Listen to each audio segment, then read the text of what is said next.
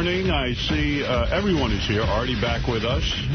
Artie back with us last night. For those of you who heard the ISDN test show last night that we were on live. Big show. Let's go to Lee. He says he heard it. Lee, you're on in San Francisco. What we did last night was everybody had a microphone in their house, and we went on the air at 7 o'clock last night live. Robin wasn't there because she is moved and didn't have an ISDN line yet. But this was a test to see if we could do a show from our homes. Not because we want to do a show from our homes. Sirius wants to make sure in case of a disaster. A national emergency. A national emergency, this show would get on the air. That's how important this show is. That's going to happen. Good morning, Howard. You are a very handsome man. Yes, the wow. test show was a pleasant surprise. Dice was there. That was weird. I'm sitting at home, and all of a sudden I hear Dice. Yeah, it was weird. And he was on the test show. And what's weird is you can't see what's going on. So I thought at first... How did Dice get on the test show? I don't know. Like, Dice was around here doing some other shows, and then suddenly Dice broke in. Pharrell broke in. Oh. We were all on there at once, and Artie and I were talking about his, missing work and what was going on, which is a whole other story. But I got a lot of emails about this ISDN test show.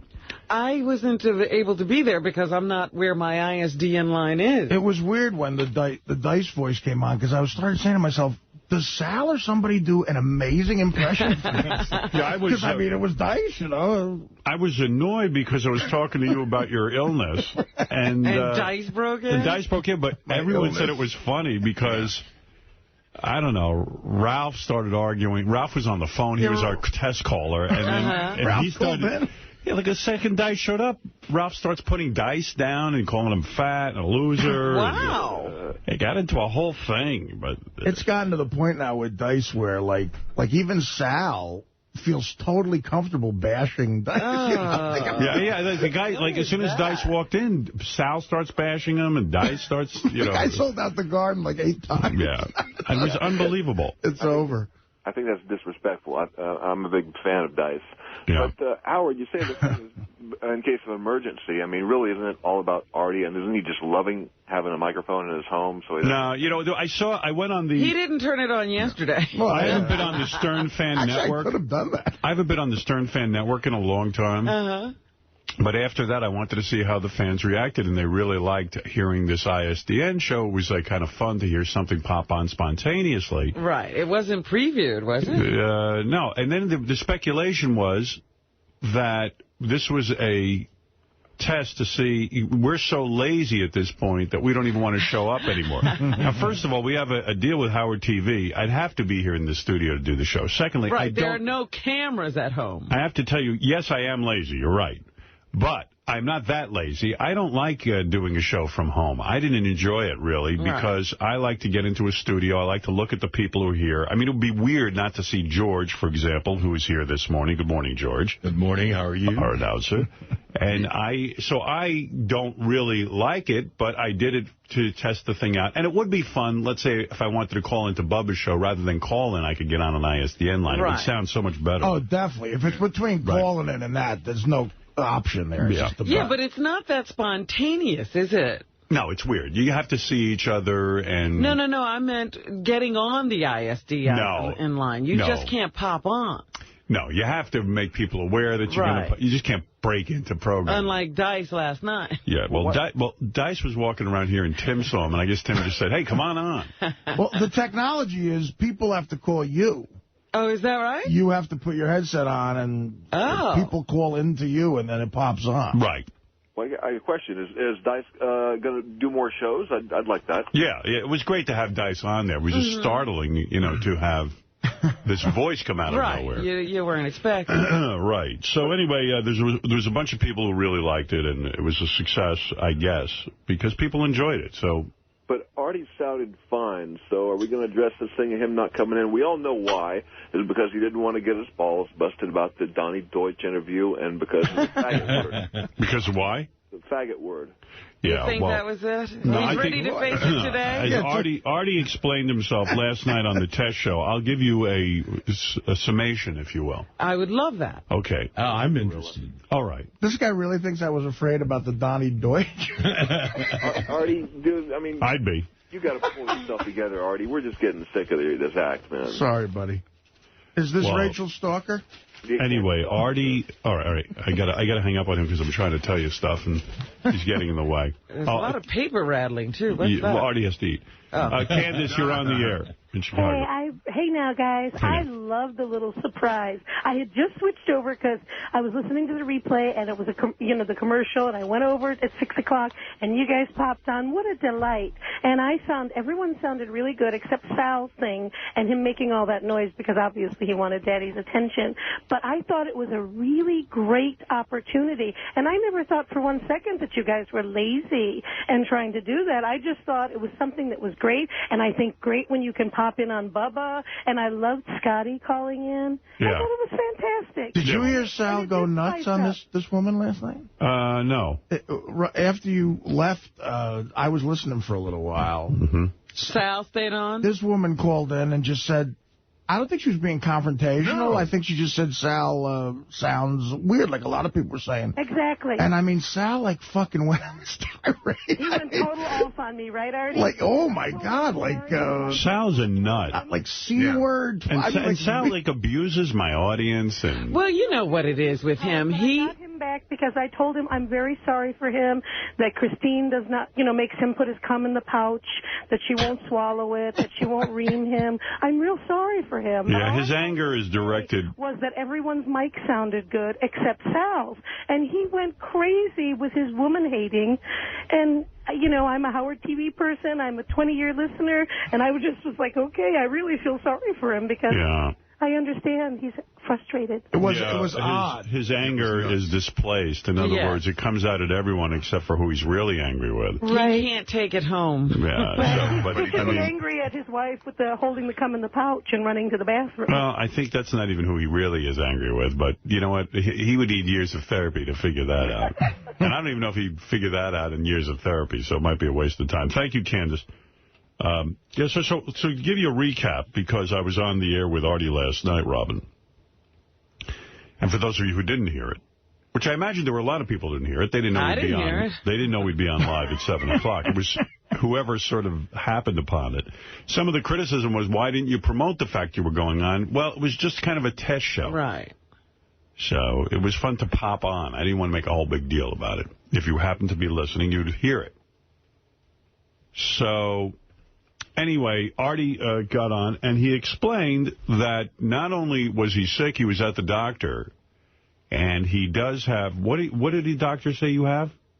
Well, he didn't say a name of an illness. Restless leg syndrome? He's on erythromycin. I'm on this... it's definitely the... Yeah, erythromycin is what you're on. Yeah? Yeah. Or he doesn't even know, you know? He didn't know how to pronounce it. AZ, right? A-Z? A-Z-T? Yes, I have AIDS. That's the big thing. A-Z-T? A-Z-I-T. Yeah, it's what you said. No, it's not Azrith. He's saying erythromycin. You're saying something else. Oh, wow. Let's spell it. A-Z-I-T-H-R-O-M-I-C-I-N. It's probably the silent Z or something. No. I know erythromycin. That's not it. Oh, I don't know. Well, it's an antibiotic. Yeah. That's one of those new ones. Well, he just said basically, like, it's weird because this is what happens when you have AIDS, but my immune system is like, I don't have an immune system right now because I'm so unhealthy, is what he was saying.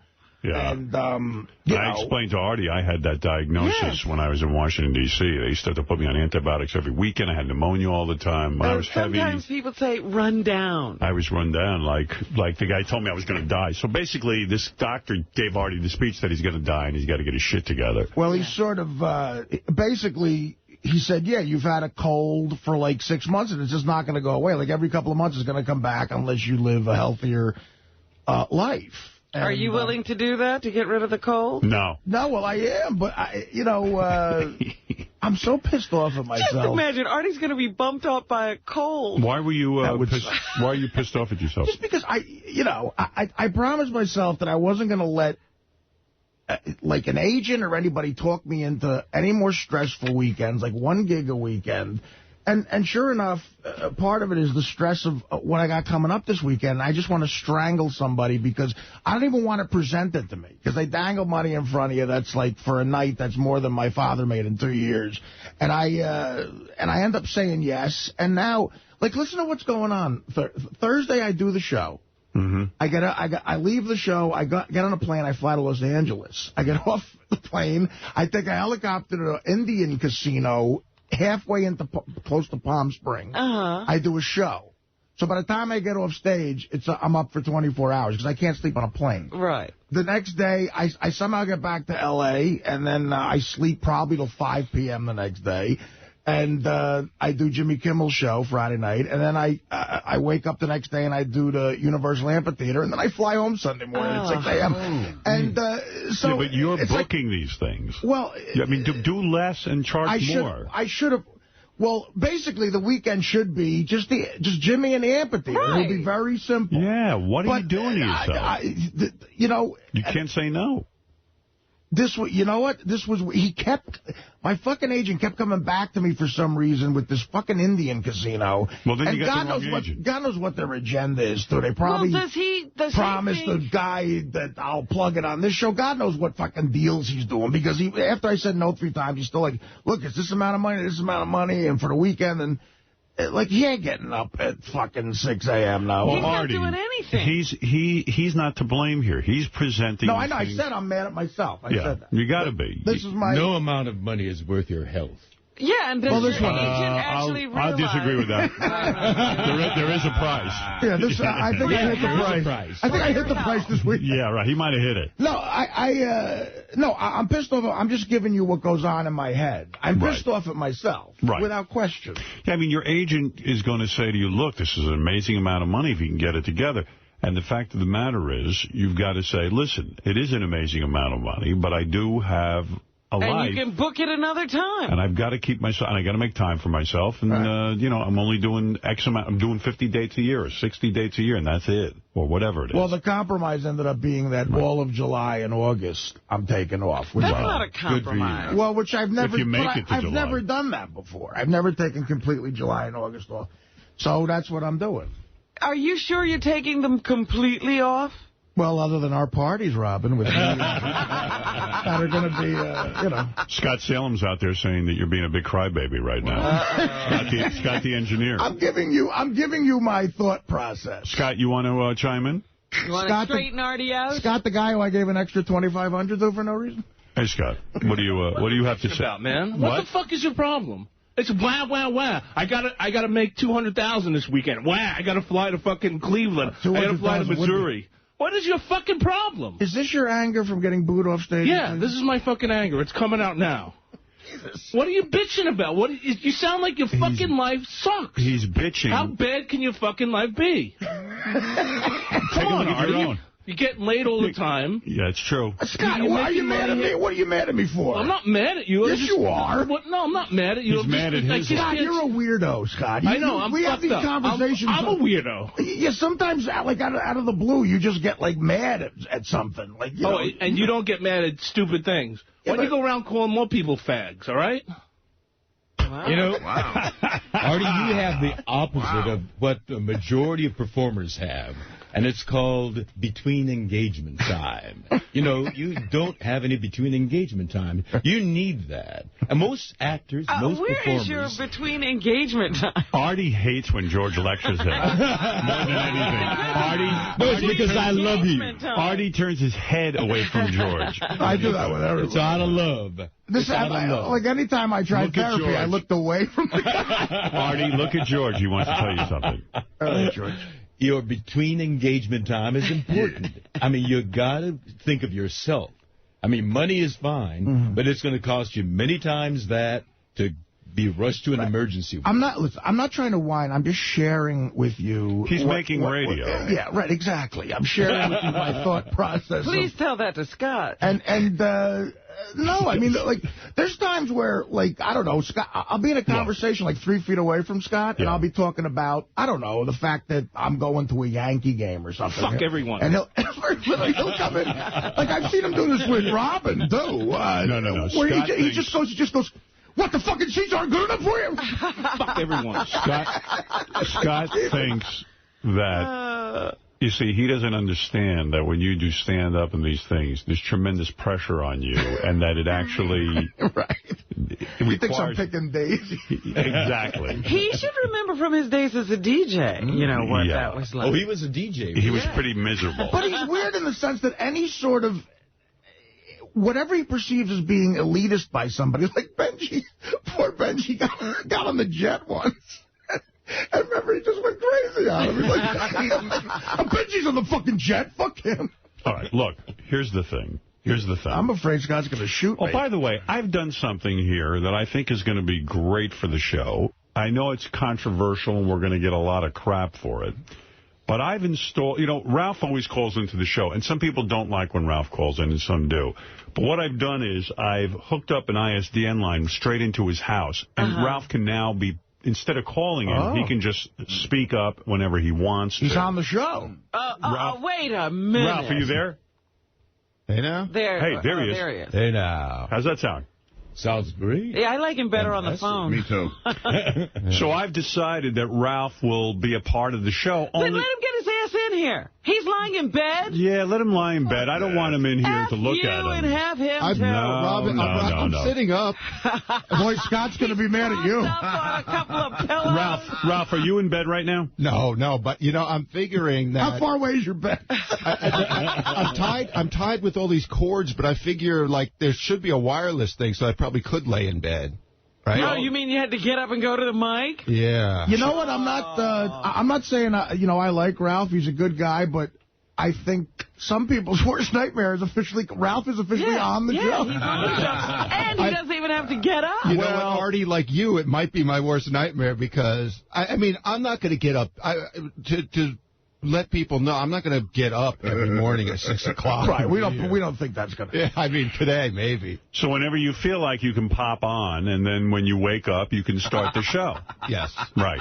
I'll try to get... I want that deal. That's pissing me off. Robin, I'm getting paid like nothing. I mean, like, I don't know, like $1,000 a week or something, I think. In order to... why should Ralph call in? This way he has an opportunity to speak up. Wait, so he is getting paid for this? A couple of dollars. Nothing major.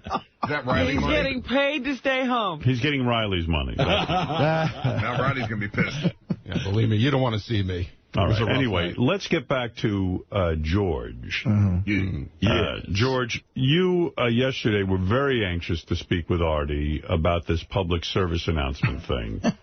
Well, first of all, I'm glad to see you here and seeing the same Artie that I remembered from 3 months ago. What did you think was going to happen? Well, I mean, you know, I have an imagination. Oh, good. So I'm glad you're here. I'm glad you're the Artie that I remember. And I want to get your thoughts on what is going on with the PSA for the Human Rights Campaign. Well, I'm not taking it seriously. Clearly you aren't. All right, well, look. You know, but I don't think, I mean, it's just not realistic that I'm going to go. I mean, it's a joke. You know, it is. But after I came out to you, I felt bad that I wasn't really gay after I said I was. That's a betrayal. Well, you know what I thought? I could have at least fucked some guy. Do some of your homework, huh? George, you asked. Let me put some parameters on this discussion. George, you asked Artie to cut a public service announcement denouncing the word fag or faggot, and Artie agreed to do it. And in fact, Artie said he would pay $100 to this campaign every time he slipped. Now, since then, you've sent Artie how many scripts? Well, there was one script sent to him. Yes. And he didn't want to do that. That was bad. And he said he wanted to write it himself. and he asked the Human Rights Campaign for bullet points of topics that they wanted him to hit. That's right. And then there's been some conversation between Teddy and Anastasia, who is the staffer that's been assigned. Well, that's as good as no conversation at all. And it went back and forth, and then even that stopped. Much like Hillary Clinton, I'm flip-flopping on this issue. Yeah, Artie, what is it? You stopped the conversation. Are you now saying you will not make the public service announcement? I made an attempt. Howard, I'm telling you, every attempt just sounded like I was goofing on it. I couldn't. Right. I couldn't, look. And why? Do you really understand the meaning behind the word fag and how powerful it is? Words have meaning. People have... Do you think I'm the only one in this room that uses the word fag? Oh, no. But you probably don't know the whole background. Listen to Pharrell and Bubba. People have become bashed. Their skulls have been broken. I know, but I'm not for that. What do you? I mean, you think because I use the word fag, you can play a part, because you are who you are, and you. What am I? You are influential on a lot of people. I'm not influential. Yes, on anybody. you are. I am not. You have no idea the number of people, the masses of people that you influence. I can get people I pay to do shit for. As Artie goes, so goes the world. Yeah, right. Well, you're saying that... God help us all. George, you're saying there's a huge constituency out there who go to Artie shows, who love Artie. That's right. And if they see the public service announcement, they'll be educated. And you think that recognize your background, how you've been using it, and now you become aware of what the power behind that word is. Does the word hurt you, George, personally? It does. It does. When someone says, hey, you're a fag, it just demeans you and takes you down a notch, right? It suggests all of that other, cruelty that's been hurled. I would never say that to society, for example... I know you would. Not to me, but it's a word that affects a whole mass of people.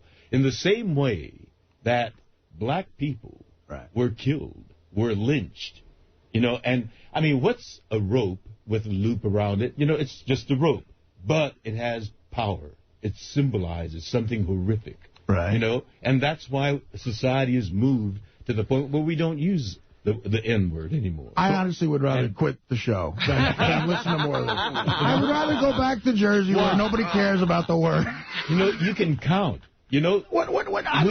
George, you're asking me to be like something I'm not, which is, that's right. Artie, are you officially saying you will not do the public service? I'll do whatever you want. You know what? Much like a broad, what will shut you up?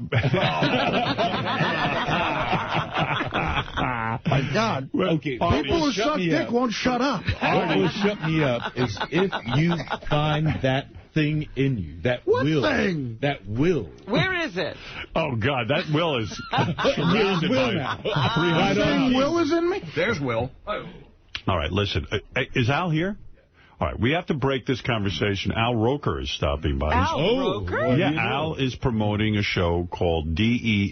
It's from his production company. It airs on Spike TV. Al has a production company. He does, and he evidently produces a lot of shows. Wow. Which I didn't know. Didn't know that either. I didn't either. I'm a fan of his. And I'm happy to see Al Roker. When I saw him at Bryant Gumbel's house, at that party I was invited to, I didn't think Al liked me. Yeah, you got the cold shoulder, you said. Yeah, but I'm glad he's here. Al Roker is here. Why don't you bring him in?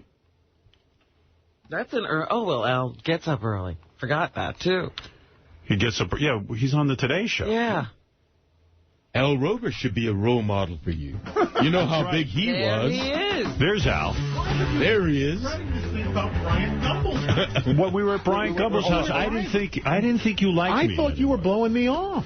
I was trying to talk to you, and you and Beth just walked right by. We were in Bryant Gumbel's screening room in the screening room, I know. And I was excited to see you. Oh, you were? I was. Boy, I was shocked when you said you were coming on. Wait a minute. What happened? I don't know. Robin. Hello there. I hear the voice. I don't like that microphone. Gary, you have to fix Al's mic. We have these microphones built into the headset. And then it hits you in the chin. Yeah. And it was on one of my chins. You know, actually, Artie, George Takei is correct. By the way, Al, I don't know if you know George. Hey, George, how are you? Yes. How are you, sir? Just great. See how it hits into Al's beard. But is it making noise? Yeah, it crackles. And we can't hear Al. Well, I don't like these microphones, but all right, I won't have this conversation now in front of Al. Al, what time do you get up in the morning? About 3:30. 3:30 because you go on the Today Show. What time? Well, not till 7, but we do stuff. Getting the weather stuff together over the phone, internet. Then I try to do a little workout. Then I go come in. And the weight loss I see is lasting. You're not. Yeah, I've gained about 25, 30 pounds back. I dropped about 130. Now I'm at like about 100. At your heaviest, what did you weigh? 330. 330. Artie, you're up to 300. Do you recommend the operation? Here's the thing. I will not recommend a gastric bypass. Right. Because it's a dangerous operation. 1 in 200 people who have it die. It changed your life. It did. It absolutely. My 5-year-old son does not know me the way my older girl does. Right. So, do you ever watch The Biggest Loser on TV? Yeah. I watch that all the time religiously. And it shows you through exercise and healthy eating and stuff. But you felt, forget it, I can't. You know what? I know who I am, and I've tried it, and I've done it up and down. And finally, I said, I can't do this anymore. I always thought you tortured yourself by doing these television shows where you're eating, ribs. Or... He's on the Food Network. You're on the Food Network. Why are you on the Food Network? Right. Well, because, gosh, so here's a surprise. I like food. Wow, what a shock. Is the Today Show better now without Katie Couric? It's different. It proves something, doesn't it? Well, you know what? The Today Show has always been, in its 55-plus years, it's been about transition. People have come and gone off the show, and the show continues. And there's always this feeling that the Today Show will not exist without that person leaving. Yeah, and then guess what? It happens. Works. And see, like here, it's called the Howard Stern Show. If you take Howard Stern off, it's no longer the Howard Stern Show. But it's called the Today Show. Right. So, when you came in and you succeeded, Willard and all of that, people said, oh, it won't last. Actually, the Willard thing was, and he's like my second dad, and it was actually a perfect transition, because what happened, I was filling in for Willard like 2-3 days a week as it was. And it wasn't until I took over for him in January of '96. It wasn't until March that people started actually going, where's Willard? Are you secretly happy that the show is doing well without Katie Couric? That is not true. I believe it might. There might be some truth to it. There is no truth to that. None whatsoever. When she left, I think she was thinking this was going to be the end of the Today Show. She was going to be huge. I think you're secretly happy. I am not secretly happy. That her newscast that is not true. Is doing poorly. You are so bad. I would love to hook you up to a lie detector. You could hook me up right now. Really? And you would pass. I would pass with flying colors. Really? Absolutely. You're actually genuinely happy for people who do well. Yeah. You know why? See, there's the lie detector. I thought that was from dinner last night. No, Did you ever call Katie Couric, Nick? What? He's doing his That's so out of context to Al. He wouldn't even understand that. I know, Go back to sleep. There was a guy the camera who does a lie detector test, and he asked people if they use the N-word. I see. He's okay. Got it. Forget it. But here's the yeah. As long as Katie, that was Ralph. Katie doing well doesn't affect me. I wish her the best. Okay, so Katie Couric is now on CBS News, and she's doing poorly. They bring in Meredith Vieira, right, who steps in, does well. Yes. Matt Lauer is still holding down the doing a great job. And the Today Show is strong. Yes. And you personally are now producing shows on your own. Yes. You're branching out and doing your own thing. Is this because you hate the weather job? No, I love the weather job. Was that your ambition? Well, I got to ask you something. When you were a little kid, was your ambition to do the weather? No. My ambition was actually to be like a director or a writer. I didn't want to be on camera. Right. So how does that happen for you? I was a sophomore in SUNY Oswego, upstate New York, and my department chairman put me up for a weekend weather job in 1974, and I got the job. While you were in college? While I was in college. You became a weatherman? I was the weekend weather guy. They were paying $10 a newscast. Wow. And that's how I got the gig. Wow. That's a phenomenal story. You don't know how hard it is when you're in college to get any kind of gig. Oh, please. And in fact, while I was there, I was doing the weekend weather. I would come in and direct commercial sessions, because you remember back then you didn't even have videotape. It was all film, and you'd put it on these big 2-inch reels of tape. I did graphics for the news. I did anything just to make a buck. And then how did you get from Syracuse to New York City? I left Syracuse after 2 years. I graduated from college. I'd gotten the weekday weather job, left Syracuse, went to Washington, D.C., worked at WTTG, where I met Willard, and he took me under his wing. Were you a heavy-set guy when they put you on TV? Chunky, but I kept gaining as I went. Were you getting, pardon the expression, laid when you were in college, or suddenly when you get the TV job? He was on TV, yeah. Do things suddenly open up for you with women? No. They don't? No, they don't. Because you were the heavy-set guy? Because I was the heavy-set guy, I had trouble finding it, you'd look down and... Oh, no. You'd just see... Really? Oh, that's honest. Oh, my goodness. High school, never had a woman? Never. When did you lose your virginity? Last week. I was going to say, it was after I came on your show. When did you lose your virginity? Gosh. I guess it was sophomore year of college. Sophomore year of college. Not bad. That's all right. That's all right. I think that's okay. Was it after you got the television job? No, before. Before. So this was someone who loved you for you? No, they just were drunk. Aren't you shocked that yeah, there she goes. All right, easy, honey. Oh, yeah. Your girlfriend. Weren't you shocked? When you think about the television business, and you think about, weathercasting, right. There's so many guys who do this weather.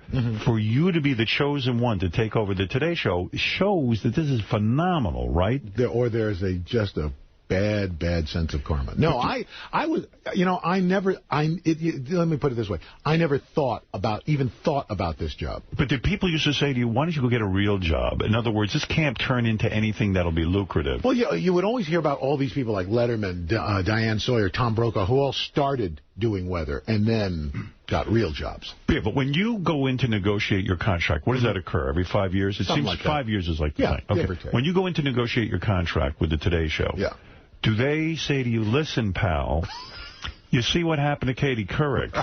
Like, in a way, it's bad for you what happened to Katie Couric. They can say to you, you're a big shot, and we think you're terrific, but guess what? Hey, it's the Today Show. Could be. Not the Al Roker Show. Don't know. But Alice, you're not going anywhere. That's unless you've heard something. Is it hard? You look like a guy who knows you ought to stay there. I like my gig. What does the Today Show generate in terms of income? Do you have any idea? I've heard anywhere from $300 to $500 million. So for you to go in and say to them, listen, I think I'm responsible for some of the success, would $10 million be out of the question? That's an interesting question. Yeah, you've asked that question. Well, we always ask the question. You may not like the answer, but you always ask the question. But can a local weatherman make more money than you, or are you the highest paid weatherman in the world? I don't know. I think you might be the highest paid weatherman in the world. Who's higher paid than you? There's a guy in Russia. No, come on. Who is higher paid? Sam Champion. That's right, Sam Champion. Do you think Sam Champion is higher paid than you? I'm sure he is. He's the different type of weatherman. He's the pretty boy. He's a very good-looking man. Good-looking guy. I know him. Yeah, I love Sam. But he's a different kind of There's the guy. two kind of weathermen, the jolly weatherman and the good-looking weatherman. Yeah, but most what are you saying? Most, I'm the jolly one. That's right. I'm the jolly one. All right, yes. If you care, I'm just looking at some notes here. Al's 7-year, $14 million deal just ended, so now he's got a new deal. All right, so but with my math, if you take 7 years and into $14 million, that would mean you made $2 billion a year. Oh, that's wrong. You made $2 million a year. Yeah. What if you believe what's in the press? What do you mean by that? You think that's too low? I don't comment on salary. I just know that's whatever people want to figure out. He's a pro. So $2 million a year. So what Katie makes a year at CBS was your 7 years. You know what? Life's okay. I got a nice house. My kids are well fed. They can go to college if everything is all set. You don't complain about that. No. Why would I? My dad drove a bus in New York City. Right. So how bad can this be? Come on. So would you go to another morning show for more money? I would say no. No. I would say no. If somebody offered you double what you're making now to do weather on Good Morning America, right? with Diane, whatever her name is. Sawyer. Diane Sawyer. Diane Sawyer. I don't know. So I'm going senile. Have you heard of Diane Sawyer? Yeah. Hey, what do I know? And I'm here. I don't get to hear Diane Sawyer. Right. So you were telling me you would say to them, I'm not talking about it? Would you entertain it? You know what? It's because it's in the future. I don't worry about, look, I worry about what I'm doing right now. Right. And I've got a great gig. I love the people I work with. I work with the best group. You like Matt Lauer? I love Matt Lauer. I think he's a nice guy. Now, you know what? He's invited me to his home now. I've been there twice. That's two more times than I've been. You're not a Hamptons kind of guy, I'm are not. you? See, I'm out there, and his wife has a house with him out there. Yes, that works out well. And that I go way. over Yeah, that's a good thing, you know. It's nice to be able to walk in the hi, honey. How are you? Are you and Beth getting separate houses? No. So when you say, well, his wife has a house out there with him. Wait a second. Where do you see the house? What happens is I go to their home. I see them. They look like the perfect couple. They are. You know what I mean? Like right out of a magazine. And the kids. And the kids. Beautiful children. Beautiful house. Everything. And then, like, I'll go home. I open up the tabloids. It says Matt's dumping her. Yeah. He's getting out of the marriage. Right. All this stuff. And I go, what did I just see? Yeah. I saw these two very happily married people. Well, what do you know? They're not great actors. They are actors. Okay. There's got to be some smoke there. It's not acting. Al, you've been through marriage a couple of times. Yes, you know I the have. signs. Yes, you know I the have. signs. Yes. Yeah, what do you say to this? I say it's bull. I know never comes into your office and says, listen, I got to close the door. I got to talk to you. You've been through divorce. I got to get the hell out of this. No. There are scandals that go on behind the scenes. Of course, everywhere. But there are scandals in people's everyday normal lives. Has Matt Lauer never really invited you to his house? No, I've been out to his house. Oh, you have? Yeah. You just don't like it? No, I love his house. I'm just not a Hamptons person. It's him. Is there a sadness there? No. It's crowded. It's I don't like a lot of people. You know, when I'm off. When Al I'm at work. Roker. Thank you. Yes. Yeah, I've known a few. Yeah. Now, I got to tell you something. Yeah. So it was reported in the paper that after Imus made his nappy-headed hose comment that you wouldn't do a show anymore. I applaud that. Why can't you? And you've gotten defensive about that. You've said, no, here's the thing. Right. I was on his show in 10 years, maybe twice, and one time was inadvertent. Right. Look, I grew up listening to Don Imus. Right. There's no question. I'm sorry for that. Well, look, I mean, there was nothing else. There was nothing. There was nothing. You know, there was static. There was static. There was Imus, and there was 99X. Right. You know, that was it. Right. But you know, the fact is, I mean, this had been a constant, and this went over the line. And you know what? If CBS wanted to keep him on the radio, would have been fine. I just felt that he didn't belong on NBC. Right. So you said, okay, I'm not doing the show. No hard feelings. That's it. Yeah. That's the end of it. That's it. So what is this production company? How many shows have you produced? I'm talking about in the lifetime of this production company. We probably 30, 40 shows. Wow. You know, smart. Well, you know, it's fun. This is what I actually thought I would do. I didn't think I'd be on camera. It's smart because if the Today Show gives you the bootski, you have need FU money. Yeah. Well, I don't know if I got FU money, but I got. Will you ever say curse words, by the way? Not knowingly. Do you say them at home? At home, no. You know what? Fuck you! No, do you ever? No, you know what? My folks never swore in front of us. Never. And that's a bus driver never swore. I can't believe it. No, my father was very. When you're in bed with your wife, will you ever say dirty words? I might talk about soil. Yes. You might talk. Dropping loads. You might actually say something a little naughty. You could. Never as strong as F, the F word. There are many different F words. Or something as grotesque as the C word for a woman's private part. No. Yeah, but do you ever use that kind of language? On occasion. Have you seen on occasion, in anger. The Amy Fisher sex video? Yeah. No. Have you ever watched porn? No. You don't watch porn? No, I don't watch porn. I don't believe that for a minute. I don't watch porn. You don't go on the internet and look at porn? No. You know why? Because I'm afraid. Are you afraid of getting caught? Yes. By your wife or by just the public? Anybody. But wait till you hear the Amy Fisher. Anybody. Because what you're saying is like Elliot Spitzer. Yeah. There's a guy we all figured you're never going to see a sex scandal with this guy. No. And here he is. He's got the hookers. Like, to me, hearing Elliot Spitzer was into hookers would be like if I heard you were busy paying hookers. Well, yeah, no. You've got that image. No, I don't want to pay hookers. No, you don't. You've never paid for sex. No. Gosh. Ooh. You sure? I'm cheap. You sure now? Because you just don't want to. I don't want to spend the money. Where's that woman we have hiding in the closet? Let's bring her out. Hello. And jolliness can be effective sometimes. Yes. Well spoken, sir. Well spoken. So how did you pick up women? I mean, did you?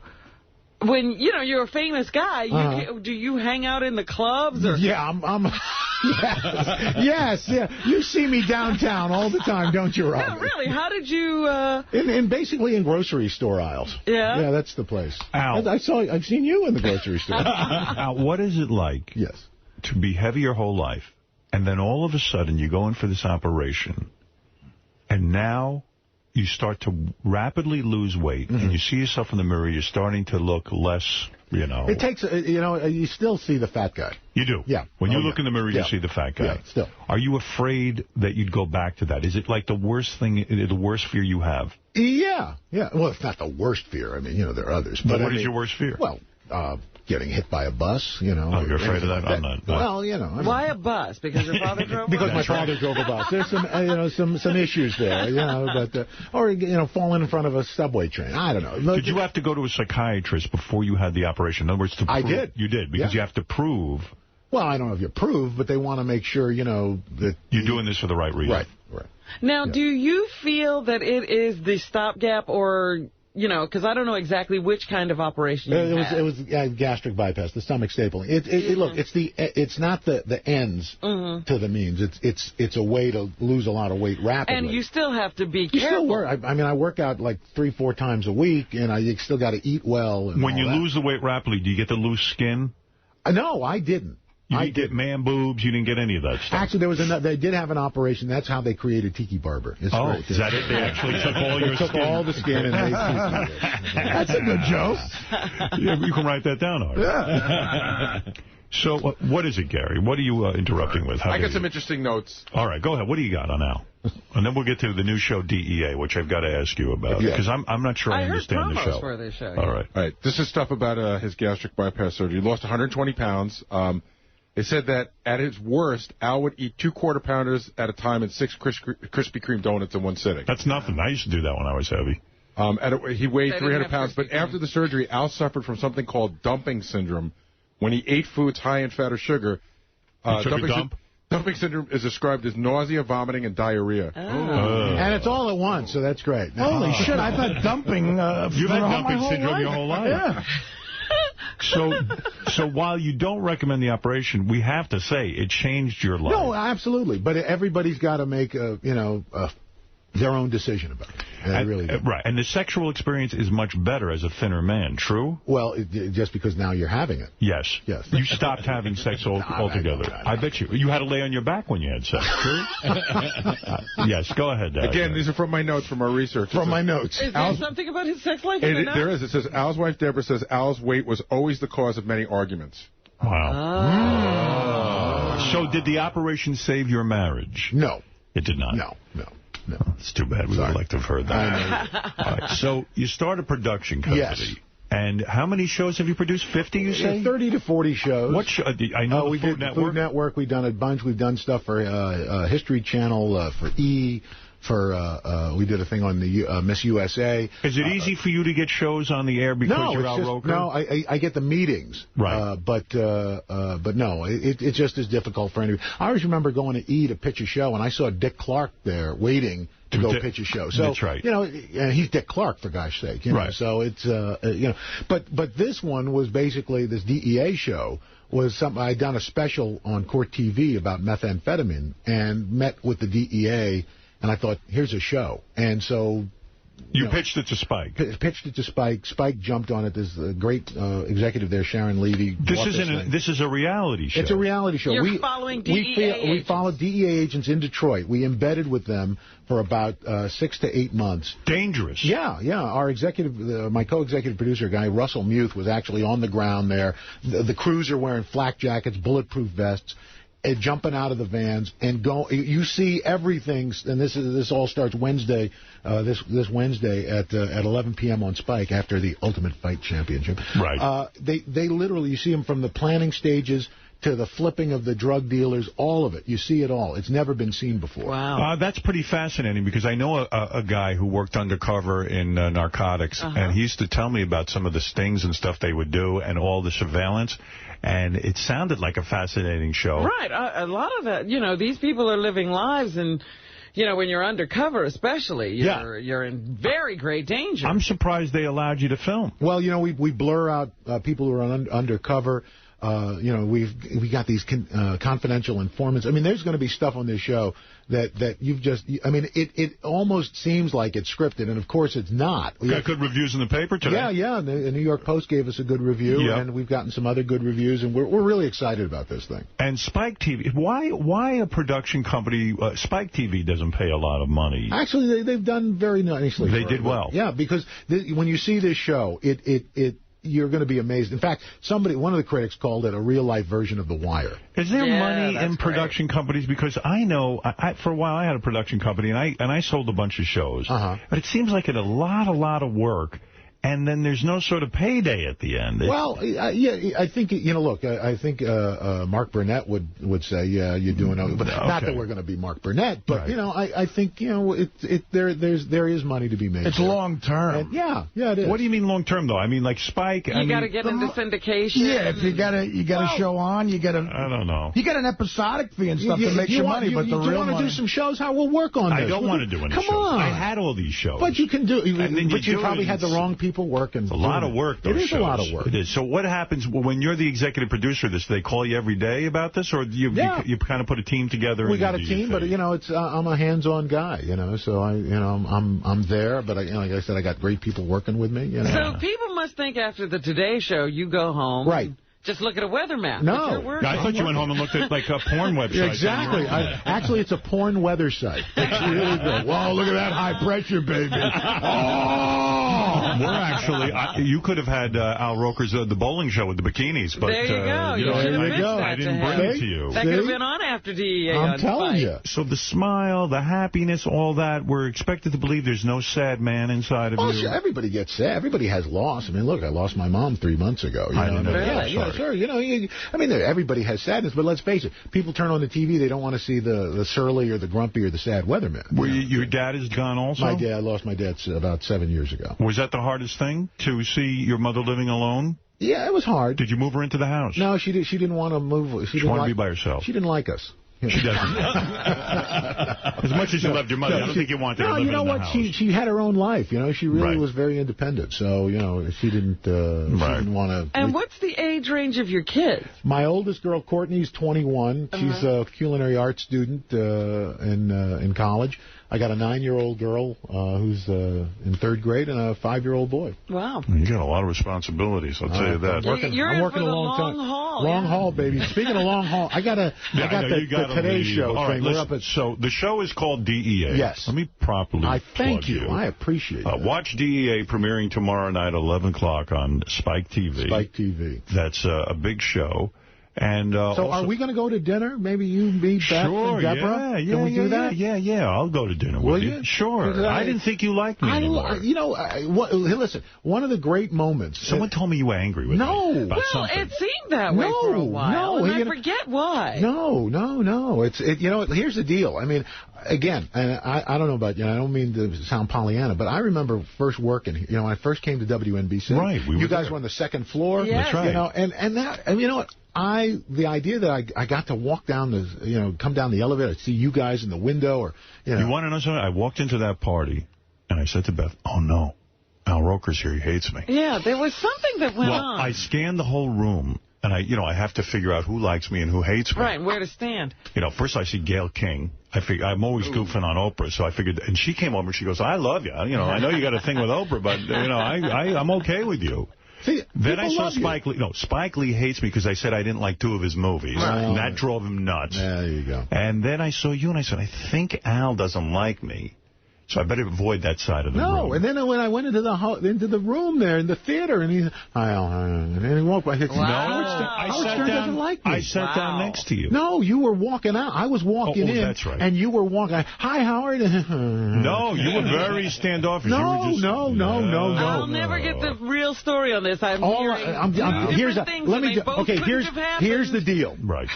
I don't dislike you. I like you. I like you too. So there you go. We got this cleared up. Take it outside if you want to go. Two things that great have happened. You're promoting my Spike Show DEA Wednesday at 11 p.m. And I know that I like you. Thank you very much. And you like me. All right, I'm going to take a break. DEA premiering tomorrow night at 11 o'clock on Spike TV. If you really want to know what it is to be with the Drug Enforcement Agency in Detroit, no less, which is like the roughest city in the world. Yeah, they're busy. They're busy all the time. Did you ever think when you were making this show that maybe it's just futile, that maybe we should legalize every drug? No.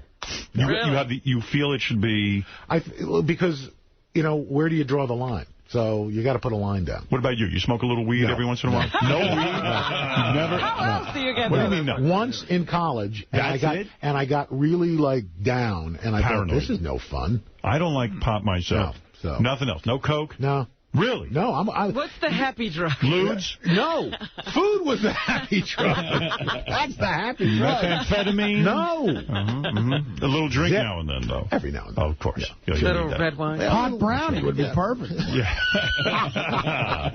All right. And you will not recommend the operation or tell him not to or tell him to do it, but Artie... Do it. If he's going to do it, he's got to research it, get a really good doctor who has done them. Right. And Artie, what do you think? No, I'm not going to do that. You're not doing it. No. Actually, I will recommend it to you. Not a bad idea. All right. Well, listen, Al, don't you have the Today Show? You do have to get to work. Okay. Thank you, guys. Premiere tomorrow night, 11 o'clock at Spike TV. We'll be back right after these words. Look at this. Hey, now. Oh, yeah. Anyway, Artie back. He's feeling a little better. Is that safe to say, Art? Oh, yeah. I'm antibioticed up. I feel good. Yep. You got to finish antibiotics. They always scare the shit out of you. They go, make sure you finish all of these. How many days do you have to take it? Well, it's pretty strong stuff. It's just one a day for 6 days. No, that's not bad. I thought it would be like every day for the rest of his life. Well, if he doesn't do something, it will be. No, that's the antidepressant and the lithium. George, you're our announcer. Why don't you do an announcement to bring us back into the show? All right. Okay, here we go. This is George Takei. Did you know that Brad Pitt and Barack Obama are related? It's true. They're distant cousins. Did you know that Howard Stern is related to Napoleon, the French general? It's true. They're distant cousins. Did you also know that Artie Lang is also related to a famous political figure? Artie is related to Mayor McCheese from the McDonald family. Amazing, but true. This is the Howard Stern Show. Thank you, George. Look. I didn't know Artie was related to Mayor McCheese. Mayor McCheese. Mayor McCheese. Of the McDonald. All right, so far we just spoke to Al Roker, and we're sort of in the middle of a discussion about whether Artie's going to do George's PSA denouncing the word fag. Well, I don't know. It doesn't sound like he wants to, yeah. High-Pitch Mike, did you hear that open letter? Artie, did you hear it? That High-Pitch Mike did an open letter to George Takei demanding that he not use you for the PSA? Oh, no. Well, no, it's not High-Pitch Mike. It's really Artie. Yeah. He's got to really believe what he's saying. Well, believe it like that performance of yours when you came out to me as a gay man. Right. Well, I'm not going to believe it.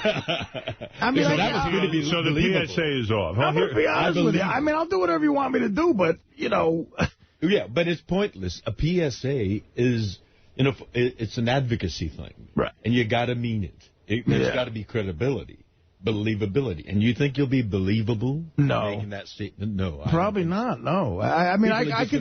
No offense, George. Also, Artie was questioning where the PSA would air. He doesn't see that being on TV. Where are you going to get that on for anyone to see it? Well, they have a website, and then, they have a lot of money, and they could put it they'll pay me for TV. Oh, well, you're doing the paying. Every time you slip. Well, for 50 Well, grand, here was High Pitch Mike's letter to George Takei, if you want to hear this. Dear George, while I respect and admire everything you've done with the Human Rights Campaign, I simply cannot support your decision to have Artie Lang shoot a public service announcement for the HRC. It's obvious Artie wants nothing to do with this, as he's already waited over 4 months to record it. No, I don't want to do it. I don't ever want to do it. And even when he does decide to record the PSA, you know he won't mean a word of what he says. It's going to be hard to do a PSA and be sincere about it. I looked online to see who else had done PSAs for the Human Rights Campaign. What kind of company would Artie be joining? The two I found were by Judy and Dennis Shepard, whose son Matthew had his head bashed in and was left to die for being gay. You know, my biggest regret after walking into the hospital and seeing him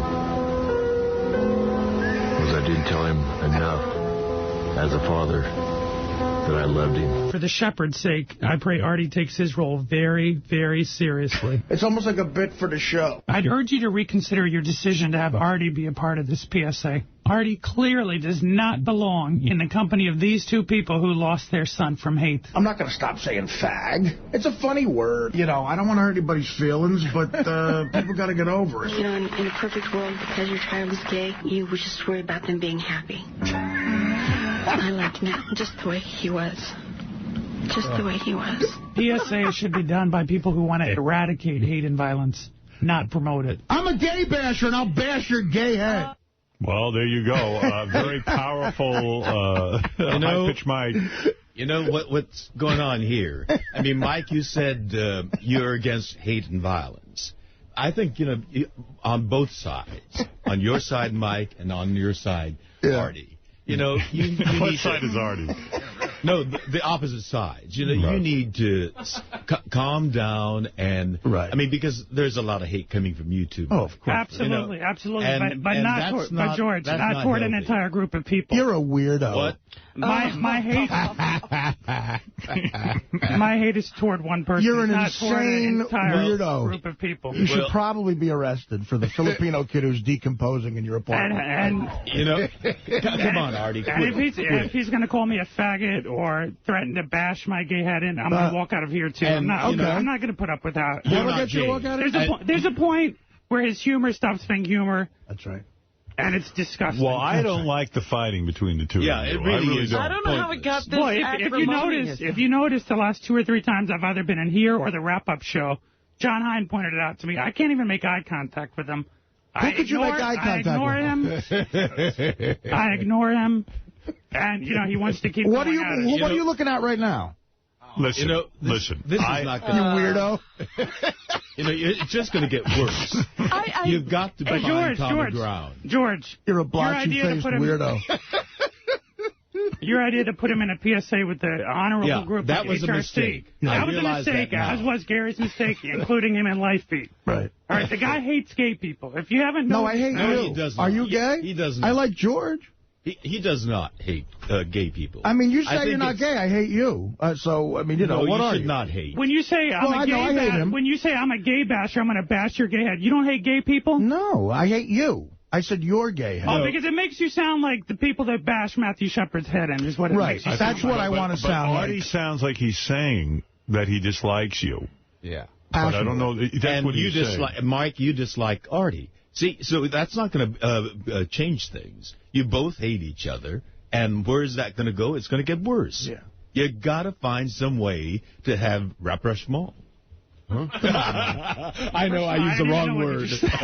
Words that power. Yeah. It's a French word that means, come together. Come on, Mike, rapprochement. Rapprochement.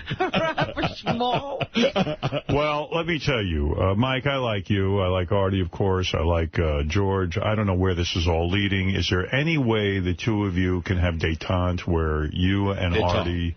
Yes. Do you know where it went off the rails? Because I don't. I don't either. I don't know what fight happened. That they had, that clash, what triggered that? He's a weirdo. I mean, this was after we talked about, you're doing the PSA. I mean, let me ask you something, George. Wait, can I just say something? Can I interrupt? Yeah. Okay, I have a confession to make right now. I'm going to make a big confession. Uh-oh.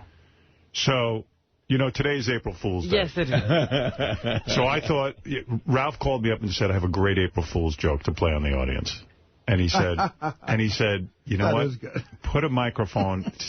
Ralph's in the other room.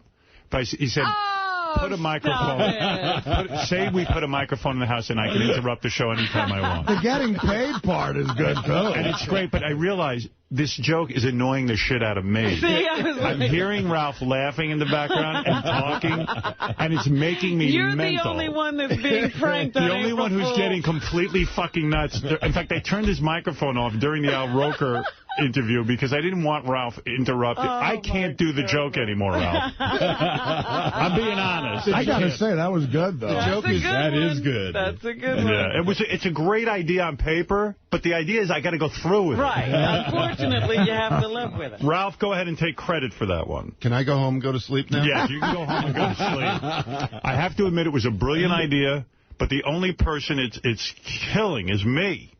Well, happy April Fool's to you. The joke is the audience is loving it. You're hating it. Mark, you're on the air. Go ahead. Hey, now, Howard, it's Mark, the patent attorney. Yes. Hey, I did those I Hate Ralph shirts about 1.5 years ago. Yes. And I'm telling you, I bought it hook, line, and sinker. My head exploded. I did, too.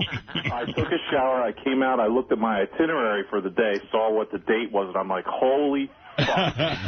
Thank God. You figured it out. Yes, Bobby, go ahead. You're on the air in Piscataway, New Jersey. Hey now. Bobby G from Piscataway. I'm a representative of AT&T, and we bought it down here, too, because AT&T prepared a formal apology for the invention of the ISDN line. I know I should have carried this on all morning, because I know Robin was looking at me like I was nuts. And this is just an example of us developing technology at Bell Labs that's gone horribly wrong, and we were rethinking the whole concept at this point. Thank God. Well, happy April Fool's Day. No, I did not put an ISDN line in Ralph's What did I do home. that was so annoying? I was just laughing at Artie. It was funny. I know. I don't know. It was driving me crazy. And I thank you for that, Ralph. I found it so distracting, I can't even tell you. Blotchy-faced weirdo. Well, I kept hearing this laugh. I thought it was you. No, it was Ralph. I thought it was Fred playing a sound effect. No, it was making me crazy. It was making me nuts. So. Well, thanks a lot. You've just saved a lot of jobs over here at AT&T. All right, Bobby. Thank you. All right. Happy April Fool's Day. Ralph, it was a great joke. Good one. Hey, now. A good one. When he called me, I said, I'm doing it. Was it Ralph's idea? Oh, yeah. And yes, it was. Good and idea, Ralph said to me, don't tell Robin, don't tell Artie, don't tell George or Fred, don't tell anyone. The only people in on it were Gary, myself, and Jason. That was it. And Jason under protest. I don't know if I can go along with this. But anyway, Ralph, good job. Thank you. All right. There he is. There's Ralph. I knew it would drive people nuts. You didn't know the people would be you. Yeah. It was driving me crazy. I didn't know what to do with it. I like that your own joke drove you crazy. It completely backfired. It was like a Twilight Zone episode. I love it. Craig, you're on the air in the Poconos. Howard, I don't even hate Ralph that much, and I was so fucking angry that he was on the show permanently. I didn't know what to do with myself, but I heard him fucking laughing in the background, just like you did. Thank God it's a goddamn joke, but it was a great joke. All right, real good. Yeah, we have to give Ralph some credit there. In fact, I was going so nuts during it. I just wanted to tell you right away. I was so annoyed. Paul, go ahead. You're on the air. This is Paul. Thank you. That it's a joke. Just thank you. That's all. It's April Fool's. We always try to do something. Yeah, that was good. I missed that one last year where you gave the show to David Lee Roth, or the other year where you gave that one to David Lee Roth. So this was good. Yeah, okay. There you go. All right. I should have carried it on all morning, I know, right, Artie? But, listen, I admit I fucking completely bought it. So when Hansy went, why does he get to do the show from home? and Robin, you go, I want that deal. Robin got pissed. I'm like, give me a break. I could be lying in bed. You. And the money. Yeah, you were like, how much is he getting paid? I didn't care about the pay. I keep my same deal. I don't want his deal. High-pitch Mike and Artie. Well, can we say our April Fool's joke, Mike? We really like each other. Yeah, you're in love. What is going on, Artie? Can you find it in your way to have a detente here? Yeah, listen, it's always been his problem. I don't understand. It wasn't my problem when Ron was sitting right here, and I'm talking to him, and Artie had nothing to do with it. Who, Ron? Ron. He's calling me gay. And it wasn't my problem when I went into the wrap-up show to talk to John. I started it that questions. day. Was that what triggered it? His calling you gay? Well, that didn't help. He's calling me a faggot over a dozen times. You clearly are not. What do you mean you clearly not? How do you, I mean, I'm not saying you are either way. Well, you told me. But, you know, I want to ask you a favor, Howard. George made a point on the wrap-up show yesterday, which was completely glossed over by everybody in the room, and about how talk like this leads to people getting murdered. And I gave Fred a clip of something that I would ask that you play. If you would, please. Let me ask you something, Mike. What did I say? Mike, let me understand something here. Look. You're a bozo. Now quit that. Quit that. I'm sorry. Mike's sensitive. You know what?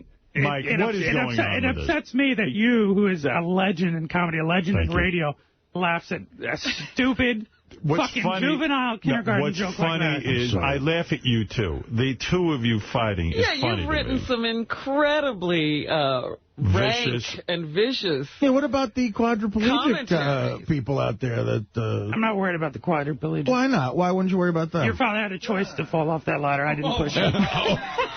Quit that. See, I mean, you're just as vicious as Artie. And people are laughing one at person, just not funny. One person, not an entire group of people. Well, look, listen to me. Did nothing to you. I don't understand. Really, Mike? Just because you can't father children. Would you please play the clip so you see? All right, what is this let's clip turn this into the fucking... This is a clip. 5 days after Artie said, I'm going to bash your gay head in. You'll hear what happens in the clip. It's a clip from a talk show, but you'll see who it is, and you'll see where I'm coming from. Okay. I need to talk to you about something that's really serious and really sad. And if you know me, it's hard to talk about sad stuff without getting emotional, but this is really important to talk about. On February 12th, an openly gay 15-year-old boy named Larry, who was an 8th grader in Oxnard, California, was murdered by a fellow 8th grader named Brandon. Larry was killed because he was gay. Days before he was murdered, Larry asked his killer to be his Valentine. I don't want to be political. This is not political. I'm not a political person, but this is personal to me. A boy has been killed, and a number of lives have been ruined. And somewhere along the line, the killer, Brandon, got the message that it's so threatening and so awful and so horrific that Larry would want to be his Valentine, that killing Larry seemed to be the right thing to do. And when the message out we get the idea. So she was more upset about the dog she gave away. She actually cried. Yeah, she couldn't get through that statement without crying. Right. Well, you're just as vicious to Artie as he is to you. It's escalated into this very vicious battle. Do you guys want to have closure? Here we are, April Fool's Day. I've done the Ralph joke, whatever. Maybe in the spirit of this, maybe there can be some closure, right, George? Absolutely. Yeah. And not because it's April Fool's. It's got to be genuine. Yeah, genuine. I'm willing to never speak to or about Artie ever again if I can get that same closure. Oh, God, yeah. Good. Now, let me understand this, Artie. You're agreeing not to speak about... And even when he's in here, not to address him... Well, once again, and you know what? You got to wipe that smirk off your face. I'm sorry, George.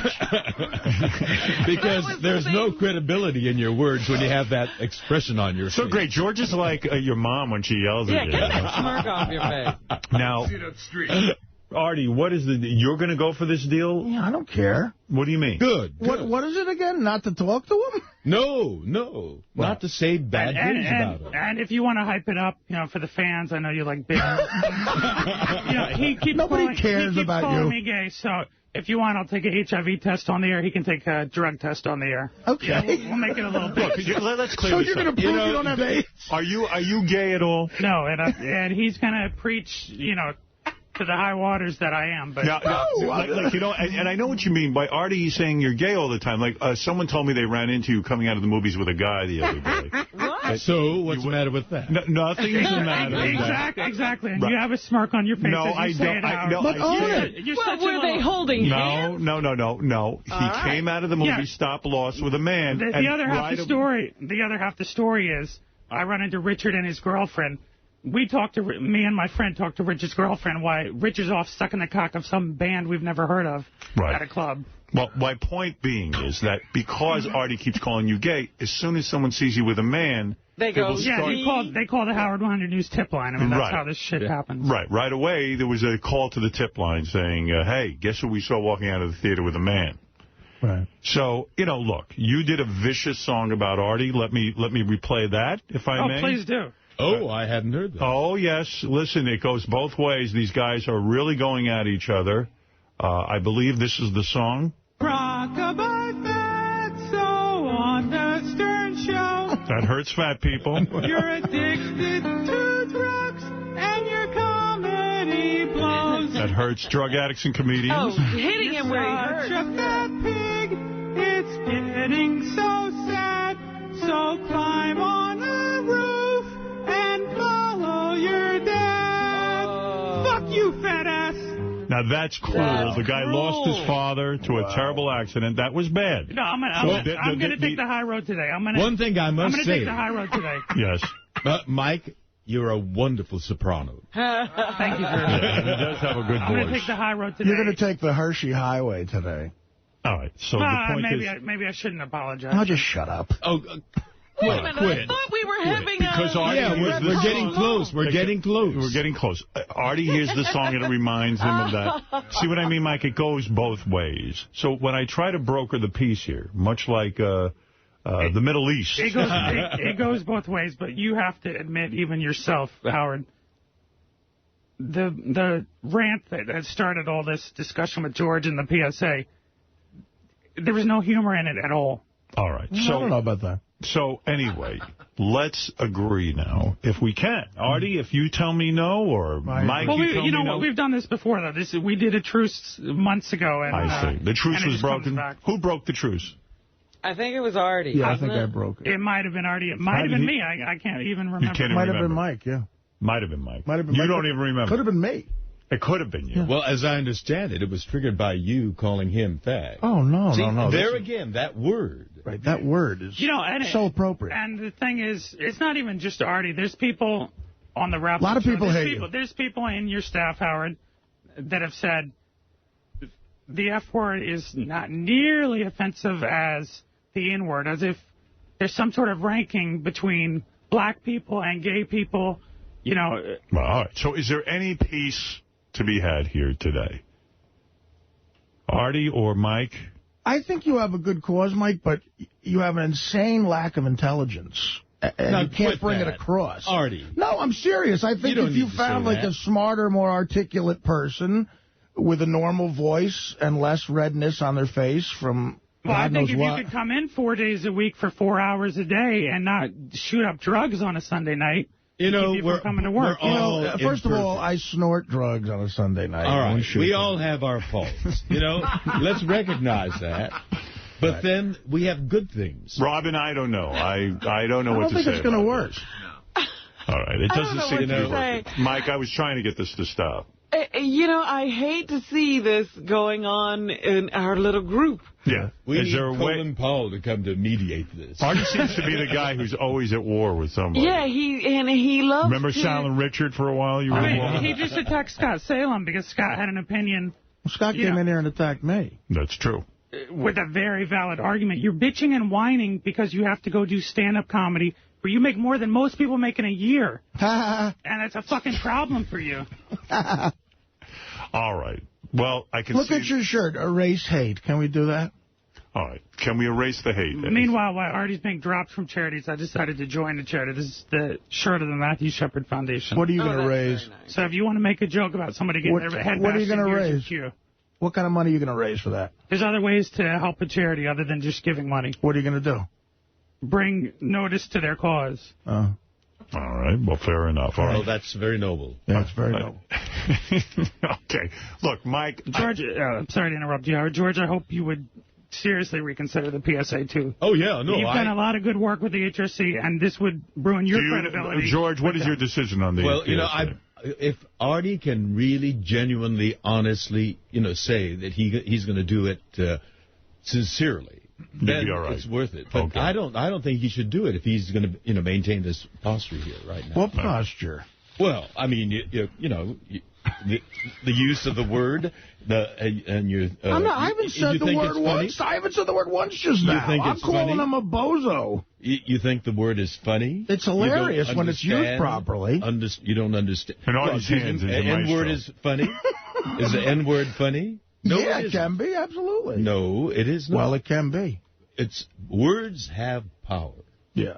They have tremendous, or symbols, you know, like... I have a lot of... Artie, why don't you be honest? Do you want to do the PSA or not? No. Okay. He never wanted to do the Unless PSA. there's sincerity, it's meaningless. All right, so the PSA is over. Mike, you get your Why wish. doesn't he just... Why don't you... I mean, give him something he can do. He can give your favorite charity some money every time he says the F word. Well, what about that? I'll do that. That's what he's said he'll do. But yes, but it was tied to this PSA. But what's different than that within a life feed? It's money from a hypocrite. Well, listen, I don't know how to resolve this. I really don't, and I almost don't Robin took my money from me. All right. You know, you can give me all the money. High-pitch Mike. If Artie can really get himself into that state when he came out to me as a gay man. I mean, that was so believable. That state, Artie. That was so credible. Well, that was comedy. And I saw the pain. Yeah. I saw the anguish. I have a lot of pain. I saw your torture. He's an actor. He's a wonderful actor. He is. He's terrific. And if you can act he could actually honestly, act. I mean, method acting is finding something in you that, you know, that is the character. Right, and you're saying please find something in you that can make you do a credible PSA. Yes. Mike, do you have any more daytime talk shows you want to play before we go? All right, Mike, thank you for playing. You know what? Her talk show is more successful than any fucking project you've ever done. I'm on the Howard Stern show. I'm on the Howard Stern show. This is his show, not yours. Well, you want to make it yours, but it's not yours. It's his. Come on. All right. Enough of this. They can't have one civil word between Mike, you've said a lot. Artie, you've said a lot. Right. I don't think detente is going to happen today, but I'm hoping I don't think you even made a step in the right direction. No, I was almost there, and then I played the song. This is like when Robin intervened in the Richard Sal and Artie fight, and she only fucked it up even more. That's why you love her. You gotta love that. Well, At least effort is being made. Not detente, but gay-tente. All right. Thank you, High-Pitch Mike. Let's hope that in the future more dialogue can happen. But what does he do? But what does he do for the show? Well, I hope he works in the newsroom. Oh, I didn't know. And I hope we've established Mike is not gay. All right? That's fine. He isn't. He is. Go to the movies with all the guys you want. Well, you go to movies, too. And some of them happen to be guys, right? Never. Right, absolutely. You're friends. Well, coming up, everyone should be very happy. We have the Newly Weird game.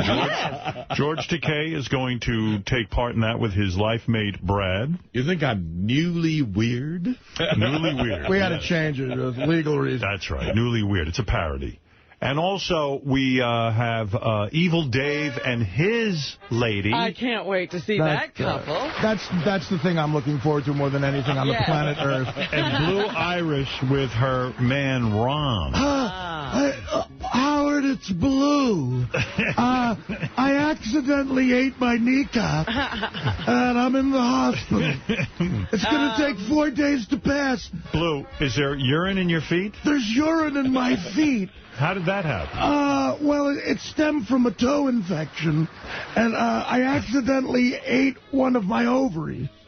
Well, it's going to be quite the game. Her explanation was really funny. Distinguished company they're being put in. Yes, you are. At that time, Blue said, I can't pee, and the urine is going into my Yes.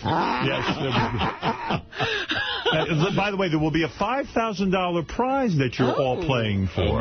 Yeah, that's not bad. Who's your money on?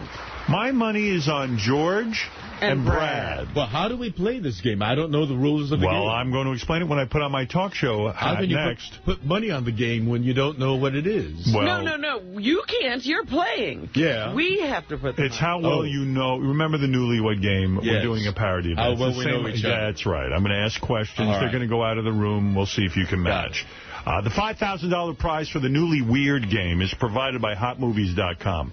90,000 adult movies, 10 cents a minute. Get in, get off, get out, the way it should be. HotMovies.com. Well, Robin, I have to take a break. I'm going to let Lisa G do her thing first. Okay. Lisa, come on in and do the news.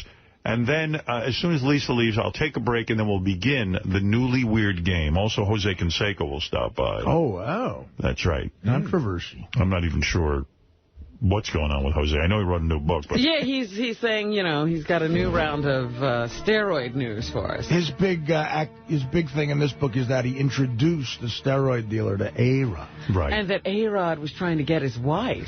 A-Rod was trying to put a rod in his wife. Yeah. Richard, this is Blue. It's Sunday. I'm going to be in a hospital. My feet are swollen and I can't urinate. Something with my kidneys. It's probably nothing, but anyway, I'm going. And anyway, I'll be there. I'm going to have my cell phone. Love you. Bye. I like that. It's probably nothing. You couldn't urinate. You can't urinate and your feet are swelling. I can't urinate. It's nothing. Because that's nothing to be concerned about. I haven't taken a breath since Tuesday. But I'm not worried. But I'm not worried. They're taking me to the hospital. There's no real need. I sneezed shit out of my nose. Oh, is that right? Yeah, and my ears are bleeding. But it's probably nothing. You're not worried? I'm not worried. Lisa G., what do you have for us? Come on. All right, so Dr. Keith Abloh is speaking out about Artie missing work. Dr. Keith says that you, Howard Stern, need to give him tough love, along with everyone else here on the show. Fuck him. Why do I always have to give everyone tough love? Yeah, you've got to be daddy. Can I just say something? Artie was legitimately sick, went to a doctor, got on antibiotics. The doctor's telling him he's dying. I can't imagine a better intervention than that.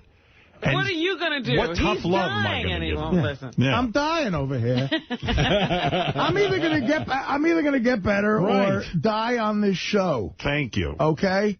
Thank you. That's how dedicated Thank you for doing it on the show. I'm going to try. All right. Good for the ratings. I don't want that. He could have done it at one of his stand-up shows, but he's choosing to do it here. He's promising to do it here. I would.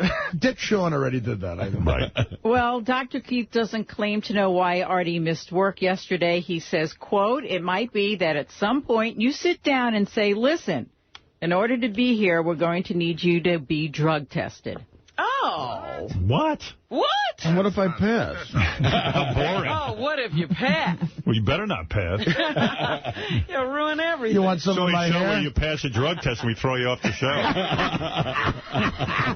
You want some of my hair to see a joint I smoked in 1982? What else you got, Lisa? All right, I spoke with Diane Terazakis, the woman who dedicated her book, Maisie Coca-Cola, to you. She's been listening to you for 20 years and said that you've always been an angel sitting on her shoulder, speaking to her, telling her that the best thing is to be totally honest when writing a book. She is currently working on a second book, which she says you will play a central role in it. That's Excellent. all she told me. All books should be about me. Maybe I'd read one. What is Maisie Coca-Cola about or whatever? I read that to you yesterday. The woman dedicated her book to me. No, but I'm wondering what the book is about.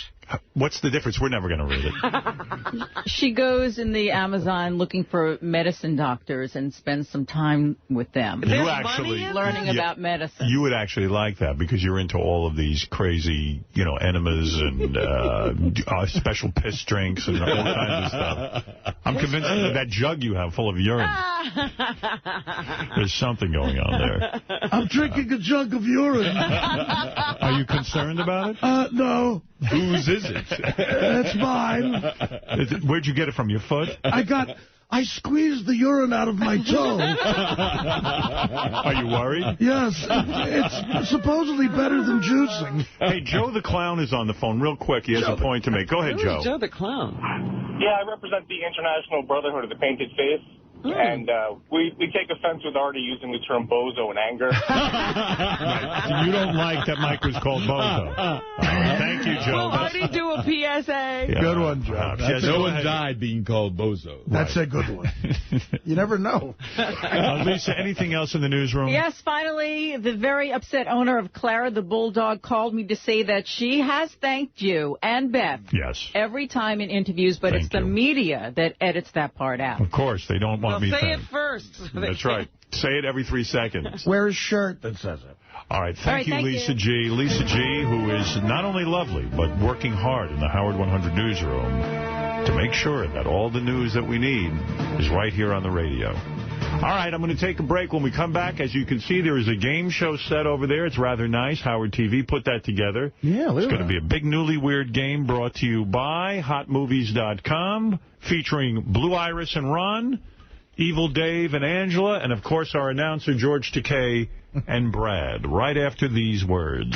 Long time, brought to you by our sponsor, HotMovies.com. Yes, love is in the air, and I love love. And, of course, I love being a game show host. My biggest aspiration in life was that I would become a game show host one day, but it didn't work out. And instead I resorted to penis jokes. Well, anyway, here we are at the newly weird game. This is exciting. And let me announce the couples who are going to be playing today. I am very excited to have Blue Iris and Ron. Hi, Blue. Hi. Hi. It's good to see you. I miss you. You know what, Blue? I didn't even know you were married. I'll be honest with that. Are you married or boyfriend and girlfriend? No, we're separated legally since 1999, but we live together. You still live together? Yeah. Ron, welcome to the show. Thanks a million. And Ron, Blue Iris has been a staple on our show for a long time. I know that. And how did you guys meet? Where did you meet? How did your love affair begin? I met him in the doctor's office. Is that true? When I was 17. Somebody told me that they asked you, how did you guys meet? And Ron said, if you want the truth, I'll tell you. And you freaked out, Blue Iris. You didn't want it known how you met. Okay. Why don't you come tell how you met. Tell. Okay. And now that I know that John Barris doesn't have a radio show here, I'll tell you. No. By the way, how is your bladder? Are you able to move your urine? Yeah, I'm okay. You are. Remember when your urine was going into your feet? Oh, it was gross. Yeah, I imagine so. Yeah, it was hilarious. Clear that up. You stopped peeing, is that correct? Yeah. And when you stopped peeing, the urine collected in your feet. Yeah. Now, George, I don't know why you're laughing at that. Isn't that? It's a terrible affliction. How would you feel if your urine... Well, it sounds bizarre. Absolutely bizarre. But, of course, that's typical, isn't it? Yes. That's true. Yeah. Blue, it wasn't funny at the time, right? No, it wasn't funny at the time. It's hilarious now. Yeah. How did it happen? Funny now. I don't know. I just woke up that way. Well, Ron, why does she not want people to know how the two of you met? Tell him. I think you better ask her. Tell me, how did you meet? And why don't you want anyone to know? We did meet at a doctor's office. That's true and correct. That part is true. But what kind of doctor was it? A gynecologist. Ron, why were you at the gynecologist? I wasn't there for me. I don't understand what's going on. I had a baby out of wedlock, and he adopted the baby. Oh. And then I came to find him because I was bipolar. When he turned 18, I came looking, and he had been divorced, and I'd been divorced. All right, let me understand this, Blue. What I think you're saying is... What a love story. This is some love story. You had a baby out of wedlock. Right. You lost the baby because of your bipolar disease. The court must have said, we cannot let you raise the baby. No, they never said anything of the kind. She was a young girl, you were and she a young put girl, the baby up you for put it up for adoption, and Ron adopted the baby. Yeah. Ron, were you married at the time? Of course. You were? Yes. I had an Israeli boyfriend who was killed on a motorcycle and left me 5 months pregnant when I was 15. Right. So... very complicated, but he adopted the baby with his wife, and then I guess you and your wife got divorced, Ron? That's correct. And then you reunited with Blue Iris? How so? I mean, she said, I need to see this baby of mine? Well, I always felt that I'd adopt Blue Iris. Right. Were you always in touch with each other? No. No. But I wanted to see, because I'm bipolar, I wanted to make sure when David turned 18, the records would be unsealed. I see. And then I used my tarot cards, and I found out where they lived. You used your tarot cards? Yeah. All right, so... You have a phone book? Blue and Ron, how long were you married for, so I understand when I try to figure out who's going to win this game? We've been married for 25 years. 25 years. Long years, Ron? The years go by as quickly as a wink.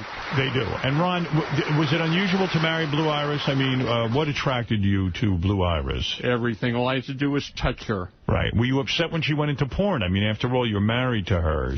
Nothing that she does surprises me or upsets me. Have you seen her porn? Of course. You have? Of course. It's called old age porn. In other words, it's older women having sex with young men. It's Blue Iris porn. There is nobody like Blue Iris. She's the only one on this earth. Why did you stop having sex with her? Why did you stop being married to her? Who said we stopped having sex? Oh, you are having sex? Oh, yeah. Oh, that's disgusting. You're wondering if you're interested. Ron gave us a clip of his porn. If you want, I could show it to you. He's got porn? Are you in porn, Ron? Is that correct? Well, I did a film. You did? With an older woman or a young woman? There was a younger woman. 21 years old. You know, this is great. She was 18. Wow. I'm trying to stay thin. This is great. I'm going to throw up right now. So everything you ate is going to come back up on you. Yeah, this is perfect. Could you guys tell me more stories after lunch every day? Yeah. It'll be our pleasure. Better than gastric bypass. All right, so Blue Iris and Ron, you've been together a long time. Do you think you know each other well? Do you know your sort of idiosyncrasies? Nobody can really know Blue Iris. I see. All I do is try to take care of the Iris field and try to service her and you're a good man. Meet all her objectives. I'm there. You know, I'm like the police. I'm there to protect and serve. Okay, fair enough. Also obey. All right, so it is a legitimate relationship of a long time, and the two of you have lived together for a long time. You certainly should know each other very well. My money is on George Takei and Brad, but we'll see. We'll see how Blue Iris and Ron do. Blue Iris and Ron can You're trying to tell me that the fix isn't in? I mean, don't the people around here, when you pay them off, don't they stay paid off? No. This is integrity here. No, I have the questions. George and Brad, have you seen the questions? No, Has anybody seen the questions ahead of time? Okay, let's... Well, Howard, you know, I would bet on Evil Dave, but how much can you really learn in one day after a kidnapping? We're going to get to Evil Dave in a minute. But first I'm going to go to George Takei and Brad. You two have been together for quite some time. George, of course, we know you well. And Brad, we feel like we know you through George, quite frankly. Were you shocked yesterday? Did you listen to the show yesterday? No. Yes, I did. You did.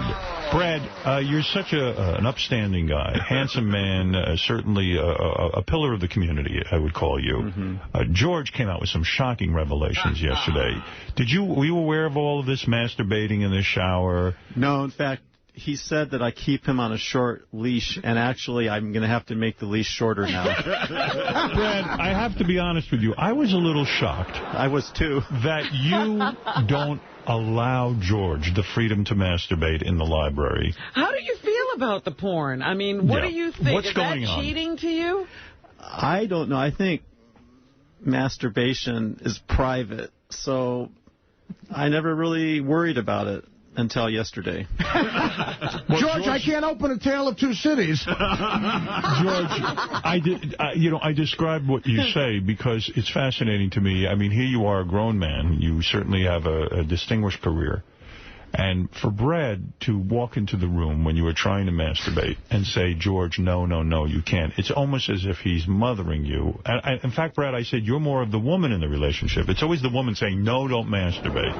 It's not really like that. I just don't deal with it. Right. I mean, it's not something I don't even think about. What was it like for you the first time you walked into the library and saw George there with his pants pulled down and not pulled down? Well, his penis, his zipper out, and his penis out, touching himself to the computer. Did you feel betrayed? Honestly. No, I blacked out. I don't even remember the situation happening. He did not black out. What did he do? What did he do, George? I think I know Brad, 99%.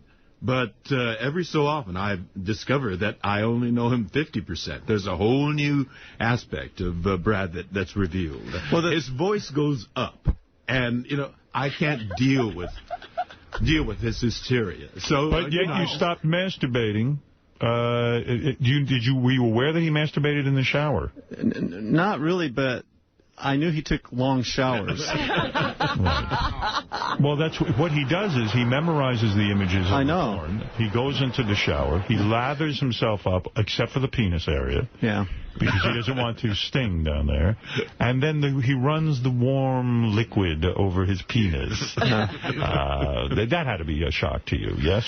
Well, the thing is, I must acknowledge to the world, Howard, that I also masturbate. Oh, you do? Yes. Did you know that, George? I didn't. You didn't? I didn't know that. You two are not communicating. Having such secrets. Why else would he have Jude Law because he would movies? disapprove of my doing it, you know. Yeah. I never shared mine, and I never. But why do you disapprove of George doing it then? That's sort of a misunderstanding. I just don't go there. Because George thinks that you don't want him masturbating. Well, he Not doesn't. in the study, maybe. Do you think something's wrong with the relationship sexually in the sense that the two of you are off masturbating when you could be masturbating each other? No, not really, because we have a good sex life, and we enjoy those moments of sexual intimacy, and we look forward to them. But then there's other times when we don't have that opportunity. So when you masturbate, do you think of other men besides George? What do you think? Yes. Yes, I do. Yeah. So do you have a stash of magazines, or do you use porn? Hotmovies.com, Robin. What a dumb question. Right. Well, isn't it interesting to learn that Brad and George don't have a level of communication where they can talk openly and honestly about their masturbation? I feel this show has really added some depth to your relationship. Yes. I really, truly do. I think this is healthy and good. All right, couples, we're going to now get to the third couple. And Evil Dave, you've been on our show how many times? Oh, God, I can't even count. We have you on because you sound like David Letterman. Exactly. We know you can't count, but how many have been on the show? And you told me you got a divorce, is that correct? Yes, I got a divorce. All right, you got a divorce and you met a lovely woman, what, 6 to 9 months ago? Was it? You said 9 months ago. 9 months ago. Okay. Now, listen, I invite you in here because I like you. And I have to tell you something. There isn't a person in this room who believes this woman is your girlfriend. No way. No and way. Dave, you're sabotaging. Thank you for the vote of confidence. I appreciate that. You're a lovely, beautiful girl. What is your name? Angie. If you're going to stage... See, she's not even sure of her name. Yeah, Angie, if you're going to... Dave, the cue cards aren't up yet. Go ahead. Dave, if you're going to stage something, at least stage somebody within your capabilities. Yeah, get something believable. Listen, you know, I admit it. When we first started going out, I consider myself very lucky, and you know, I begged like a dog. But Dave, here's enough with the Lou Gehrig bit. I got it busted because I believe in honesty. I know. Blue Iris and Ron, all this. Sal met your girlfriend, the woman that you're dating, and this isn't her. Let me explain that. The girl I brought was Angie, and I both know her. She wanted to come and meet everybody. Angie could not get away that night. Yeah, so what we did... Dave, we're doing a bit here between couples and talking about how well they know each other. You can't just bring a stranger in here. I did not bring a stranger. This is a stranger. She is not a stranger. You're saying that's your girlfriend. You're going to maintain that. You better believe it. Sal, one of the two of you make out right now.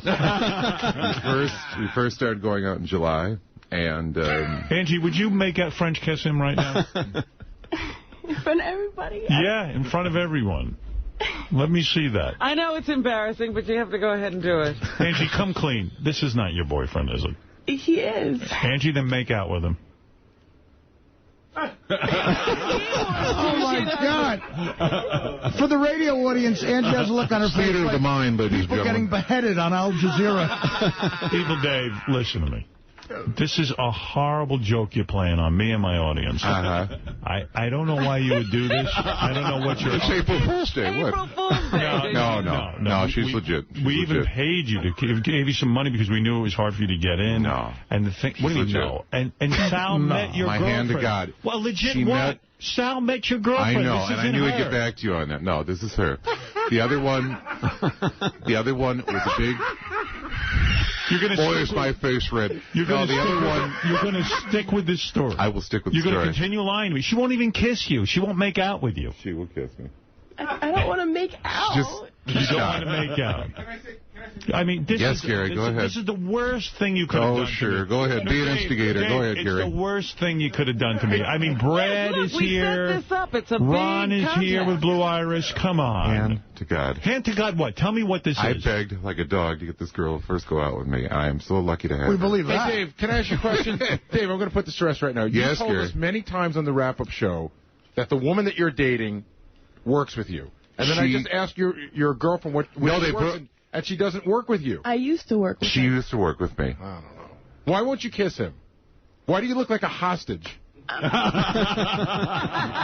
put them in mind. Would you what? Please what? Oh my God. Oh, stop. Oh, my God. Wow. Everybody satisfied? No. All right, now put your, and I wash my hands. Now put your finger in his ass. No. It's a family show. Wait a second. I want you to swear to God, the Lord Jesus Christ, that this is your girlfriend of 6 months. I swear to God, on only that is holy in this universe, this is my girlfriend. This is my main squeeze. She's my buddy. And how long has she pal. been your girlfriend? 9 months. Swear on the life of your children. I swear on the life of my children. All right. Wow. And I'll Is it believe the other hand? Well, and you are making out. Yeah. You're not lying to me. No, I'm not lying to you. David. Who was the woman that Sal met? Yeah, who did I meet? That was a woman who works with me at the company. She was very interested in meeting everybody. So I said, I got Angie's permission. I said, you want to meet them? You want to meet Sal? I said, yes, she's a big fan of the show. And she also wanted me to push, let me finish, Robin. She also wanted me to push the chocolate. I said, let me get clearance from the tower here. And she said it was... That's right. You laugh or you get it, Artie. Let me get clearance from the tower. Very pretty. And yes. And I don't believe you could get her.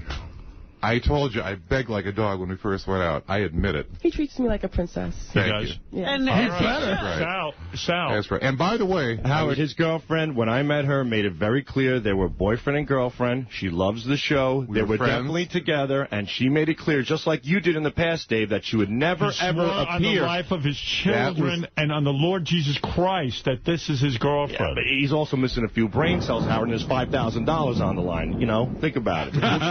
Come on, Sal. Give me a little credit. I love you, Dave, but I meant your girlfriend. Credit. All right, Ralph, what do you want? Please give me a little credit. Ralph, what are you still doing here? It's the quiet ones you have to watch out Throw him out. This is ridiculous. When he just kissed her, tell that she was getting attacked. It looked like a giant fish sucking her face in. Oh, stop it. Yes. You're ruining the show. Get out of here. It's about honesty. All right. Did Dave feel her up right now? No, I'm not going to. I mean, I'm not going to. All right, thank you, guys. Listen, they made out. Robin. I guess we have to go ahead I'm going to go with this. I'm going to go ahead with the contest. I would doubt that they'll match. Does anybody believe I can occasionally get lucky, for God's sakes? Absolutely not. I believe even if I don't have some dead presidents on me, can anybody believe that? No. Are you an ecstasy dealer? No. So the two of you, are you in love with Dave? Oh, come on. Yeah. We're getting there. Can I say something, Howard? Right. Howard, Okay. one last thing. Let them play then. She Yes, looks Ralph. so repulsed right now from making out with him. I ask you to make out with him one more time. I don't think you'd go through with it. Look at her. She looks like she just got raped. Are you going to throw up from making out with Dave? Yeah, make out. I want to see your tongue hit his tongue and swirl them around, just for 5 seconds. What, do we need an instant replay for Because it's bullshit. Go ahead, do it. Well, Listen, since you are loving, with George and Brad, they'll do more than that. Right. They'll go right in the shower. One last kiss to prove to everyone with the tongue. Tongue swirls. Let's go. Go ahead, and then we will Why do believe. you want to see this? We need to see you're a liar. because we need to see it. Go ahead. Oh, wow. Whoa. He licks her like a dog. Oh, well, that would be doggy style, Robin. You are some operator. George and Brad, is that the worst kisser you've ever seen? Oh, my But they did God. it. You guys really are... They did it. I have to hand it to them. They are. Doug, they did it. They did Save the good ones for the wrap-up show, you know what I'm saying? All right, good. I am convinced. Dave, Thank you, Howard. I am convinced, Dave. Now, can Angie make out with Blue Iris? Angie, I apologize. Let's see how well they know each other. All right, That's we'll see how well you know each other now. All right, let's go, it's buddy. time for the Newly Weird game. And what we're going to do is ask the spouses of the famous person from the show to leave. And I will ask questions, and then we'll see if you can match. The people who match the most get a $5,000 prize for the Newly Weird game provided by HotMovies.com. Now, when you go to HotMovies.com, there are 90,000 adult movies, 10 cents a minute, get in, get off, get out. HotMovies.com. What a day. You've got Evil Dave and his beautiful girlfriend, stunningly beautiful girlfriend, Angie.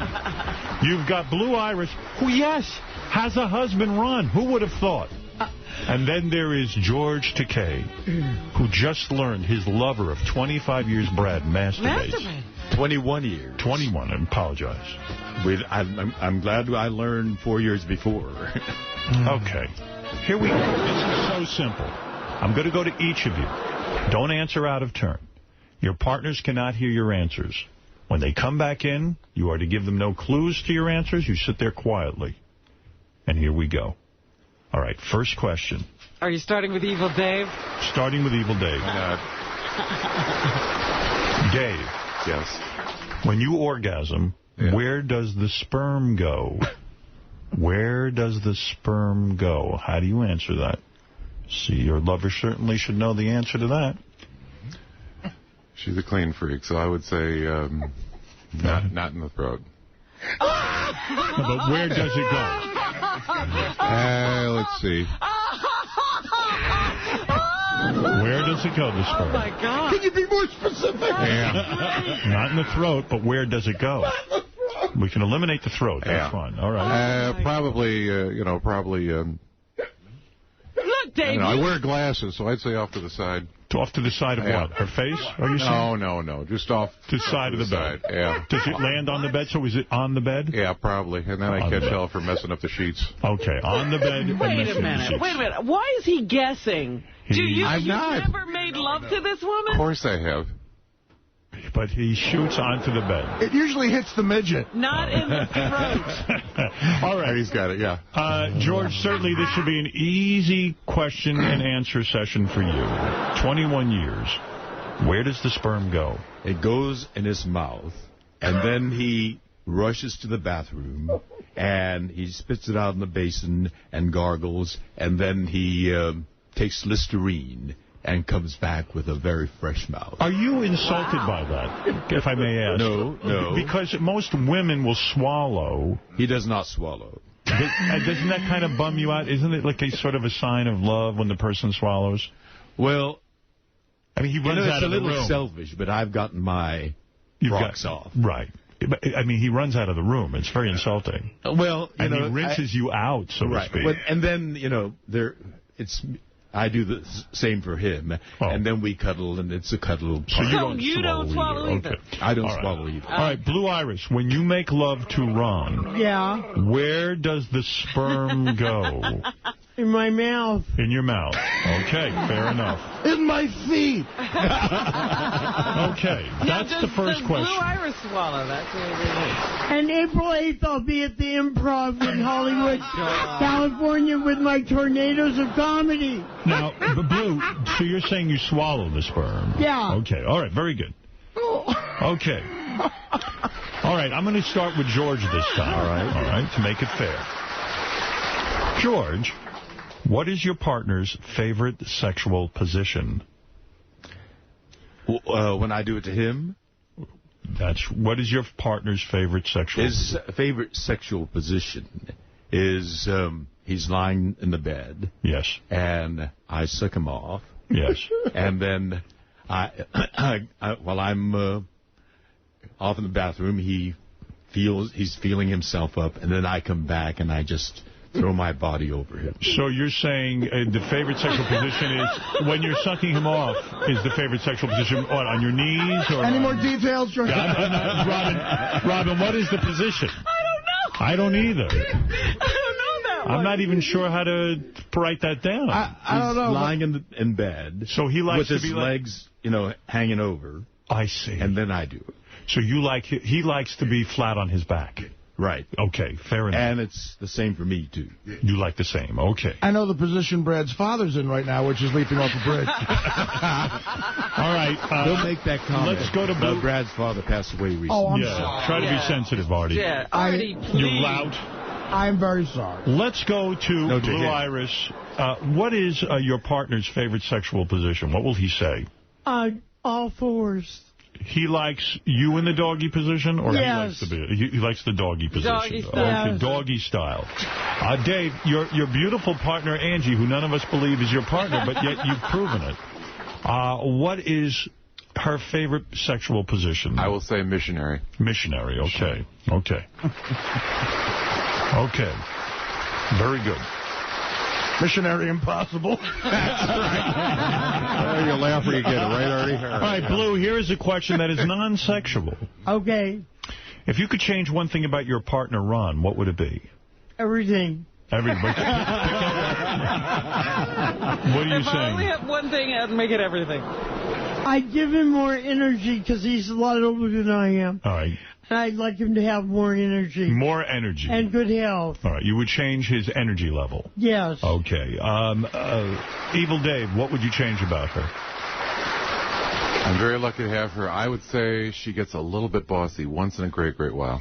Okay. You would small price to pay. All right. You are so George, weird. It's the same as Dave's. You know, he's a great guy. He's very thoughtful, kind, and considerate, except that he is controlling, and he, sometimes when I, resist, he gets hysterical. Well, I mean, the fact that he goes crazy that you masturbate, meanwhile he masturbates. Yeah. So he is very controlling. That is true. So you would change that hysteria, huh? Exactly. Okay.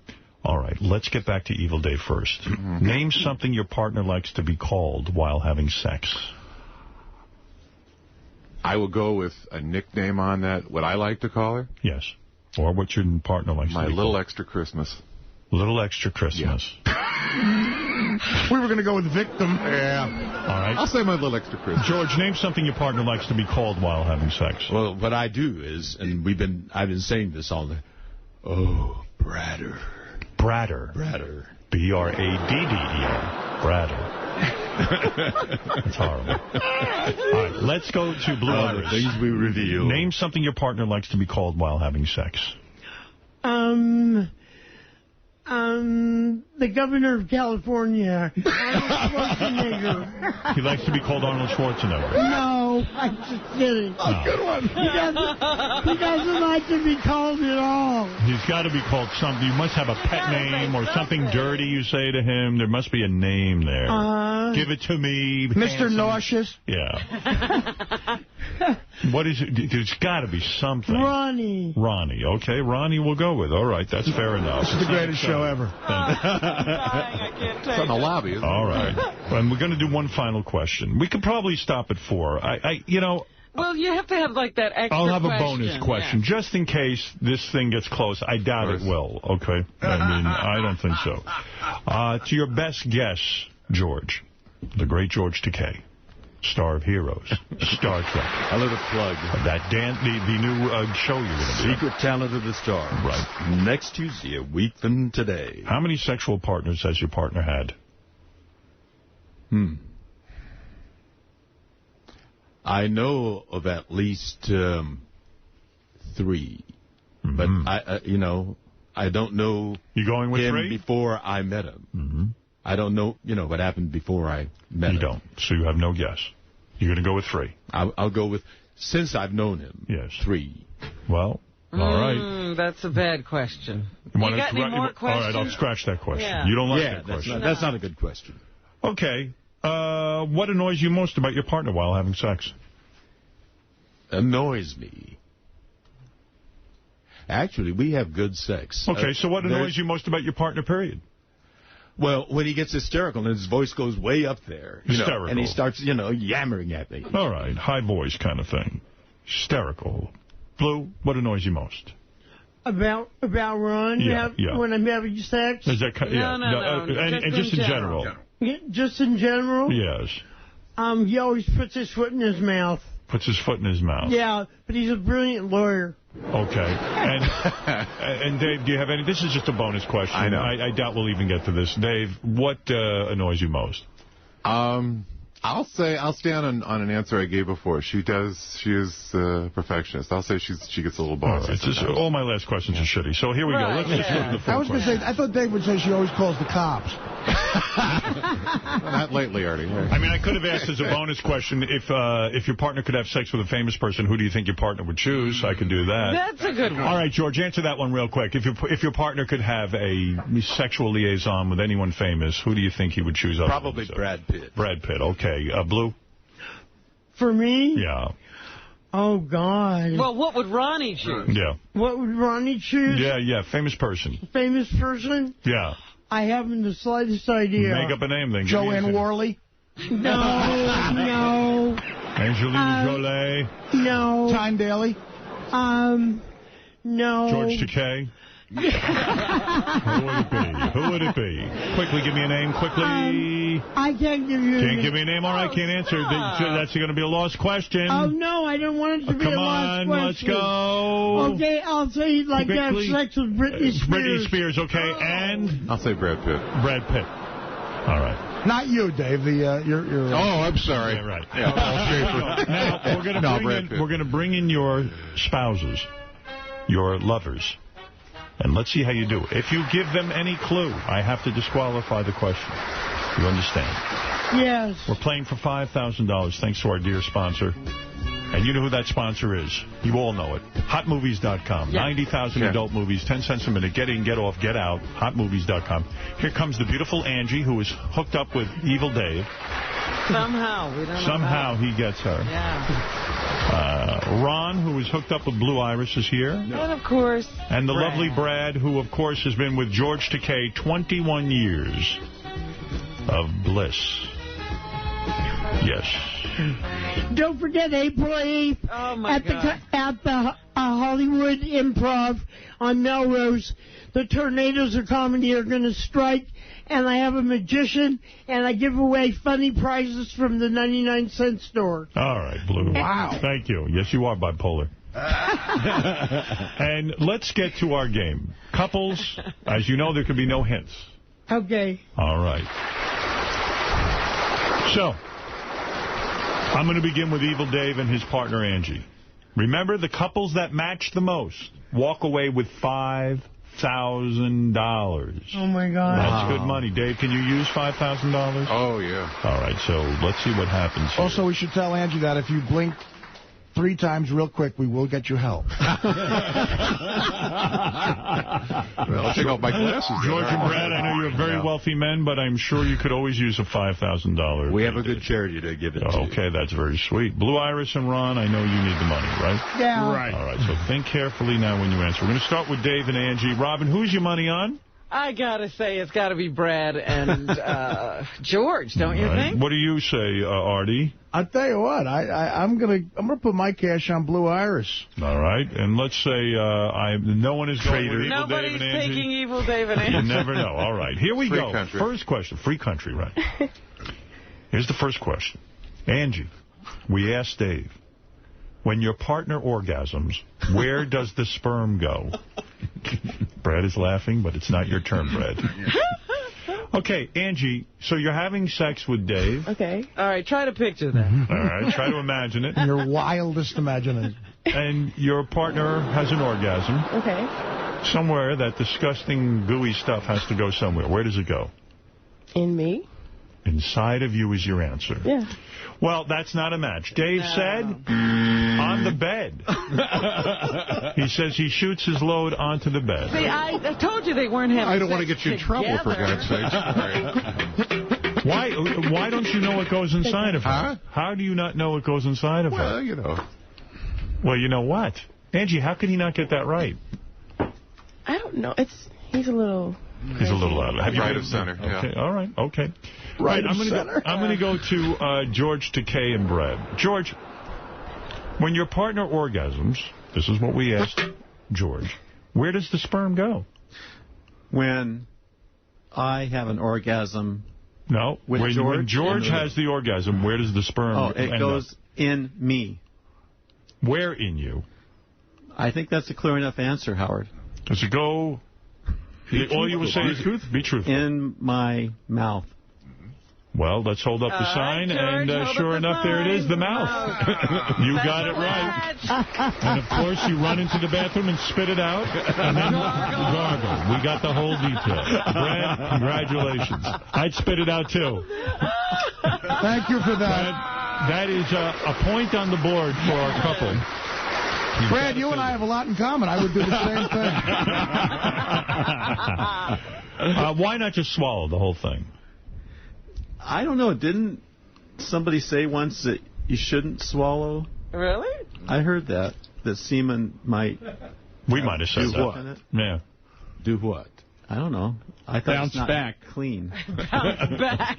You heard That's it might what not makes be babies. Yeah. George says he doesn't care that you go and spit it out. I thought maybe you would swallow it to show your love of George. I'll start doing that. Don't do us any favors. I totally understand your point of view. Believe me. I understand it. All right. Blue, Iris, and Ron. Ron, we said to Blue, when your partner orgasms, where does the sperm go? Ron, you certainly must know where it goes. Where does it go? In her. Where? Mouth. In her mouth. Blue, hold up the sign. And Blue, what did you say? You said mouth. All right, we've got a tie game now. Blue, Iris, and Ron. Couples are on the board. All right, Evil Dave and Angie, you're going to have to do better. The second question. Let's start with George and Brad this time. A lot of blowjobs going on. Yeah. Nobody's blowing me. All right. We said to George, Brad, what's your partner's favorite sexual position? What did he say? This is about you. What's your favorite sexual position? Do I get multiple choice? Nope. No, you don't. Just describe what your favorite is. What do you like the best? Brad's favorite sexual position. That's right. Not George's. That's right.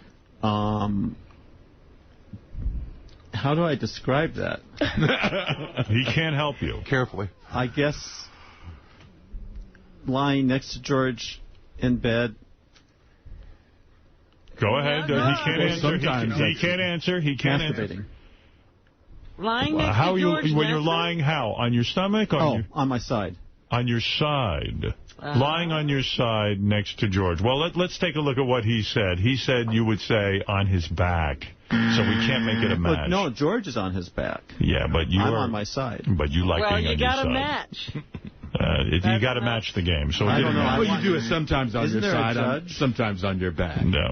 Well, let's go to Blue, Iris, and Ron. Ron, what did Blue say? What's your partner's favorite sexual position? What do you like best when you're with the lovely Blue Iris? All fours. All fours, doggy style. All right, that's fair enough. Let's see what the match is. Doggy style. That's my team. Wow, Blue, Iris, and Ron moving ahead with 2 points. I didn't know anybody could match with Blue Iris. Angie, we said the same thing to Evil Dave.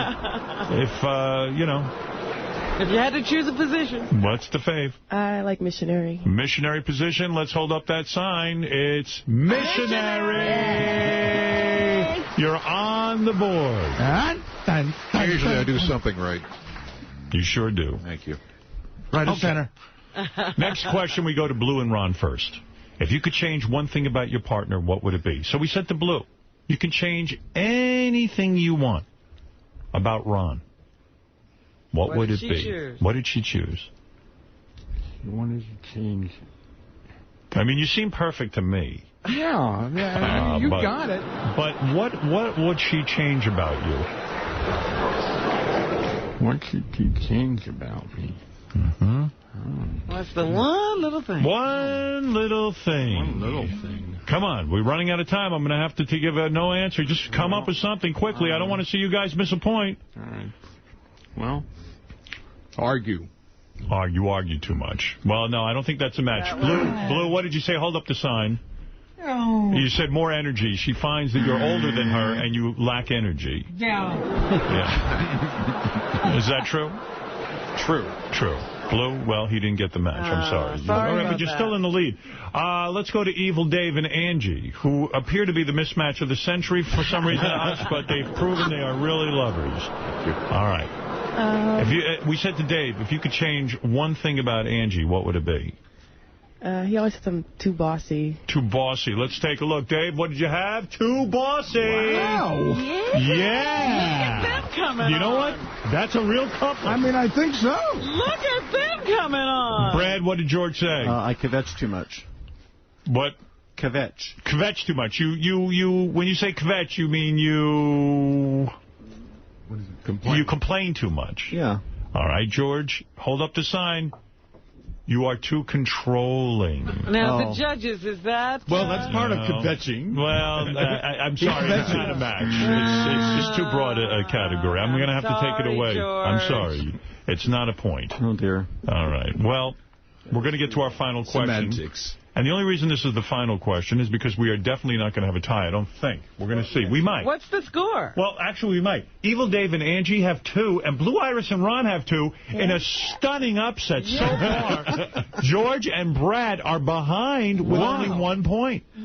How could that be? Shocking. Kvetching is... Hear the bell go to geography. It's not controlling. It's complaining. Well... it's controlling is a different thing. It's a way of... I'm sorry, George. Yeah, but you didn't say the thing. Yes, The judges agree with your call. Yes, the judges all agree. It's a bald director in the back there. All right, here we go. What's your favorite salad dressing? All right, here it is. Those are the same judges. They ought to have their head examined. All right, here we go. Here we go. I forget who I left off with first. All right, we go to Brad. All right, we go to Blue. Okay, Blue, this is it. This is for the whole ball of wax. This is for $5,000. Oh, my God. Okay. We said to Blue, name something your partner likes to be called while having sex. So, Ron, what do you like to be called during sex? What's your favorite little nickname or when you're in the intimate throes of sexual What do you like to desires? hear her say? All right. Oh, you. Oh, you, Ron. Oh, you, Ron. Oh, you, Ron. Right. Oh, you, Ron. No. Well, you were so close. Ronnie. You said Ronnie. Oh, you, Ronnie. Oh. See, Ronnie. Well. It's close, but you see, we No wanted cigar. a name. Yeah, no cigar. We can't give you that match. But it's all right. You could still pull this out. You've got 2 points on the board. Evil Dave and Angela. Angie. Name something your partner likes to be called while having sex. So what do you like Dave to call you? Let's think here. Well, he always says, my little extra Christmas.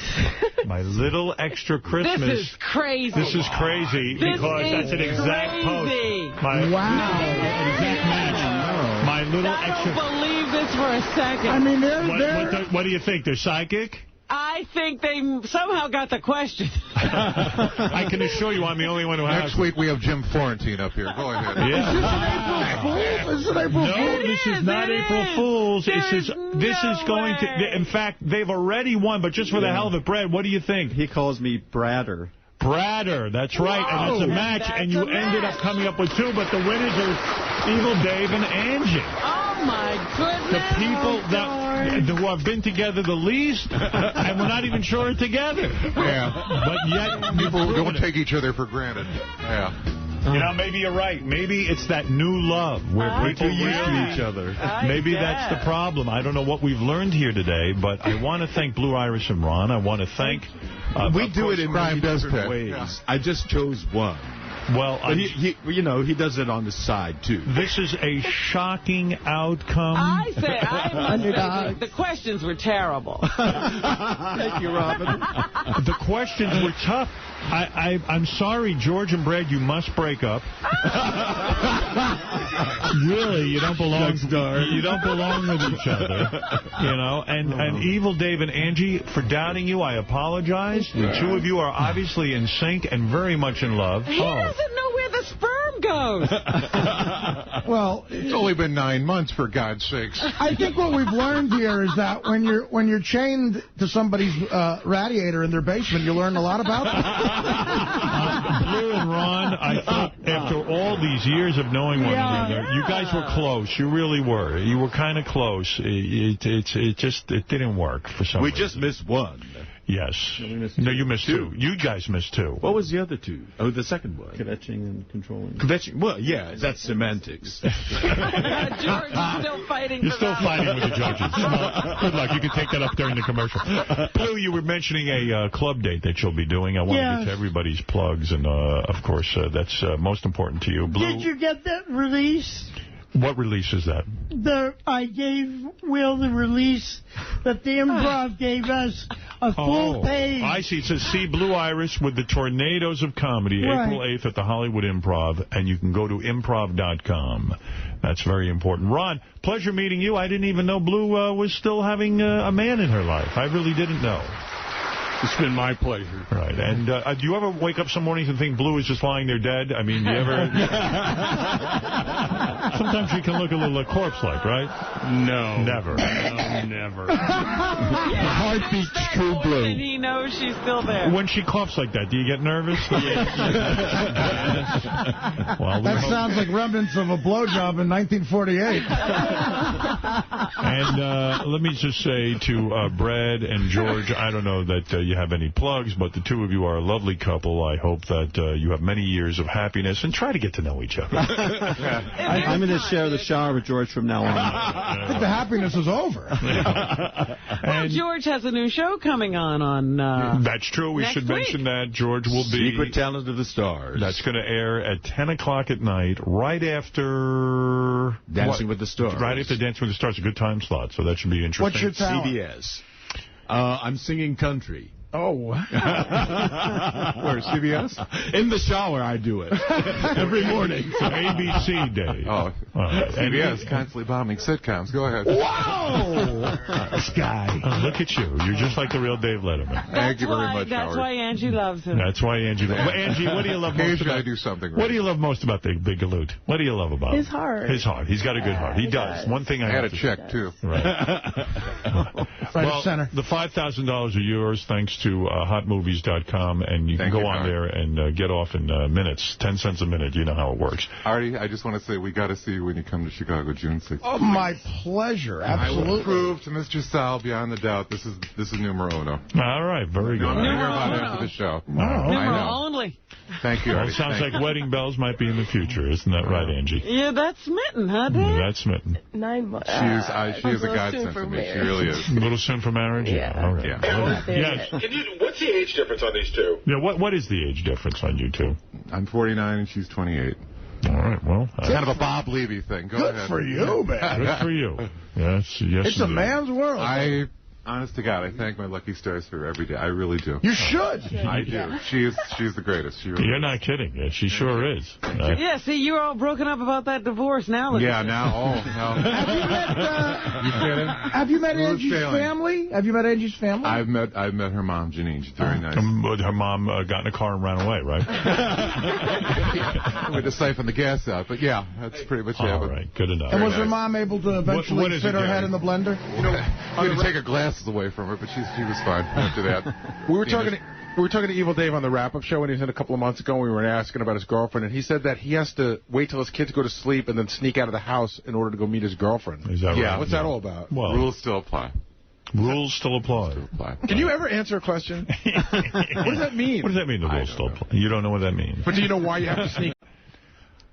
It's just, because they have their friends over and stuff like that, and I want to give them their privacy, too. What? I don't think that sounds so dumb. All right, I'll probably hear about it in the wrap-up show. Gary's working at it right now. Are you saying that you don't want to show your children having sex out of wedlock?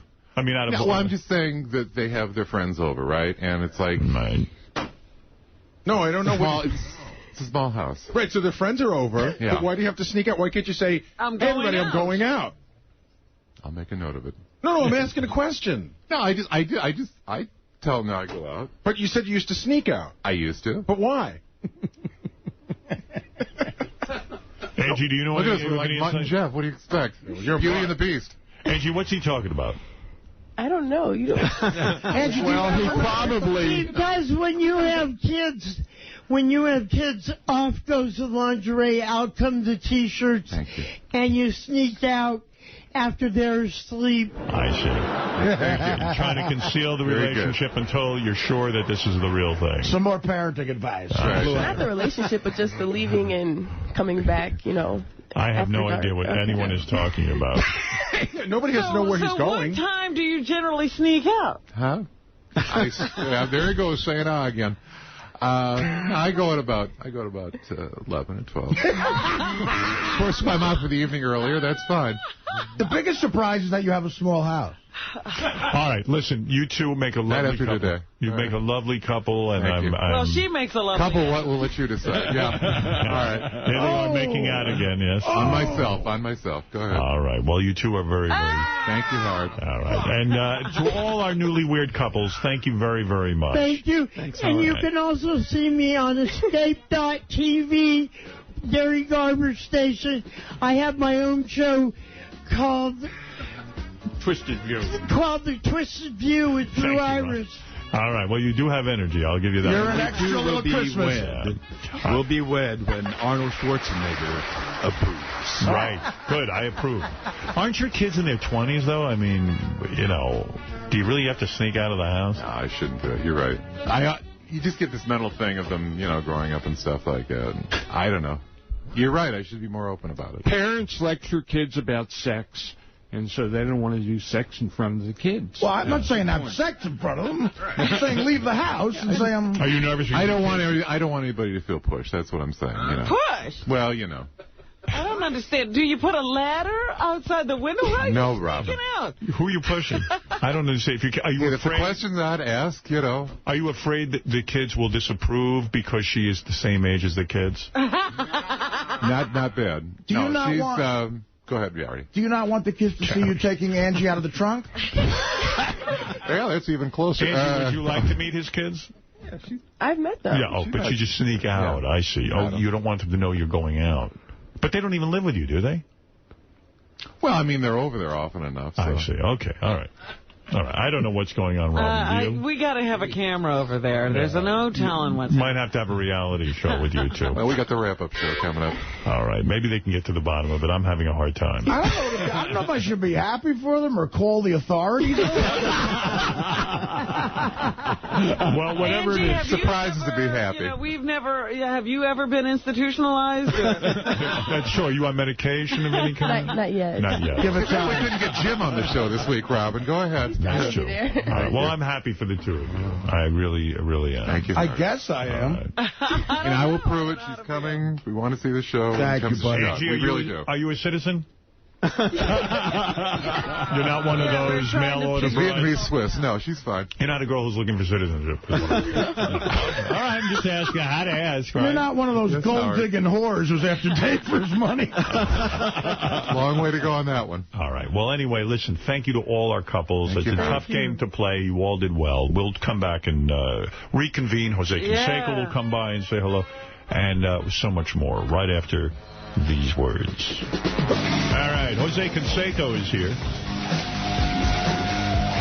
Jose wrote a book that rocked the world of sports. He indicated that a lot of ball players do steroids, and he got a lot of shit dumped on him. Hey, Jose. And now he's been vindicated. Hello. I mean, you know, I don't know anything about sports, Jose. Me either. Can I lie down right here because I'm tired? Okay, yeah, I heard you were sleeping in the green room. You look like you're tired. What's going on? We don't like people sleeping in. That damn flight from L.A. to New York that we took the, what do you call it, red eye? Yeah. Red eye. Oh, my God. Where you live, L.A.? L.A. Yeah. The Valley. So you flew in overnight, and now you haven't been to sleep, what, like 24 hours or something? Yeah, it seems like it. Didn't you do Letterman last night? Yes. So what do you mean? You flew in on the... You didn't get any sleep then? We did some, we were doing radio, then Letterman, and I don't know, I only sleep, like, if I do sleep 4 hours a night. Yeah. I guess I've got that sleeping disorder or something. How'd you do on Letterman? Good. Everything went well. And then you did FAN and you walked out? The fan? The radio show? No, that was a radio show. Actually, I had a problem with them last year, too, because they're more like, I don't know, gossip. And they started attacking me about Jessica and A-Rod and their relation and so forth. And I said, well, okay, click, later. Why do people, I was thinking about you. You wrote a book. I think if you were to analyze this, you wrote a book about baseball, and you said, look, lots of dudes do steroids, and I'm being honest, I did them, and time to be upfront about it. I guess people didn't like you because they said, well, he didn't write the book because he cared about baseball. He wrote the book because he needed money. No, it was nothing about the money. It was basically just show Major League Baseball that they can't destroy individual careers. They just can't do that. It took the game away from me that I loved. And baseball took the game away from you. In other words, you still had years to play. Oh, I was only 38 years old, and I was like 36 or something home run short of 500. So they kicked you out because you said you did steroids? No, they kicked me out because I brought steroids into the game, and Major League Baseball had lost control of the salary structure. I mean, now utility players are making, $5 to $8 million. I mean, the home run ratios, RBI ratios, all the slugging percentages went up because of the use of steroids. Now, Major League Baseball said, wow, we've lost control of the salary structure. These players, some of these players, the best players, are making $20, $30 million. Yep. How do we send a signal to them to stop using steroids? And obviously, I brought steroids, and I was the godfather of steroids. I educated the players, and... You even shot them in the ass with them. Oh, absolutely. So... Is that kind of gay in a way? Like, seriously, when you're shooting a guy in the ass with steroids, do you ever say, what the fuck am I doing? Seriously, as a man, I know you're a man's man. You love if to... If my buddy saw me... Yeah, right. You know what I mean? It's an athlete thing. We're just professionals out there, but no, we help out certain athletes and certain players, and if they want to be educated and taught how to inject in certain sites, we just teach them. So when you get crap on a radio show, you just said, hey, I don't need this. I'm hanging up. Screw you guys. It depends on how bad they get. If they start insulting people I know and so forth. And who did they insult? My ex-wife, Jessica. Your ex-wife was on our show. Yes. And you're protective of her. Yes. But she was mean to you. She came on my show and said, that literally you have no balls. I don't mean she meant your balls are so shrunken from steroids. And then she said you never gave her an orgasm. That's got to hurt. I'm a guy. I don't want to hear some broad who I've been banging tell it's true, I can't give him an orgasm, but I don't want to hear... If she's being honest, is that a bad thing? Why be so protective of her, this broad? Well, if I never gave an orgasm, I never knew about it, so that's kind of strange. Well, we have a daughter together. Right. I was in love with her at one point. Oh, absolutely, but... Yeah, your ex-wife doesn't care. She's busy badmouthing. Two wrongs don't make a right. Do you feel you gave her an orgasm? I hope so. Maybe she faked it real well. Did she make a lot of noise when you were banging her? At times, yeah, sure. Yeah, I'm a big guy. Penis-wise, you mean? Both, yeah. Look, I've never been in the room when a woman's had an orgasm, but, right. I'm sure you could tell. Look, I believe that, Beth has orgasms. She tells me, because she has these orgasms. If suddenly we broke up and she went on a show and said, look, it was all a lie. Right. I never... What would you think? How would you feel? That's Bush League. I would feel bad. Yeah. Jose, you act like it's no big deal. That's forget baseball. So I think she's exaggerating. I truly believe she's exaggerating. I think maybe at one point she was extremely angry at me and she's going to say stuff like that. Well, why is she so upset? Well, obviously, I cheated on her, and we were in love at one point, and I broke her heart, and... In the new book, you're saying the big news is A-Rod was trying to bang your ex-wife. Oh, absolutely. I remember seeing your ex-wife. I tried to bang her, too. Yeah, but that's not honor amongst the players. Come on. Screw that. The guy introduces you to a steroid dealer, and then you go try to bang his wife? Yeah, you're doing him a favor. Well, that was actually much before that. That was when I first met A-Rod. He was very young. I think he was 18 or 19 years old, and we met. And I brought him over to my house to work out and so forth in the gym, and he saw Jessica, and he was looking at her, and I remember he said, wow, that's the most beautiful girl I've ever seen. And I said, yeah, thanks, okay. Enough. Right. Yeah. Hands off. Yeah, and then later on, Jessica and I were having problems, and I started looking at her beeper and her cell phone. I'm thinking, what is A-Rod's number doing on? He just called you. What's going on? And she would give me an excuse like, oh, no, he wants me to put him in contact with one of my girlfriends. And I knew that was bull. I found out later on that they actually got together and really? They did. Did the freak, I guess. No shit. That sucks. If A-Rod banged your ex-wife while you were being a pal to him, That's the lowest thing a man can do to another man. I thought it was very low, very bad. And then I actually asked him about it. Yeah. Oh, yeah, I actually asked him about it. He says, I can't believe you think that I'm a man's man. I would never do that. And I looked him in the eye and said, hey, Rod, are you sure? And he reassured me. And then, I actually one time spoke to my ex-wife, Jessica, actually the last year or so, and she kind of admitted to it. So maybe you guys should ask her, have her back on the show. Maybe I would. You know what's crazy, though? I got to tell you something. What's really crazy about it is, here A-Rod, successful guy, he could get a lot of women. You know what I mean? He doesn't have to go for your wife. What psychologically makes it that I got to have Jose Canseco's wife? Have you seen my ex-wife? Yeah, I've seen her. But still, that's your buddy. But way hotter than his wife. A-Rod could get a woman. I mean, there are hot broads who'll go with A-Rod. Why? You don't think so? No, I'm saying absolutely. I'd probably get 1,000 a week. He wanted Jose's life. No, it is a psychological thing. Yeah, there, absolutely. I think so. I think Howard could be right. But, when I spoke to him when he was a young kid, I said, listen, I used to work out with him, and I said, A-Rod, you're an incredible, talented player. You're going to do the 40-40. You're going to be the best player in the world. You're going to win an MVP. And he said, there's no way. And look, he's accomplished all that. He's got incredible talent. And, I mean, sometimes I kind of say, wow, my ex-wife, Jessica Canseco, is drop-dead gorgeous. Perfect body, perfect face, perfect everything. Right. And I don't see how any man could resist her. Then you don't blame him. Well, I kind of do and I kind of don't. I mean, have some, restraint. So why were you cheating on her? If she's so beautiful, why were you cheating on her? Stupid. And, you have to understand something. Back then, I was the best player in the world.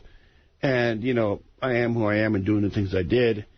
And it was so easy. Women would just throw themselves at me. I can remember going up to my room when we'd go on the road, and these women would get by security. I'd go in my room, my key, there'd be 2 girls laying in the bed.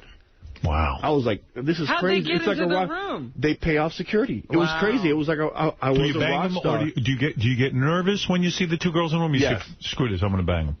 I mean, I get nervous. I'm basically shy.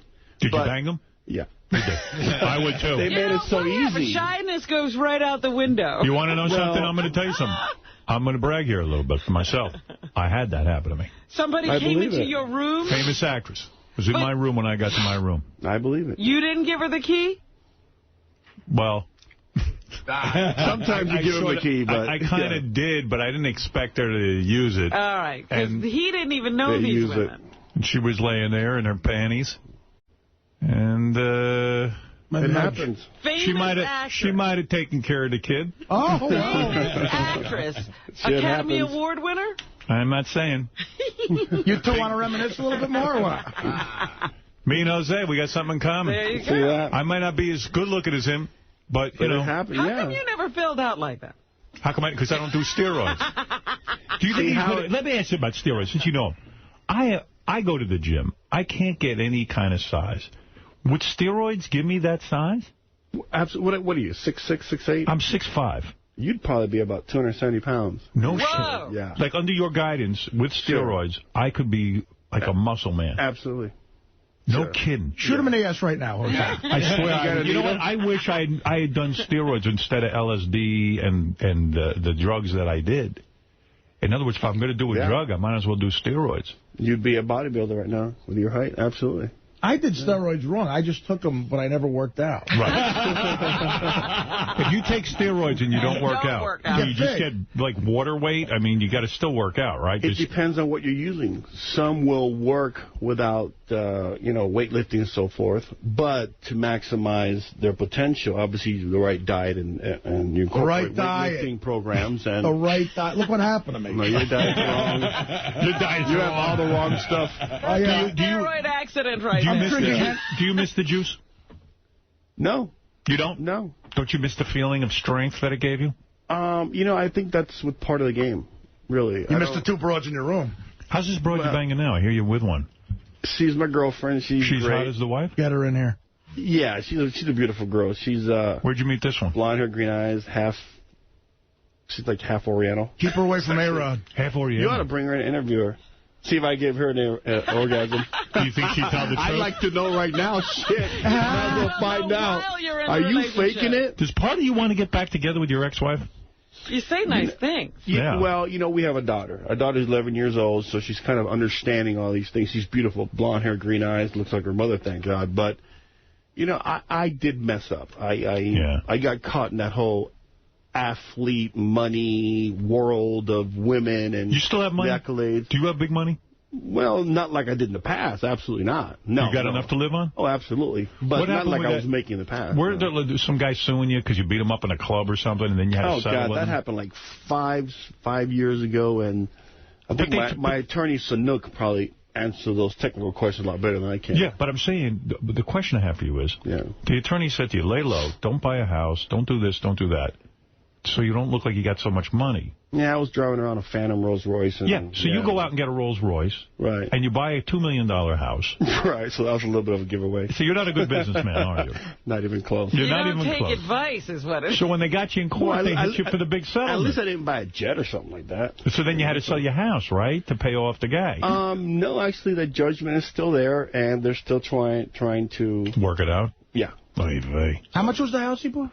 Like a $2 million house. Something like that. And let me tell you, and then you sold it, but you sold it for stock in a Mexican phone company. No. This was another... My God, you heard about... This was a house about, 15 years ago where I took stock in... When the stock market was up real high in this... like a Mexican thing. That's not the time to buy. No, it wasn't Mexican. It was something else.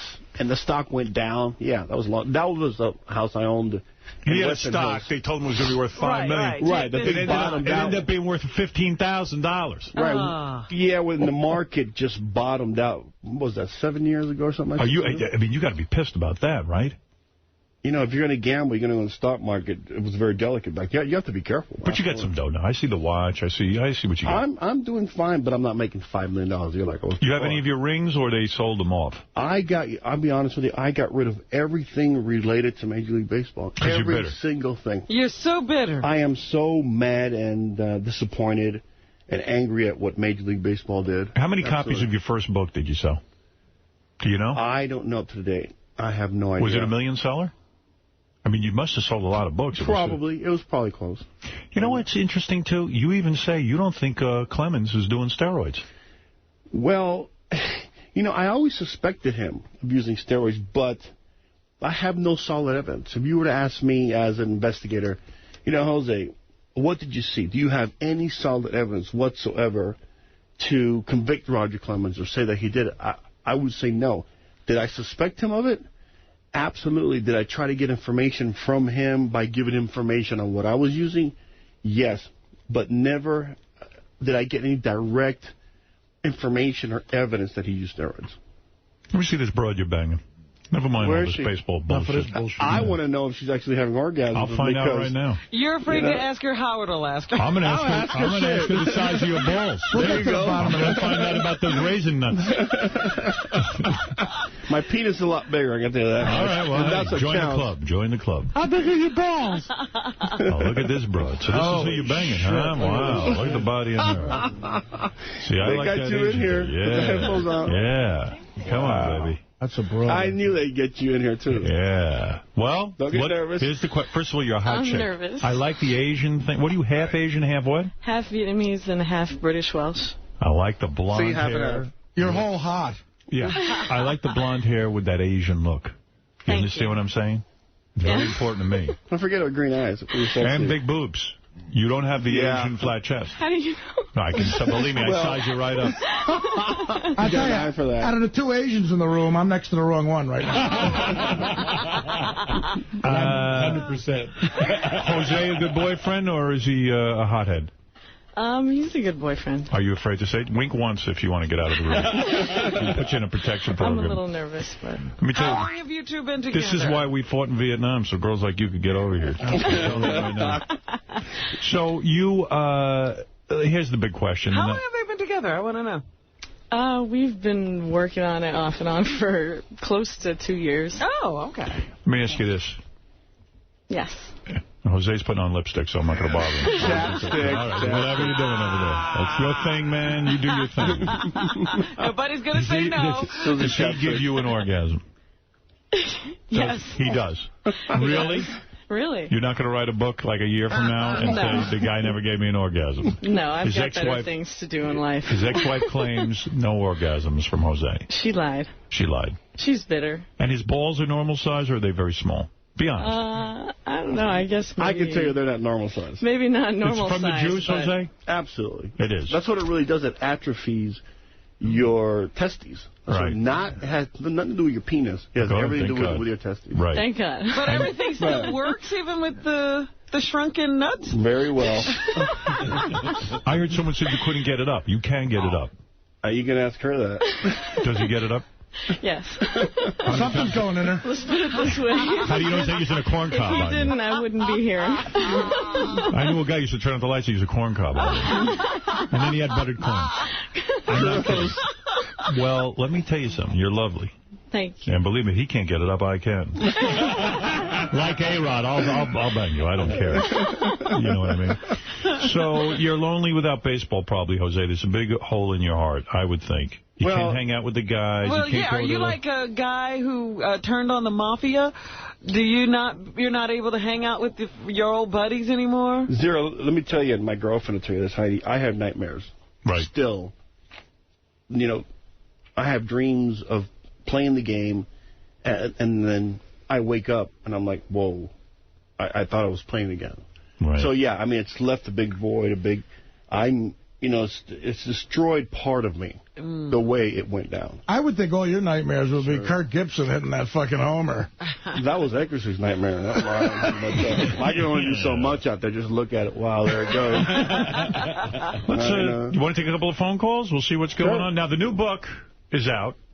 Yes. What about the rumor that they won't pay you your advance until you do a certain amount of publicity for the book? Yeah, that's standard. That happened I see. first book to make sure that I show up like to a Howard Stern show. Right. You know? And someone said you are getting endorsement deals and things, but not for enough money, so you've avoided that. You know, I get stuff like that all the time, little stuff, and I turn them down. I get parts in movies I don't like. I'm actually the black belt in martial arts. I'm a weapons expert. So say if someone offers me a part of a police officer in an actual movie, and if I don't do like a martial arts scene, I won't do it because it doesn't. Any big lug can show up in a cop uniform and say stick 'em up. But you're a black belt in what? What karate? Taekwondo, karate, and Muay Thai. No kidding. Yes. You can kick some ass? I try not to. I try to stay away from all that. So I'm pretty much a quiet guy. Anybody ever try to mess with you and you beat the shit out of them? Honestly, you ever get to use it? I've defended family before, yes. What do you mean family? Well, wife. Someone tried to get your wife and you knocked the guy out? Not knocked him up, pushed him away. Yeah? Yeah. What about karate chop and A-Rod when you see him? No, he knows better than to even mess with me. A-Rod laughs at your accusations, says you're totally full of shit. That's what he says. That's his answer. Boom. That's it. And all I got to say is take a polygraph and we'll see who's lying or not. Why don't you do some ultimate fighting? Actually, they've asked me to do that. We're actually working with Mark Barnett on a reality TV show that's right around that arena. Yes. So we're actually working on that. What do you mean you're a weapons expert? What kind of guns you got? No, not weapons. I'm talking about martial arts weapons, like, you know, with the little Chinese stars? New chakus and stuff like that. You think that's why you're attracted to Heidi over here? Yeah, she looks Chinese. Because you get the nunchucks and all that kind of stuff? I thought it was Bruce Lee's sister when I first saw her, so I went after her. Seriously, you're very attracted to the Japanese culture, aren't you? It's very sexy. Yeah, and so what are you expert in? Throwing those little stars? Well, nunchakus and stuff like that, and, you know, all kind of weapons. You got any guns? No. No, I don't have guns. Why? There's no need for them. You don't need it? No. You can defend yourself? I can. Can you defend yourself against a guy with a gun? Could you disarm him? It depends on how close he is to me. No kidding. Yeah, if he's too far, no. If he's close enough, yes. So it just depends on the actual distance. You ever knock a guy out? Sparring. Yeah. No kidding. Yeah, sure. You know what, Howard? I tell you, nothing is worse than wasting all that time on karate and never get to beat the crap out of it. Right, that's what he's saying. He's not taking a movie role unless he gets to do something. My karate teacher was like, he goes, I know all this stuff. He says, I wish somebody would attack me. Right. Go on MySpace, you can see one of my kicks. I can do like a straight-up axe kick and stuff like that. I'm pretty flexible for myself. You work out every day? I've used to almost every day. Then I got caught up in, you know, the book tour, this and that. My daughter. And so. Heidi, you like being with a macho man, don't you? Yes. He likes it. You like it? Don't you like a guy who can really beat up someone if you know, you guys get into trouble if somebody tries to attack you? Sure. I Do you go every around... woman wants to be with a man who can handle himself. Yeah. Do you go around None stirring of the women up I know. trouble? So you can... Me? No. Yeah. I avoid trouble at all costs. Oh, yeah? Well, guess who my boyfriend is? What about in the bed? What do you like to wear? You wear lingerie? I could picture you in a little something. Right?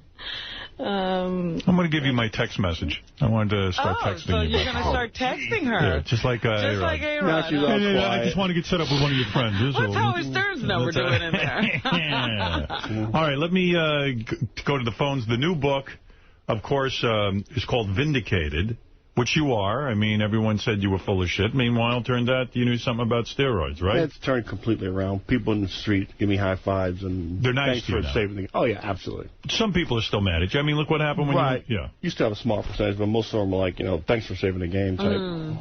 Well, in a sense, you did save the game. I mean, here's the problem, though. I don't like congressmen wasting all this time trying to find out who did steroids in the past. If they really wanted to be serious about the game of baseball and take steroids out of it, anyone who gets tested positive for steroids, out of the game, no second chances.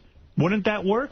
Well, you got to be careful because a lot of it is, if they test an individual positive, they may find like an imprint or a residue of what steroid they actually took in the past. Because I actually spent 4 months in jail because of that. I was tested under house arrest. They found a residue of a steroid I used in the past, and they thought I was using that steroid at the time I was in the house arrest. They put me in jail for like 3-4 months before they figured it out. All right, so you say there's no way to do that? No, there is. You just have to give it some time. So the book, Jose will be signing copies of his book this afternoon at 3:30 at the Bookends in Ridgewood, New Jersey, and tomorrow at 12:30 at the Barnes & Noble on 5th Avenue, Manhattan. And if you want additional book tour dates, you go to josecanseco.com. And I guess he'll sign the book and, right, you'll do all that, sit and talk to people. Give you an orgasm. I'll try. Does he think that baseball is clean now? Well, they're definitely on their way. They're on the right track. Yeah. I just think the players are so scared. I mean, they've got Congress watching them. They've got, Major League Baseball testing them. You would have to be crazy to use steroids right now. Okay. All right, let's go to Ralph. Go ahead. You have the first word. Hey, now. Hey, now. Hey, I have some styling advice for Jose. All right, go ahead. Sure. I saw him at Gold's Gym in Santa Monica there, and he was dressed very gay. How so? He had these, like, wrestling boots on, these laced-up wrestling boots. He had, like, short shorts on, like almost Richard Simmons shorts. Yeah. And, like, a tank top or something. And I don't know. Everybody was laughing at You wear short shorts? Absolutely not. I don't know what he was looking at. Jose, what about that? Is your workout gear effeminate in any way that you know of? Not even close. No, he says he wasn't wearing short shorts. Wrestling boots sounds like a superhero. Yeah. You want to know what a pussy Ralph is? What? He's calling from the other room. Oh, you won't even come in here and say that. Would you beat him up if he said that to your face? You would probably beat him up. Ralph, I think you mistook him for Javier Bardem. All right, let's go to Irish John wants to say hi to Jose. Jose and Irish John, go ahead. Hey, Jose, you rat fuck. You and that Brian McNamee ruined fucking baseball. Anyway, was Clemens in attendance? Why did they ruin baseball? I don't understand. You mean if Jose... Howard, I don't want to go to a fucking pitching duel. I want to go to a game where there's home runs and all that shit, and there's action and... Jose, so you like the steroids? I like it, but it's been in the game for how long, and this guy all of a sudden is the fucking messiah? The guy's a scumbag. Brian McNamee's a scumbag. They're all trying to make, money off this guy's name. He goes after A-Rod all of a sudden, the top player in baseball, saying he wanted to bang his wife. I mean, you're a fucking pussy. Well, what about that, Jose? Answer this guy in some way. I can't answer such a low life like that. Get him off the air. All right. Well, you see, you're still getting that. Oh, yeah. You Not get it to your now face. No, absolutely. Right. You get that extreme, right. Absolutely. But you never get it to your face. Right. Yeah, let's talk to Tim. Hey, now. Yes. Hey, Howard, I got a couple questions for Jose. First one is, isn't he worried, 10, 15 years down the line here that he's going to develop, cancer from this? What about that? Are you worried about the health risks down the line? It is 10, 15 years down the line since I've been using them. I've been using steroids for 20 years. Who knows, maybe 10, 15, 20 years from today, I don't know. I mean, mean, what about Lyle Alzado? He died of a brain tumor. They said that was due to steroids. There hasn't been one death direct linked to steroids. Let me ask you something. How many deaths have been linked to tobacco? How many deaths have been linked to liquor? Hundreds of thousands. And so you're not concerned about the health risks? Not right now. Cookie dough. Let's go to Pat. Pat, you're on. You're eating cookie dough right now. I'm saying death from cookie dough. All right, let's go to Pat. You're on with Jose. Jose's book, Vindicated, is in stores now. Go ahead, Pat. Yeah. Hi, Jose. Hey, Pat Jordan here. How you doing? Pat Jordan? How come that name sounds so familiar? Well, I'm the guy who stood up 3 times in L.A., remember? Yeah, you know what? I have to ask you about that because my attorney says he never said anything of the sort what you printed in that, I guess that... Well, Who is this guy? What do you guys... I guess I had something scheduled with Pat Jordan in L.A., and they wouldn't do the... Who is Pat Jordan? I'm sorry, I don't know Pat Jordan. Well, I don't know baseball his player? background that well. He used to write for Sports Illustrated, and he wrote this really derogatory, demeaning article that was totally false with all kinds of different lies in it about Jose and myself, as well as Jose's attorney. What was the biggest lie in there? That you? The whole article, basically. But Heidi, what did they write about you? Well, for one, I'm apparently some cute JC college graduate girl, which I did not go to a JC. I graduated from University of Southern California. Right. I do have a degree from there, and he described me as some monstrous Gestapo that he had to deal with in order to get connected with Jose. The truth is, Jose never even had this interview scheduled with him, and he made a trip to kind of put Jose on the spot and force him to do an interview with him. Not true, Heidi. I talked to Jose over the phone the 2 days before I left. He told me to be there Saturday. No, Pat, I was under the impression... Be there. No, I was under the impression that I would only do this interview if I were to get the cover. That was under the impression that I was under. 3 months before, it was never going to be a cover. What you guys did is got me out. Why would I demean this book and not do a cover? You guys... This doesn't make any sense. No, you guys got me out to L.A. Well, no, I didn't. So, Pat, what are you angry about? You had an interview scheduled with Jose and you never got the interview? Is that what it is? I had an interview set up by Jose and his lawyer. I go out to L.A. You mean my lawyer? Rob Sanook. And I'm sitting in the hotel room for 3 days, and each day he canceled. And finally, the last day, Rob said he didn't want to do it.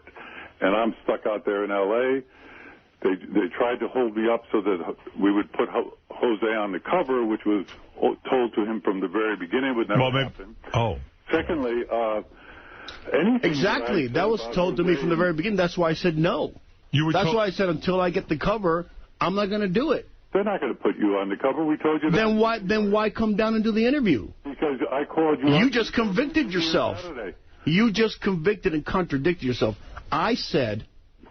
do not come down unless I get the cover. You just said you're not going to get the cover. You showed up anyways. You just contradicted yourself. Howard, replay that. Yeah, well, we don't have that technology. How do I know that? Argue with him about this, Howard. I mean... Well, what do you want to say, Pat? You have Jose and Heidi here, and... I don't want to say anything to them. I mean, they're complaining... Then hang up. Wait a minute. They're complaining about the things I wrote in the article for Deadspin. And anything I said about Heidi or Jose came from their lawyers, so I don't know what they're complaining. And he denies everything. He says he's going to sue you. He denies everything. Oh, he's going to... That's what my attorney said. It was nasty. Was there terrible things said? I still don't know what's so bad.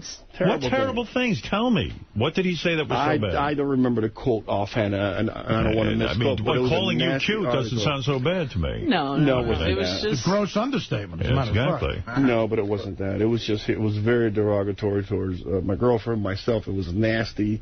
Are you some kind of a manager of Jose's? Do people have to go through you to get to him? Sometimes. I just help him field that.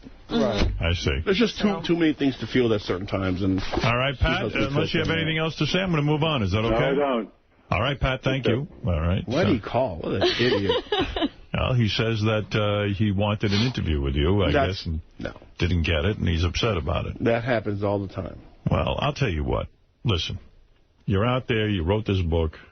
I don't know. I personally would like to see, let's not have steroids in the game, and they got to find a way to test these guys so that it's not an issue anymore. And certainly, this guy, A-Rod, I don't know if he did steroids or not. Evidently, you don't know either. No, you suspect he might I'm have. not sure. Yeah. As far as him trying to bang your wife, I could believe that. No, it absolutely happened, and I really believe it did happen, and maybe you should have Jessica back on. Maybe she'll talk about it. Maybe she would. But you say she admitted to you that she did have an affair with him. She did. She did? She did. You know for a fact? Yeah. But she could be saying that just to hurt you again. I don't know. No, it's the same thing as she's saying I never gave her an orgasm. Yeah, I don't know. Who knows with her sometimes? How was he in bed? Did he give her an orgasm? She didn't tell me that. She wasn't. I didn't hear that. Heidi, you want to marry Jose? Do I want to? Yes. Do you want to marry Jose? I don't think that's a question I can answer today. Would you like to marry Jose? You know, if everything was right, timing, life, circumstances. Jose, is there something you want to say to Heidi right now on my show? Go ahead. No, listen, we're very private people, and you would never listen to that music. Would you like to? It's the Death March. No. What you say, I'm a shy guy. You say at the right time. What would make everything right? Why is it the wrong time to marry Jose? She thinks I'm crazy. She does. Yeah, he is a little crazy. Crazy like a hothead? Crazy like... No, he's just a little crazy. He's crazy. You know, he's got a lot going on. And tell me what makes him crazy. $2 million in Mexican phone stock. There you go. You know what? Don't marry him. You're right. Okay, Mark. That was from that article, by the way. The Mexican phone stock, that was from Pat Jordan's article. But Jose says it's true. No, it wasn't. No, not that. That was something along... It wasn't Mexican phone stock. No. Mark, you're on the air in New Brunswick. Go ahead. Hey now. Hey now. I saw Jose Canseco on Leno last night, and Letterman. Oh, Letterman. Get it right. And his pants was really tight, and you could see that he has no nuts. In fact, it looks like camel toe. He says your pants were so tight he could see that you had no nuts. Actually, my girlfriend calls it camel hoof. What do you call it? Moose knuckle. Moose knuckle. All right, answer one last question for me, Jose. Why is Matt Lauer an asshole? Matt Lauer? I don't know. Why? It says here, Jose says Matt Lauer is a complete asshole. Maybe we did some horrible interview or something. You know what? I've done thousands of interviews, and it seems like like a quarter of them just focus on attacking me. So maybe he falls in that category. Maybe he just attacked me and didn't give him a chance to explain or speak or something. But yeah, he's probably... Do you watch baseball on TV?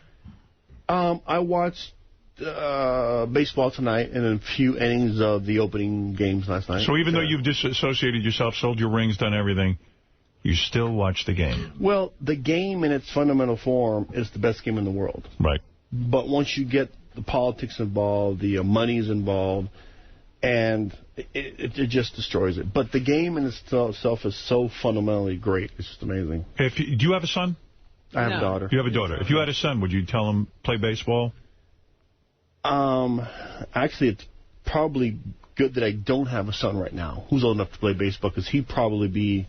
You know, he'd catch a lot of crap. Oh, absolutely. Yeah. He would pay for his father's quote-unquote sin. Absolutely. So I'm glad I have a daughter right now. That's right. And Heidi, you will give Jose a son one day?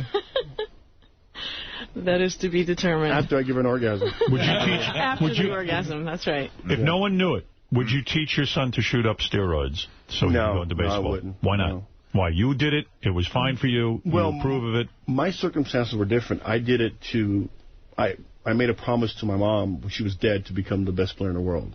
So the circumstances were completely different. The knowledge, the experience was completely different back then. It wasn't such a big deal as it is today. Do you consider it cheating? Did you cheat? I guess, without knowing, I guess I had the best intention, but took the wrong route, really. So the answer is yes. Yes. It is. Yes. So. But in your book, you did call Matt Lauer an asshole. Just want you to know he probably is. Yeah. I'm sure I've dealt with many assholes. It's funny, you wrote that in the book, and yet you forget you wrote that. Well, I write and say so many things. I can't remember each and every detail, but if it's in there, it's in there. You know, so many people think that. Our researcher might have just took a stab in the dark and put that on. No. It came from Jose. Actually a quote. I'm quoting Jose's book. He says Matt Lauer's an asshole. The first book or the second book? Second book. Second book. It's probably in there. He still hasn't read that one. Well, when you read it, you'll see. First book. Have you read the book? Easy, Stephen King. Heidi, one last question for Jose and one last question for Heidi. Heidi, do you think A-Rod is hot? No. Would you have sex with A-Rod if you had a chance? Absolutely not. She was talking, you know what? Think he's hot? I know. She was. I think he's good looking. And I was Jose thinks he's hotter than I do. You know. Jose, would you have sex with A-Rod? I doubt that very much. No. But you're a good-looking man. Has a man ever come on to you sexually? Yes. You'd have. Oh. Yeah. And you did not give in?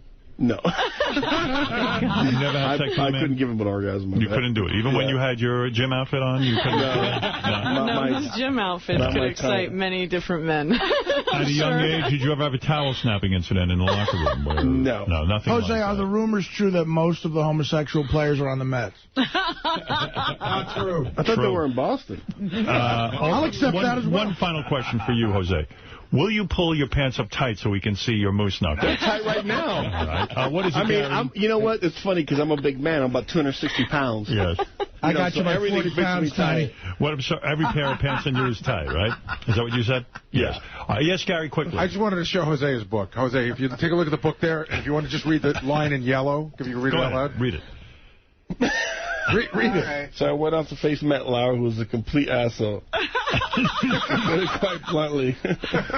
Yeah, okay. All right. Well, you agree. Do you feel you were misquoted in the book? No. I mean, the parts I'm mostly concentrating on, obviously, the players and Mitchell Report and the steroid out. You know what's funny? Charles Barkley once wrote a book about himself, and, you know, they asked him about it. He said, I was misquoted. All right, listen. And he wrote it himself. The big story is the book Vindicated is in stores now. You're out there promoting it. Right. Jose will be signing copies of the book this afternoon at 3:30 at the Bookends in Ridgewood, New Jersey. Tomorrow at 12:30 at the Barnes & Noble on 5th Avenue, Manhattan. And if you need any kind of book tour dates, you go to josecanseco.com. And that's that. It's that simple. Heidi, you are delightful. Thank you. I call you my little extra Christmas. I don't know if you know that. You made her nervous. Oh, there's no reason to be nervous. I even noticed when you were sitting down, you adjusted your jacket. And I am going to guess now, 34 C. Am I correct? I think so. Yes. Something like they're large. CD. Yes, I saw a D. Are they real? CD. No. Not anymore. I bet they look beautiful. Yeah, they're like perfect. Will you ever do Playboy? No. Oh, yes, you will. All right, listen, Jose, thanks. It's always good to see you, and thank you for coming in here. Heidi, thank you. We're going to take a break. We'll be back right after these words. Yeah. What are we listening to? I don't know. I was busy getting... I just wanted... I was trying to make a decision if I should start news now or play some of these other things. George Takei, of course, here. George, great to see you, our announcer. George, you want to do a little announce? Be happy to. All right, go ahead. This is George Takei. Even though I've been cruelly deceived by my muffin Artie Lang, confiding in me that he's gay, tricked multiple times into thinking I was having an actual debate on gay marriage with Arnold Schwarzenegger, and had countless embarrassing song parodies and phrases made with clips of my voice, I just can't seem to stay away from the show I love. You're listening to The Howard Stern Show. Thank you, George Takei, who was brilliant in the Newlywed Game. Not winning, though. Didn't win, though. It was good to have Brad here, though. It really was. Yeah, it was good to see him here and being a little bit more public. Yes. I think you really got him out of his shell today. Great having George. George will be here for the rest of the week. Yeah, I'm trying to figure out what to do, whether to start news. There's a couple of things I wanted to play for you. This is... Tell me what you think of this. Lou Dobbs, the anchor guy on CNN. Yes. He was on, and he was talking about Barack Obama and how, you know, everyone's saying we need to discuss race in this country, and he was talking about, and he was about to say, you know, he was talking about black politicians, and he goes, you know, I'm sick and tired of these cotton-picking. But he didn't say it. After the word cotton, he stopped himself. Oh, God. You know, cotton picking is such a is such a vague term. In other words, I wonder, I guess that's a racial insult. It ain't vague. Yeah, you know, if you go all the way down the line, those cotton-picking what? Yeah, well, here, listen to this. Here's Lou Dobbs, the CNN guy. All right, check it out. Let's check in with Lou. He's got a show coming up in an hour, but I want to pick his brain on some intriguing comments from Condoleezza Rice involving race in our country. You saw what she said. I saw what she said, that the United States has a birth defect on the issue of race. I think it's really unfortunate that Secretary of State Rice believes, as she does. The fact is, most Americans don't have a problem talking about race. What we have is a problem of talking about race without fearing recrimination and distortion and someone using whatever comments are made for their own purposes, usually political purposes. There is no country on the face of the earth as progressive, as racially and ethnically diverse as our own. It's something for us to be proud of. And if and to hear a politician, whoever it may be, talk about how difficult it is to talk about race, well, the heck with them. We're living with the issue of race. We've got to be able to talk about it. And I can guarantee you this, not a single one of these these just ridiculous politicians should be the moderator on the issue of race. We have to have a far better discussion. The term than that. cotton picking is from, believe it or not, for real, is from the Bugs Bunny cartoons. Right. It is not a racial slur. You think they invented cotton picking? I certainly know it.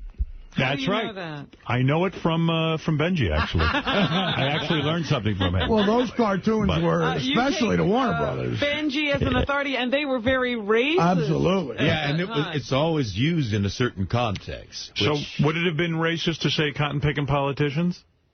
I don't know that he was going for cotton-picking politicians. I see. Yeah, who knows what he was going to say, you know? I just assumed. Benji, though, didn't the term cotton picking start from the Bugs Bunny cartoons? Some sources on the internet say that, but then also some say that they say it was first recorded, but it may have been popular culture before. What do you think the writers for those cartoons got? Right, yeah. I don't know. Hey, here's another. You know what? Do I know? No, I don't. Those cartoons were notorious for being... Oh, some of those cartoons are just ridiculous. Yeah. That's why I always liked them. Like the Little Rascals. I mean, the political correctness was not around. Oh, there are some much worse things than the Little Rascals. Well, that's why we have that history, you know, reflecting it. Beth was watching The View yesterday, and she said to me it was really weird. They had that guy on, Jason Itzler, the guy who, of course, employed Elliot Spitzer's prostitute at one point. And he was a major pimp. And he was busted by Elliot Spitzer and so forth. And, you know, like... She said, like, 2 of the people on The View wouldn't even look at him. Like, they were disgusted by him. Oh, really? And 2 of the people are interviewing him. And that always strikes me as sort of hypocritical. Like people were yelling at him and stuff. Uh-huh. And if you're going to have a guy on, in a way, you know, they were saying to him, you know what? You're still pimping that girl. You're going around talking about her. But meanwhile, they are having him on the show. They're helping him do it. So, you know, he's their pimp, too. In the sense that, you know, it's so goddamn judgmental. Like, people who have prostitutes on and then go, you're a horrible person. You're disgusting. You shouldn't even be out in public. It's like calling people on to berate them. I don't get it, really. Well, I mean, just to play the devil's advocate here, there are times when a booking is, you know, you're ambivalent about it, like we had with Amy Fisher. Like, you get her on here. But I asked her to come on. Or she asked to come on, and I said, okay. So... And then didn't you think when she actually was sitting there, maybe you didn't say this, I'm sorry, that you actually thought... I never said, I mean, I was kind of like, oh, you know, Amy Fisher, what she did was so horrible, but I really wasn't attacking her. She claimed I attacked her. I didn't. No, I know. I might have heard you wrong, because I thought you said, like I thought the same thing, and Gary said when she actually was sitting there, it sort of turned my stomach a little bit. Me too, but I wasn't sure I should book her. But once I booked her, I mean, okay, I own it. I booked her. I'm interested in Amy Fisher in some way. Right. I can't say that I'm not. To have her on her and say, no one's interested in you, get out of here, is an ambush. Well, wait a minute. Is that what they said to him? Well, I think they were just kind of attacking him and saying how disgusting he is. And it's like, well, I don't think it's wrong to necessarily book somebody just to challenge maybe their beliefs. I don't mind that they call him disgusting, but then to say that he's still pimping that girl when they're having him on to talk about the girl. How could they say he's pimping the girl and they're not guilty also? Everybody's pimping that girl. But anyway, Itzler mentioned me on The View. He said, they asked, why was this girl so special, the one that was with Elliot Spitzer? And he said, well, I already said that on the Howard Stern show. That's exclusive to him. Go to them. A mistress does not necessarily carry an STD if you know the woman very well. Whereas if you go to a hooker, you might come back with a sexually transmitted disease. Am I right or wrong? There is no one more sexually careful or safe than an expensive escort. Did you make sure of that during the time? No, because at the time I was playing the game of there's no sex in my business, so if there's no sex in my business, how could I check? Can we get to Ashley? You didn't monitor any. Nor did anything bad happen. Can we get to this girl whom you know better than I still want to get back to, because everybody's so curious about Ashley, and you're the only one who knew her. What was so good? She supposedly was the greatest. What was so great about her? Okay, one thing that's the greatest I spoke about on Howard Stern, and I can't say on your show. Fortunately. Don't go there. We know what it is, right? This is a daytime. No, I'm not going there. I wouldn't go there at all. We don't have a 2-hour delay. We only have a 7-second delay. Anyway, we got to mention on the show. That's I'm always happy, no matter where it comes from, to hear mentions. Well, it seems to me, if they're going to have a pimp on the show, you can't put limits on it. Right. I mean, your show is a truth-telling show, and you do examine the veracity. Well, you can't have a guy on and say, you're a pimp, you're still pimping this girl, and then say, okay, tell us everything about this girl. Because then you're part of the pimping. Exactly. I mean, it's very hypocritical. It's hypocritical is what I'm saying. Well, let's say this. The whole world is hypocritical. The world is interested in this girl. They're interested in hookers. They're interested in this whole sort of, seamy underworld. But then you can't have the guy on and go, hey, what you talking about her is bad, but you have her on. You have him on to talk about her. Let me tell you something. They have networks called Family Networks, the ABC Family, and they have shows with nothing but nubile young girls with tight shirts on. And God bless them. I love that kind of hypocrisy. That's why satellite radio is so important. You have an open arena without restraints. And and by the way, congratulations. You've passed the big hurdle with the Justice Department on the merger. You yourself did, Howard. We're still waiting to hear from... You've got a few more hurdles. Still waiting to hear from the FCC. The merger is a short 10 years away. Yeah, I mean, it seems like, they're just waiting until they can bankrupt the company by waiting long enough to approve the thing. Well, the hurdles are getting less tall, right? Yeah.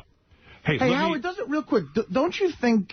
As the king of all media, thank you. Don't you think that this hooker story is already seem like it's passe? Yes. Old news. I think this chick had her shot and no, she still has. Missed the window, is what you're saying? No, she didn't miss the window. No. People, I'm telling you, if they play it right, she still could do the book.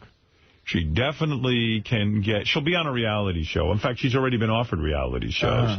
And she can have something of a career if she has the slightest bit charm or whatever, or some sort of interesting personal life that will translate to reality television. I do not believe that's part of the story is past. If she agrees to go on TV, do interviews, write books, and that kind of stuff, I still think she's got some legs.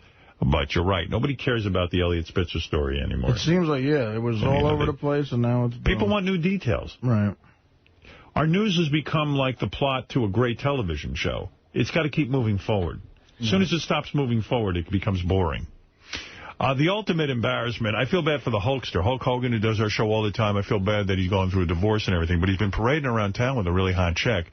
Turns out the chick looks like Brooke. Yeah, I saw that in the tabloid the other day, that she very, very much is Brooke-like. Here's a report from TMZ where all the reporters, listen to the end of this report, they're yelling out Brooke. They think... they think he's with his daughter? They do. I don't think they're trying to make a joke. They're saying, hey, Brooke, we want to talk to you, and it turns out it's not Brooke. Hulk, how you doing? What up, Hulkster? How's the bachelor life treating you? It's treating him pretty good, evidently. That's Hulk Hogan leaving L.A. restaurant Foxtail, and it looks like he's going to be getting himself some later in the evening. Know what we're saying? I feel good, man. Clearly. But who is that blonde bombshell? No, it's not Brooke Hogan. Not Brooke. Ladies and gentlemen, that is not Brooke. It's not Brooke. But it sure as hell kind of looks like her, don't you think? It's not Brooke. Newsflash, that is not Brooke. I like the way Brooke looks, so why not? Yes. There you go. I guess he does, too. He does, too. Why not? But that's got to be... It's kind of weird, though, when you go out with somebody who looks like your daughter. Yeah. If it's not your wife. Yeah, it's weird. Yeah, you got to figure if you like the wife, you got to like that type. Right. It's a compliment to them.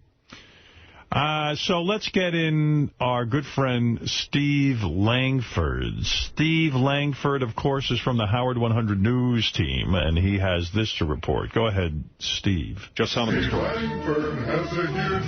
All right. Just some of the stories we're working on in the Howard 100 newsroom. The first ever remote-from-home Stern show, live last night on Howard 101. The historic broadcast, as seen and heard by this reporter from Richard Christie's tiny bedroom. Howard's first words before going live, "Are we on the air? Then let's not talk." Howard trying but failing to hold the microphone checks until they actually get on the air. Well, the guys, we last night at 7 o'clock, we all went on the air and did a show from our homes. And we did it impromptu, and it was we just threw it on the air. Now, when I got on, it was about 10 minutes before the broadcast. The guys were all on their lines saying some really interesting things. They were trying to work out the technical problems. Fred was talking to his daughter.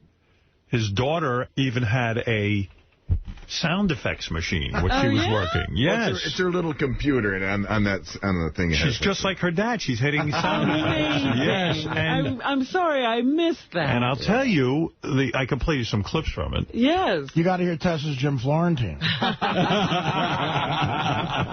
What page is that on, by the way? JD3. JD3. Okay, I'll give you a little taste of what it...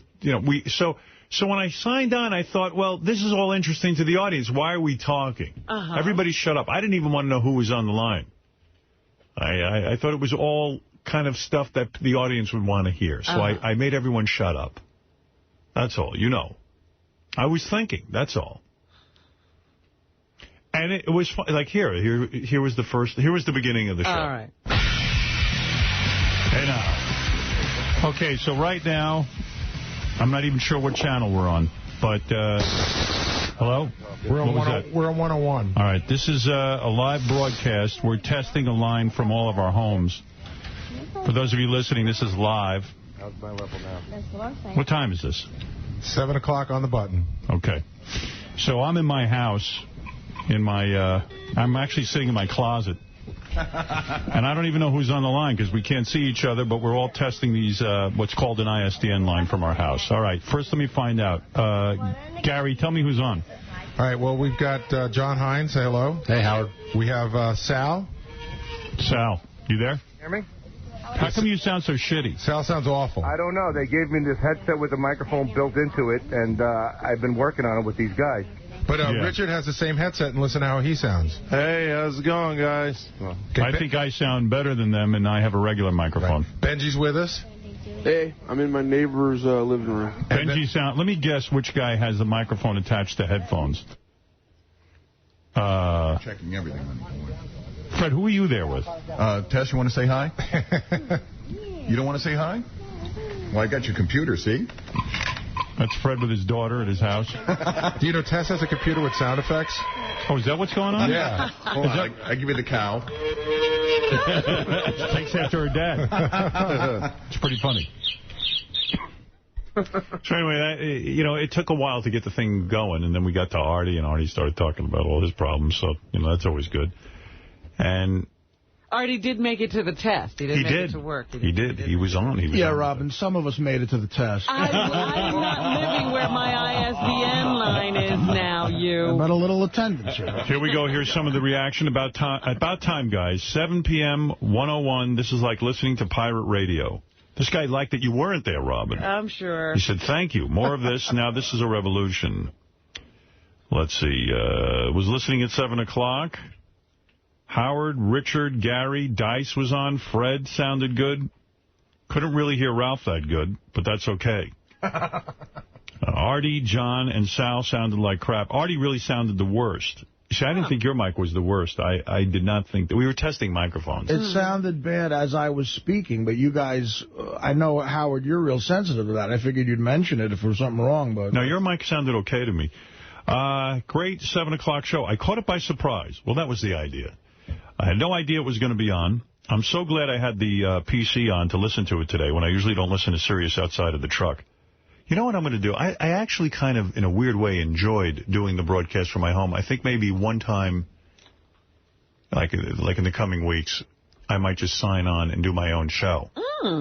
Take some phone calls at 7 o'clock. And, if anybody else ever feels like doing it from their house just as an experiment to see what it would be like and answer some phone calls, I think that'd be worthwhile. Sure.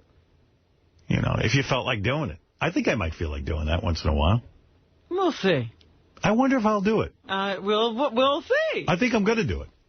We'll see. You're saying it as if you don't believe me. You think I might not do it? I think I might do it. I might surprise you. All right. You know what I might do? Like if my parents are over, I'll pop on. And right. I don't know how easy it is to pop on. How many of these lines do you have? I have one. So everybody's going to have to share the microphone? Yeah, like you pass it around the room. It's very, very primal. All right. You know what? You could do a version of Jamie Foxx's Foxhole where it's just about his friends coming by and kicking it. Kicking it, yeah. Kicking it, yeah. Let's see. So I was glad. I turned on my computer, and I usually don't listen to Sirius outside of my truck. And it was great. You guys sounded like you were in the studio. The best part was kicking Ralph off, and Dice is always good. So people like that. Howard, the whole show was great, including the wrap-up show. I also have to go out on a limb and say the last 6 minutes that was left before the Pharrell show was the highest ratings Riley has probably ever gotten. I think we were on in Riley's time slot, but not really. No, he's at midnight. He's on midnight, so I don't know what that guy's talking about. The ISDN show was phenomenal. Felt like I was listening to a private phone conversation between Howard and the gang. Please make plans to do this again. Here's another person who just happened upon the ISDN show. And it was fun. It felt like when you guys did your test shows, the Thursday and Friday before the show on Sirius. Howard, your impromptu shows rock. Great stories, and I love the sound effects that Fred's daughter offered. Throw us a couple of home shows now and again. All right, I hear you loud and clear, and I think I'm going to try and do it. Robin says I won't, but she usually knows me better. She said I would get married, and I'm doing that again, so chances are I won't do it. Robin, does he do the home show first, or does he have a kid first? Which comes first? I think he'll be doing home shows if he has a kid. Oh. Anything to get away? Oh. All right.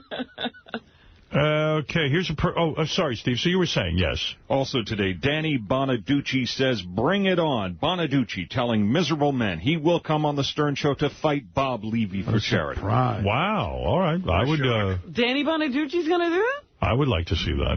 I would watch Bob and Danny fight. Whether it's for real or not, I'd watch it. You think even the fight won't be real? Yeah. Go ahead. And Artie Lang's Beer League, taking it to a whole new level. Beer League now available on Blu-ray, an acknowledgement of the film's importance in the history of cinematography. Right. What is Blu-ray? High-def type, wow. Whatever. Go ahead.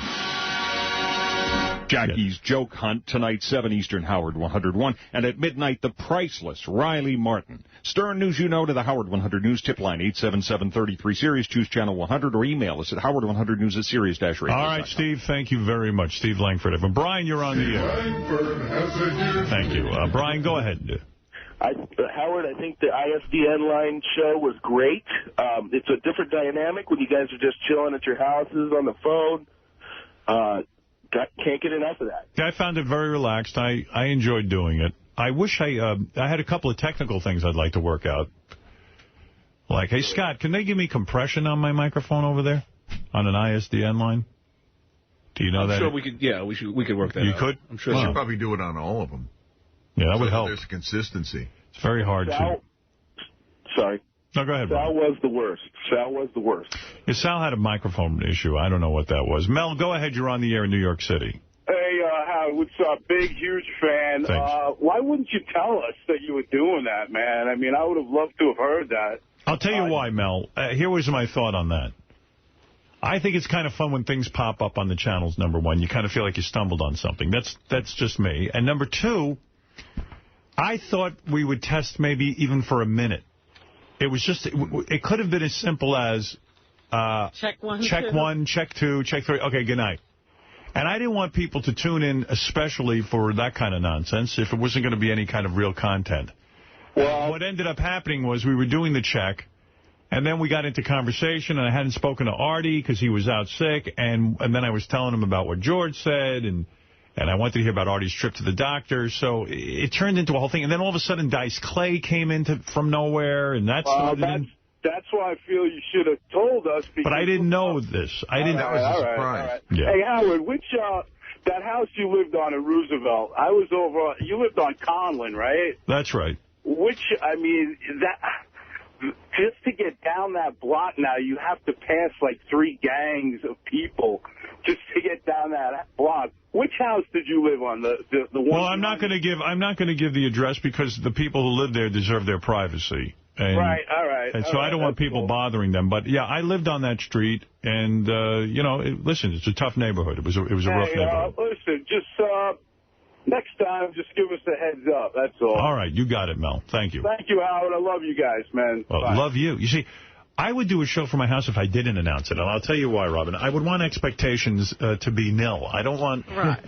You know what I mean? It would just be fun to pop on, and then it's if you promote it as like, hey, Howard's going to do a show from his house tonight. Then you have to deliver something. You have to deliver a whole thing. I like the spontaneity of it and the low expectations. Go ahead, John Hine. John, you're on the air with your wrap-up show, whatever you call this. Okay. Yes. Well, we thought Brad knew George. We assumed Blue Iris might know her Ronnie, but no one expected Evil Dave to win today's Newly Weird game. No one. Little Extra Christmas, Angie.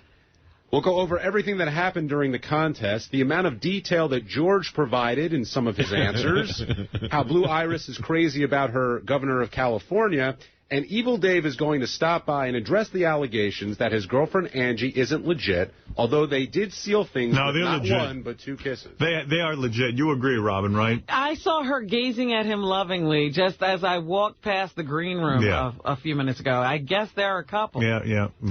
It's strange, but it's true. I mean, because she is not what I expected. Now, that should be the picture of... mismatched couple. Yeah. You know, when you mean the ugliest guy married to the hottest chick? Yeah, but when you're a newly, formed couple, I think you remember more of the details. We've been together for a long time. George, face it. Stop making excuses. You guys don't know each other. You're lost. You're two strangers. We keep surprising each other. Let's put it that way. Me and Dana heard these sour grapes years ago. All right. Please, go ahead.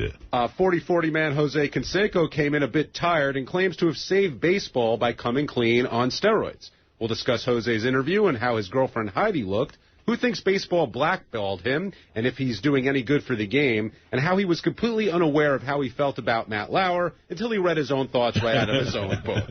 I mean, I was quoting his book, and he didn't know that he said that in his book. That was funny. Well, these books aren't really written by them. Right, but they're ghostwritten. But don't they read the book? Yeah, I would think so. Yeah. Especially, somebody should point out to him he called Matt Lauer an asshole. That might come up in an interview or two. Might even come up in the interview with Matt Lauer. And George, by them, do you mean Hispanics? No. I mean those that don't write their books. Whatever. I write my own book. Good I for you. know it. Good for you. Yes, go ahead. Plus, last night's ISDN test show was a success. Ralph's ISDN line was a cruel April Fool's joke. Al Roker details gastric bypass and tells Howard that he likes him. Scott the engineer is livid because Artie has a busy schedule. George tries to broker peace between Artie and High Pitch Mike, but to no avail. And everything else that happened on today's show, we cover on the wrap-up. All right, Johnny, thank you. Wrap-up show, 11 o'clock, or as close as we can get to it today. And, Howard, you're on the air in Jersey City, New Jersey, and Robin is next. Hey, Howard. Just a couple of quick things. The impromptu show last night, I hear what you're saying. You just kind of want to pop on there. You don't want to have an agenda. You just want to kind of shoot the shit. That's right. But, again, without being a big promotion, you should just mention, hey, I might pop on the line tonight, tomorrow. Just a little something, so at least I'll have the radio on.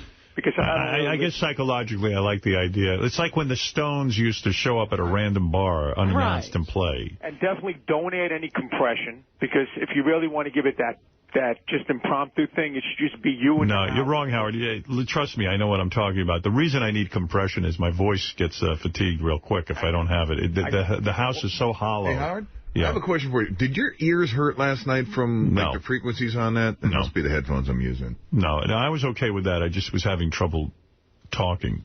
I got one more thing for you real quick. Did you guys talk about the Ralph throwing Artie under the bus regarding the PSA announcement? What did he say? I wasn't aware of it. Artie left him a little voicemail, right? Artie, didn't you kind of... Yeah, well, no, I did. I wasn't mad or anything. I just thought it was like Ralph just really dismissed me there. Right. But, we patched it. How did you know I left him a voicemail? How did you know you played it? You played it, and Ralph spoke about it. Oh, he Ralph did? spoke about it. That's what it was. Oh, yeah. okay. Sorry. All right. Thank you, Howard. All right. Take it easy, guys. All right. All right. Jeff the Drunk wants to say a quick hello, Robin, and then we'll get right to news. Go ahead, Jeff, in Albany. Hey, Howard, how's it going? Hey. I liked it last night. I was listening. Oh, good. Okay. That was good. Thank you. Adam did pretty good last night. Yeah, I was going to say, did Adam look good? I have Dancing with the Stars. Some of the judges. Yeah. Well, look, he did very well. The man's not a dancer, and he did well. He got 7s. I think the judging is so messed up on that show. But regardless of that, the thing that disturbs me about the show is two things. One, Priscilla Presley, who was married to Elvis Presley, they introduce her as Priscilla Presley, actress and businesswoman. and every time they mention her name now, they go, actress and businesswoman, Priscilla Presley. Well, how else, what would you say? Well, first of all, what business person do you know is introduced as business person? In other words, it's a desperate cry. For validity. Yeah, I mean, first of all, any business she's really in is based on Elvis Presley. Yeah, that's the business she runs. She's the Elvis Presley business because she married the dude. Yeah, I know what you're saying. I mean, you should say, It's like saying Howard Stern, father of 3. I mean, what... A businesswoman. No, the fact is I actually am a father of 3. That's a bad analogy. Well, she did run Elvis's empire. But who promotes until that? It went to Lisa Marie. Why would you promote that? I'm a businesswoman. In other words, Robin, you're a businesswoman. You're in business. You're in the business of broadcasting. But what was it I do? What and is you're a woman. woman. I'm in? A businesswoman. Who would introduce themselves? Who would introduce themselves as businesswoman? Secondly, the other thing is the woman that Adam Carolla dances with on Dancing with the Stars is incredibly sexy and known for wearing almost nothing. Because she's dancing with Adam and there's no chemistry between them, I'm talking about physical chemistry, she's clearly not into him. She is wearing outfits that my mother would wear. I'm talking about clothing all the way down to her ankles. In fact, Adam even referenced it on the show last night. He goes, this is a crime. This is the girl with the body. Right. And she's not wearing hot outfits. She so doesn't feel any sexual chemistry. She's covering up. She looked like she was wearing a burqa the time I saw them dance. I'm not kidding. And you should have seen her last night.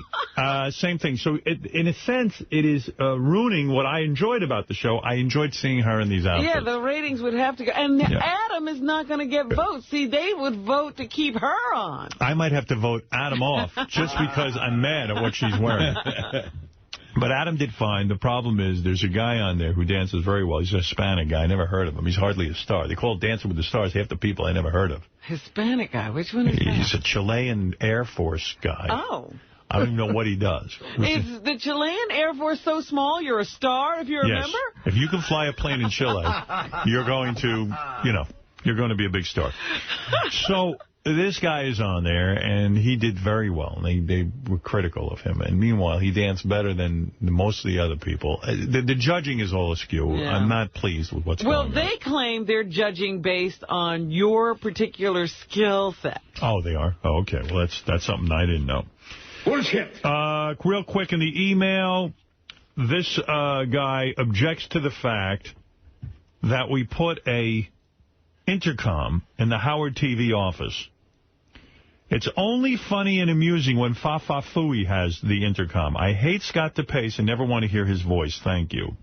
Well, look, other guys from Howard TV use that. Sometimes I have a question. I am in favor of the microphone in the Howard TV office. It has not been abused. We only used it once so far. I mean, come on. That's crazy. There's so many emails about Artie being absent for the day. They're cruel and vicious.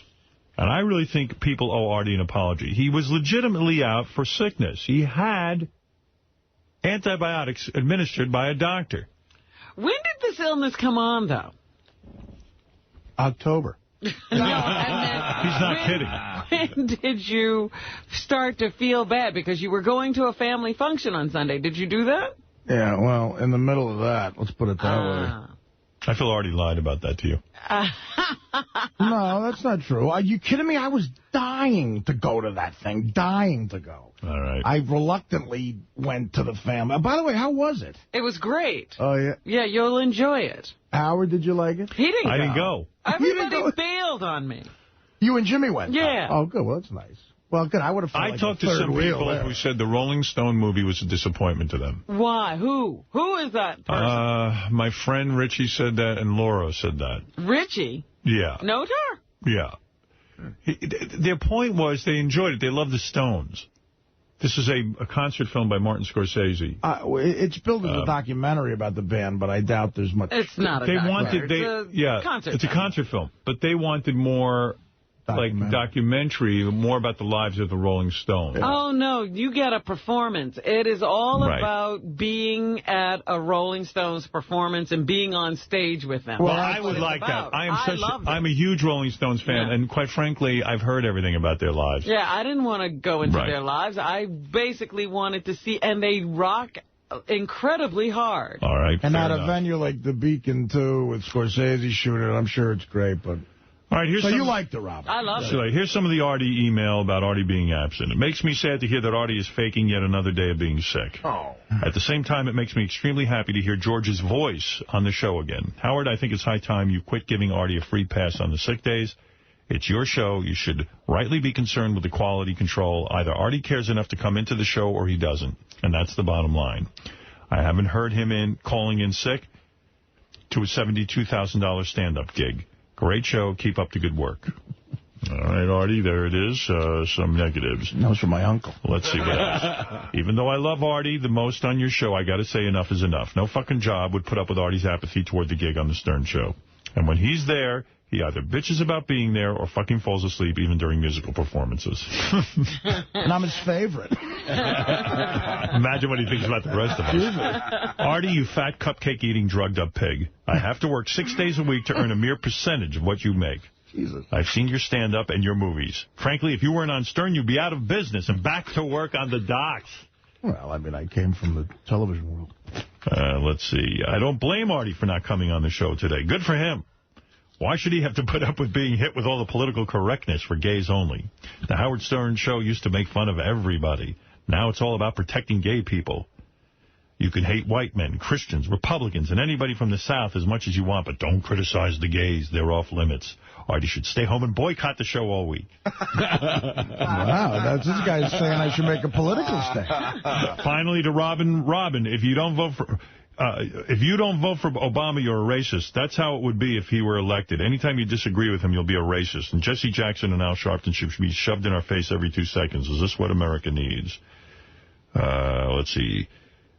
Thank God Artie was out today. Howard, stop being such a pussy, saying you wish he was there to do his Iron Sheik impression, or because he's missing a good conversation with George Takei. The show is infinitely better without him. And anyone who thinks otherwise doesn't know good radio when they hear it, including you.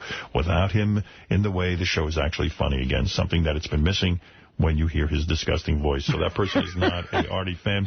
Not true at all. I love Artie, but I didn't miss him today. Tell that fat fuck to take the whole week off. Well, so you can see, Artie, when you leave. Can you tell me to do that? You're better off. George Takei, on the other hand, won many, many praises again. I don't see a negative. George Takei is the best. Here's another one. Love to hear George Takei on the radio. He adds so much class to the show and loads of fun, and he can take a joke. And who would have thought he has a kinky side to him? Oh, I suspected that of my muffin. I love it when he's on. He's the best guest. He's very open and answers your questions honestly. The show's been so good since you've been on Sirius. Thank you for that. Finally, I'm so happy to hear that George is back. He is radio gold and such a great addition to the show. So, George, you never can do any wrong on this show. Well, Howard, you bring it out of me. It's this environment. And Muffin, we're glad you're back. Oh, thank you. I am very glad everyone is here today. What can I tell you? And, by the way, Artie also revealed on the ISDN show last night that he is dating someone very seriously, a 24-year-old. No, not seriously at all. Wait a minute. What do you mean not seriously? I took it to be seriously. How do you announce if it's not serious? It's not a committed, like, monogamous thing. Yeah, don't make it anything. I mean, let him ease into it. Jesus. What are you, George? You're going to start giving me advice Everybody's about calling pussy? it serious. Finally, this one says, for George, how does George feel about William Shatner having a McGill Student Union building named after him? McGill is like the Harvard of Canada, and it must drive all the Star Trek alumni nuts, knowing a hack like Shatner has a building named after him. Well, it's a distinguished university. It is. And I guess Bill is probably the best known.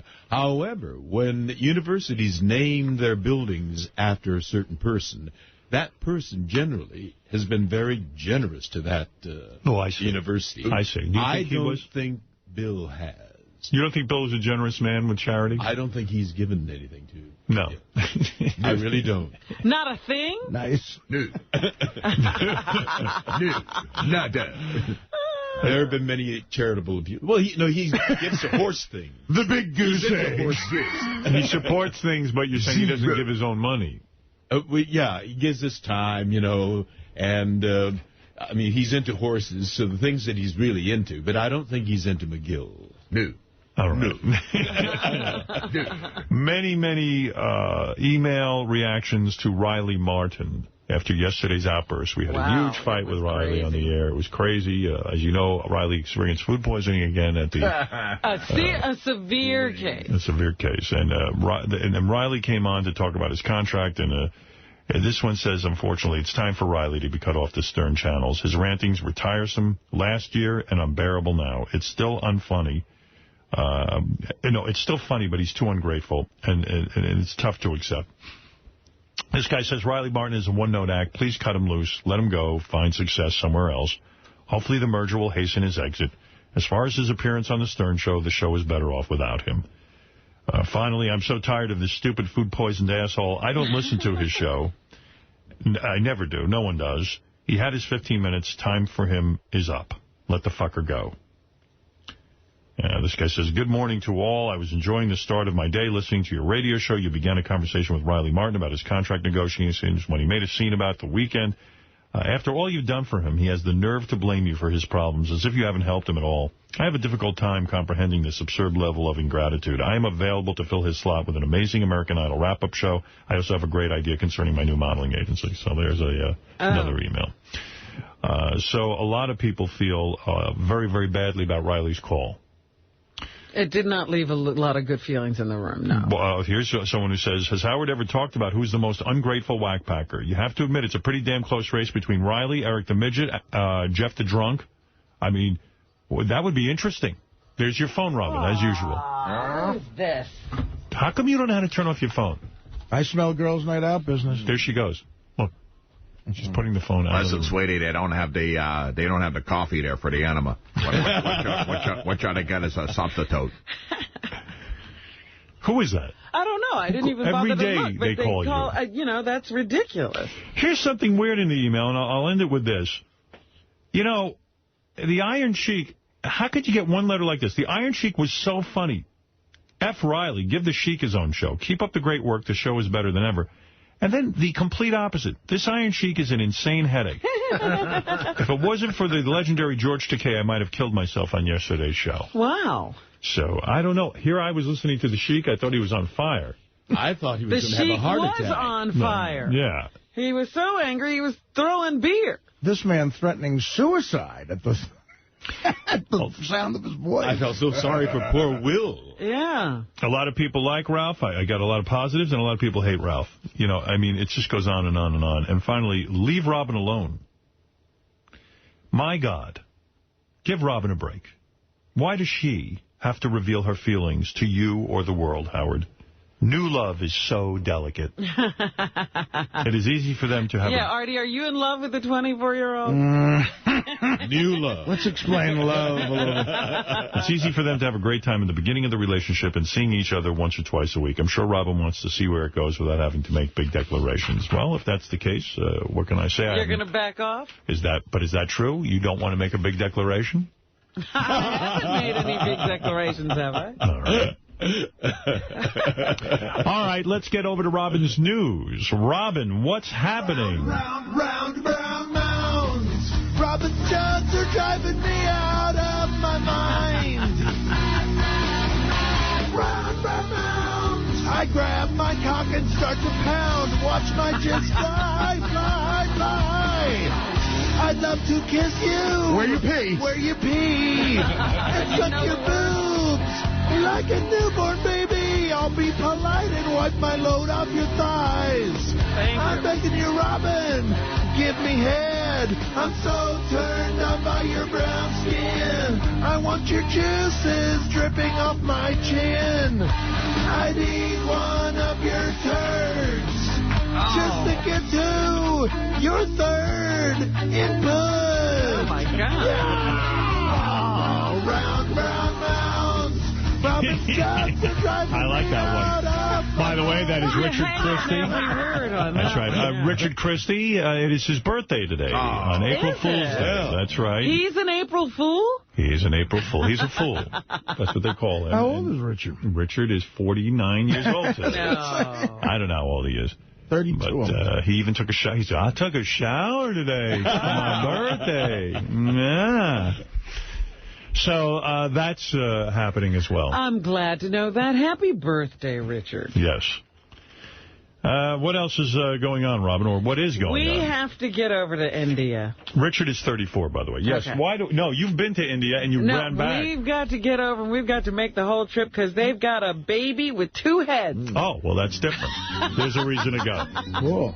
Well, you know, countries like India can still have that. They don't have the medical care they have here. In the United States, if they take a look at you with amniocentesis and all of these visual aids they now have, sonograms, they can tell a baby has 2 heads. It's not even like 2 heads, Howard. It's like 1 head with 2 faces on it. Oh, like Two-Face Chang. More. They're 2 complete faces. On 1 head? Yes. What about the brain? Well, I don't know about that. Well, in show business, there are a lot of two-faced people. This is literally a 2-faced baby. And what are they doing over there in that village? Praying to it. That's right. God. Because look at what they pray to in India. Honestly, they got a guy with an elephant nose and like 8 arms. But a body of a person. And his name is the Ganush.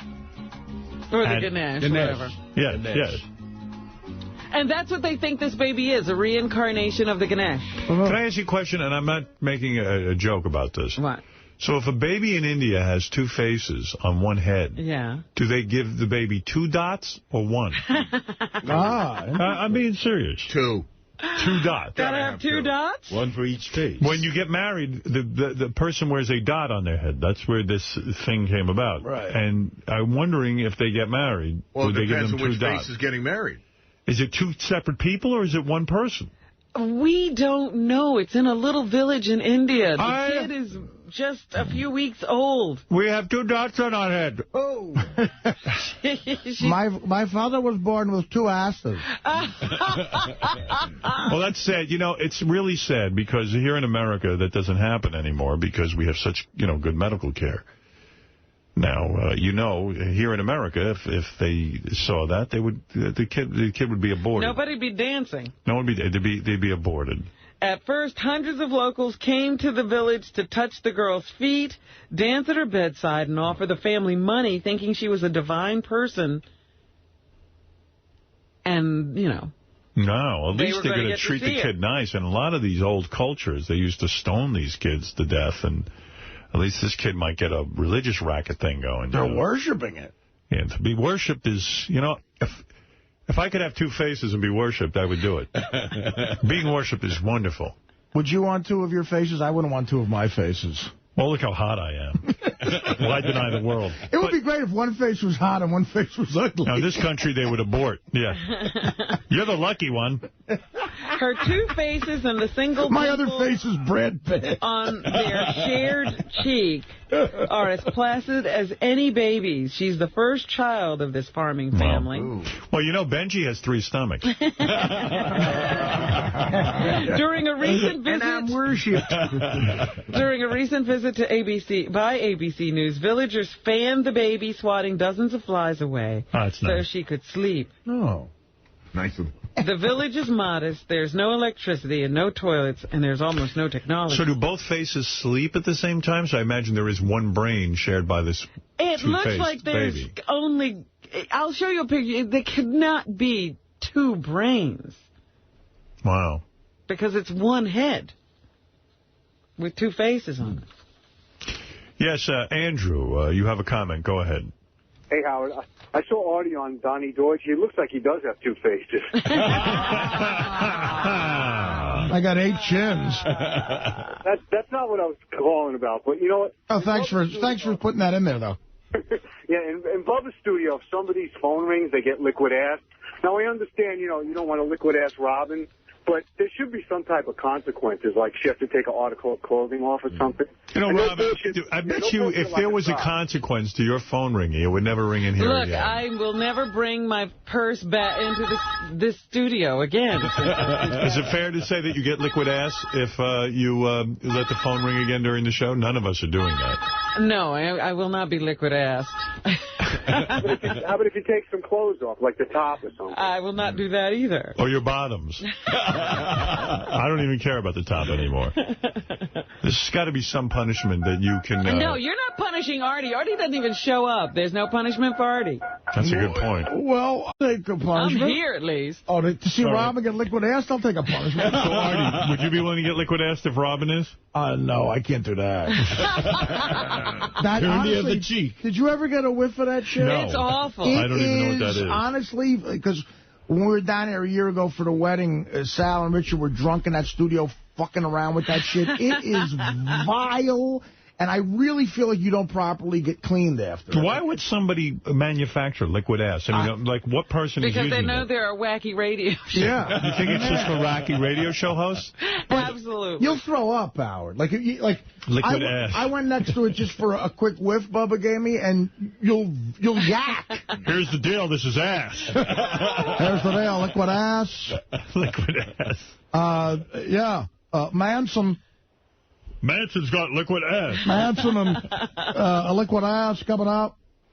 Yeah, Robin, you really should be liquid assed. No, as long as Artie doesn't get punished, I'm not punished. How about every time your phone rings, we shock Benji? Because I know you like that. I would deal with that.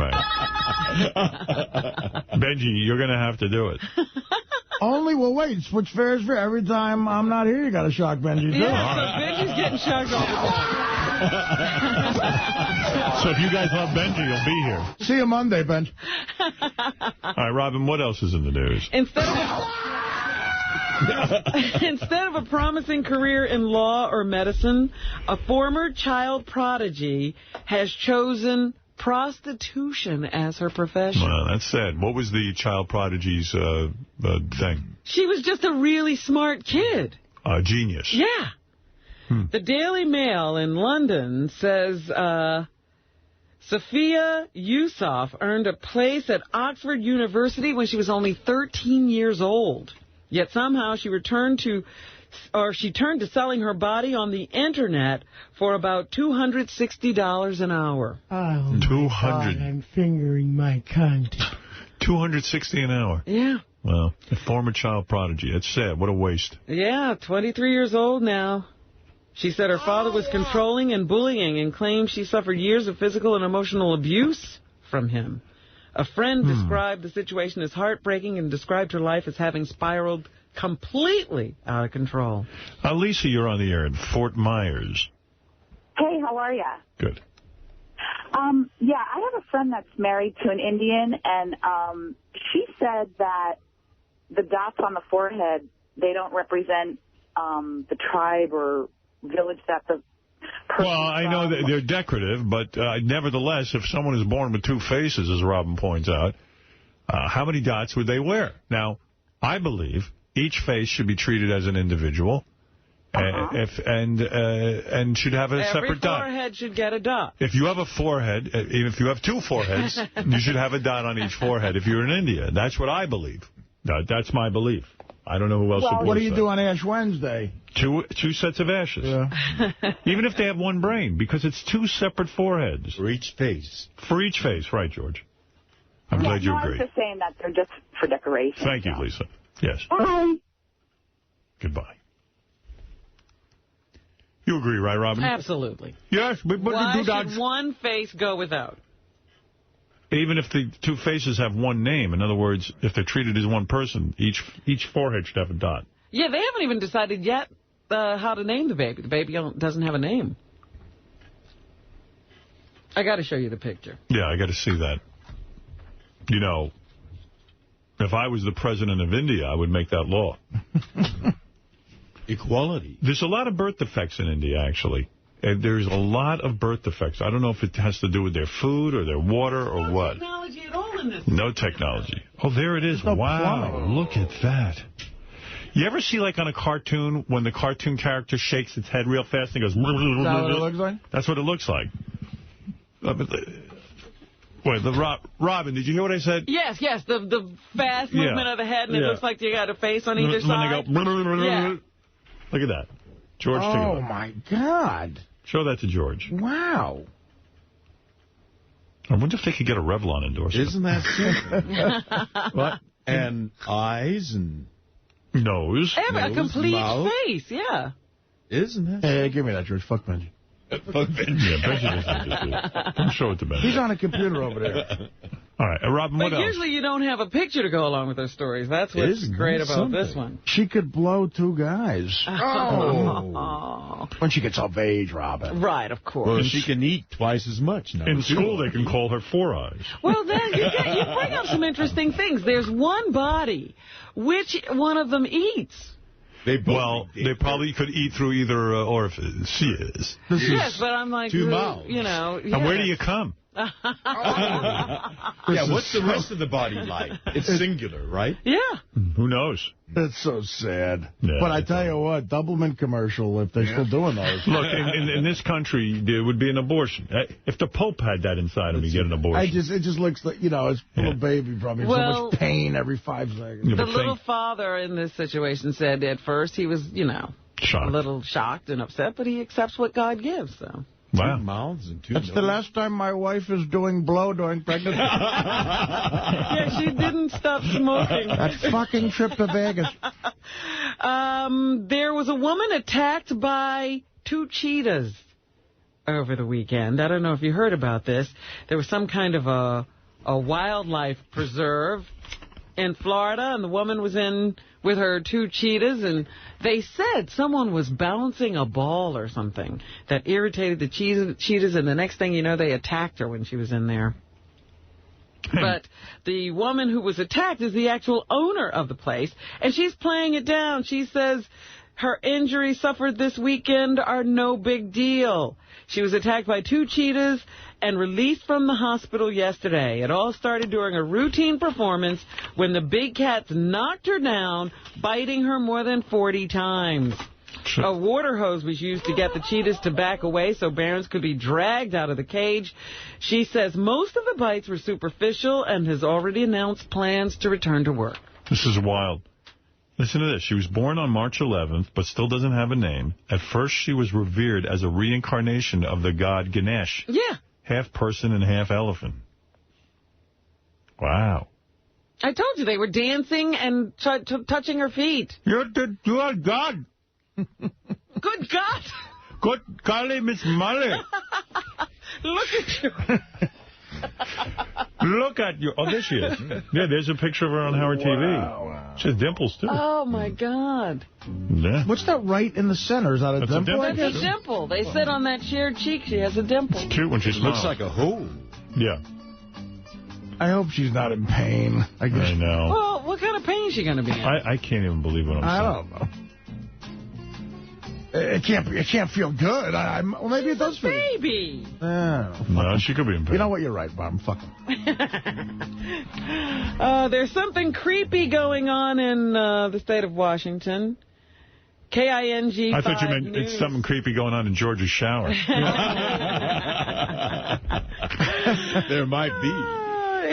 KNG 5 News reports that a man is posing as a reflexology student and convincing women to let him take pictures of their bare feet. Oh, good scam. He somehow talked ladies into wriggling their toes and posing their soles for what he calls his student project. Your feet remind me of Ganesh. My student project is to fuck you.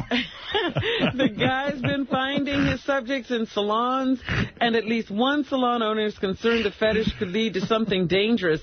So far, he's preyed on women in the towns of Sumner, Bonnie Lake, Federal Way, and Olympia. Police say it's a strange situation, but nothing against the law is really taking place. Howdy do.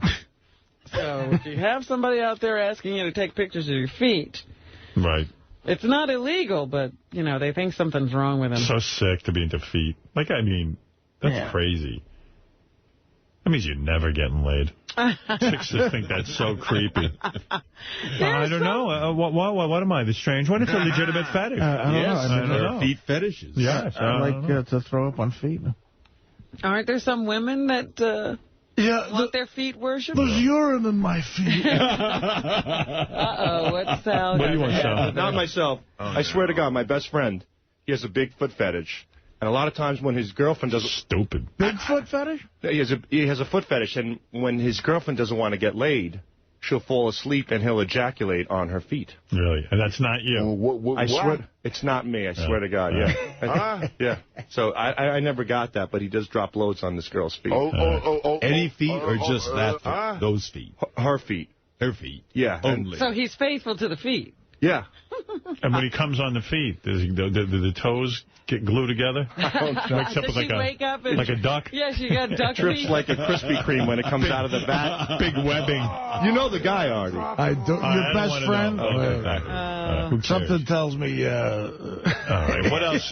It's his little extra Christmas. All right, they've done a poll, and they've decided that some American celebrities are overexposed. Yeah, I think I'm on that list.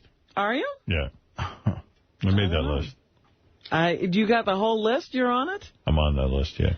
The most overexposed celebrities include Paris Hilton, Britney Spears, I am Darth Nihilus. Lindsay Lohan, and Pamela Anderson. And Gamorrean Gord. The male celebrities making the list were Tom Cruise, Donald Trump, and Michael Jackson. And me too. I'm on there. But I don't. This is all I have. Bastards. So I'm not obviously overexposed. In that article, anyway. Anything else? What's the average gas price? Do you know? Yeah. $3 and... I'm going to say the average is probably $3.49 now. The average gas price has hit a new high of $3.29 a gallon. Well, I was thinking like here in New York, but I have to go. The rest of the country has some lower prices somewhere. Yes.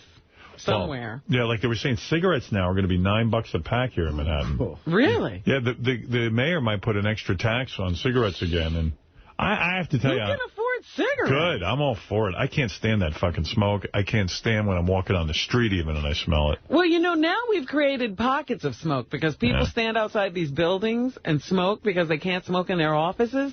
So, you know, every couple of blocks you have to walk through a cloud. I know you don't agree with this if you're a smoker, but the mayor's doing you a favor. I mean, Jesus Christ, you got to quit that stuff. I mean, it's insane. Right outside on 49th Street, quite a few serious employees are puffed up out there. Oh, it's so sad. You can't get out the door without getting a good whiff of smoke. Just to walk down the street, you know, they waft the smoke behind them. Yeah. What do you do if somebody collapses in front of you, Howard? I walk the other way. I really do. Away? It's happened to me. You've seen me in action. No, I mean collapses and I walk away. Consciousness. I'm out of there. You're the only one around. I leave. Someone else in Manhattan, someone will come along. Look at the movie Ghost. Is their skirt up, though? I might take a peek. I try watching that movie Ghost. It pissed me off. Why the fuck does he got to fight that guy? Right. You know? Stupid, dumb. Well, Dummy. let me ask the question He's a again. dum-dum. What do you do if somebody, like Artie, What you do is, Artie you laugh. If you have a cell phone, after you giggle, you pick up your cell phone and you call for an ambulance. Yes, but it's going to take some time for somebody to get there. And then you stand there. I mean, what can you do? Chubby guy down. You stand there and you wait for someone to show up. What could you do? You You're not a don't doctor. go to check to see if his heart is beating or if he's breathing? Never. Yeah, is your heart beating? Every lawyer will tell you, don't get involved. What lawyer? My the lawyer. American Heart Association says people who see someone collapse should give the person chest compression. No, they'll sue you. Even if you don't know cardiopulmonary resuscitation. I don't care. I purposely didn't listen to learn that. But you should.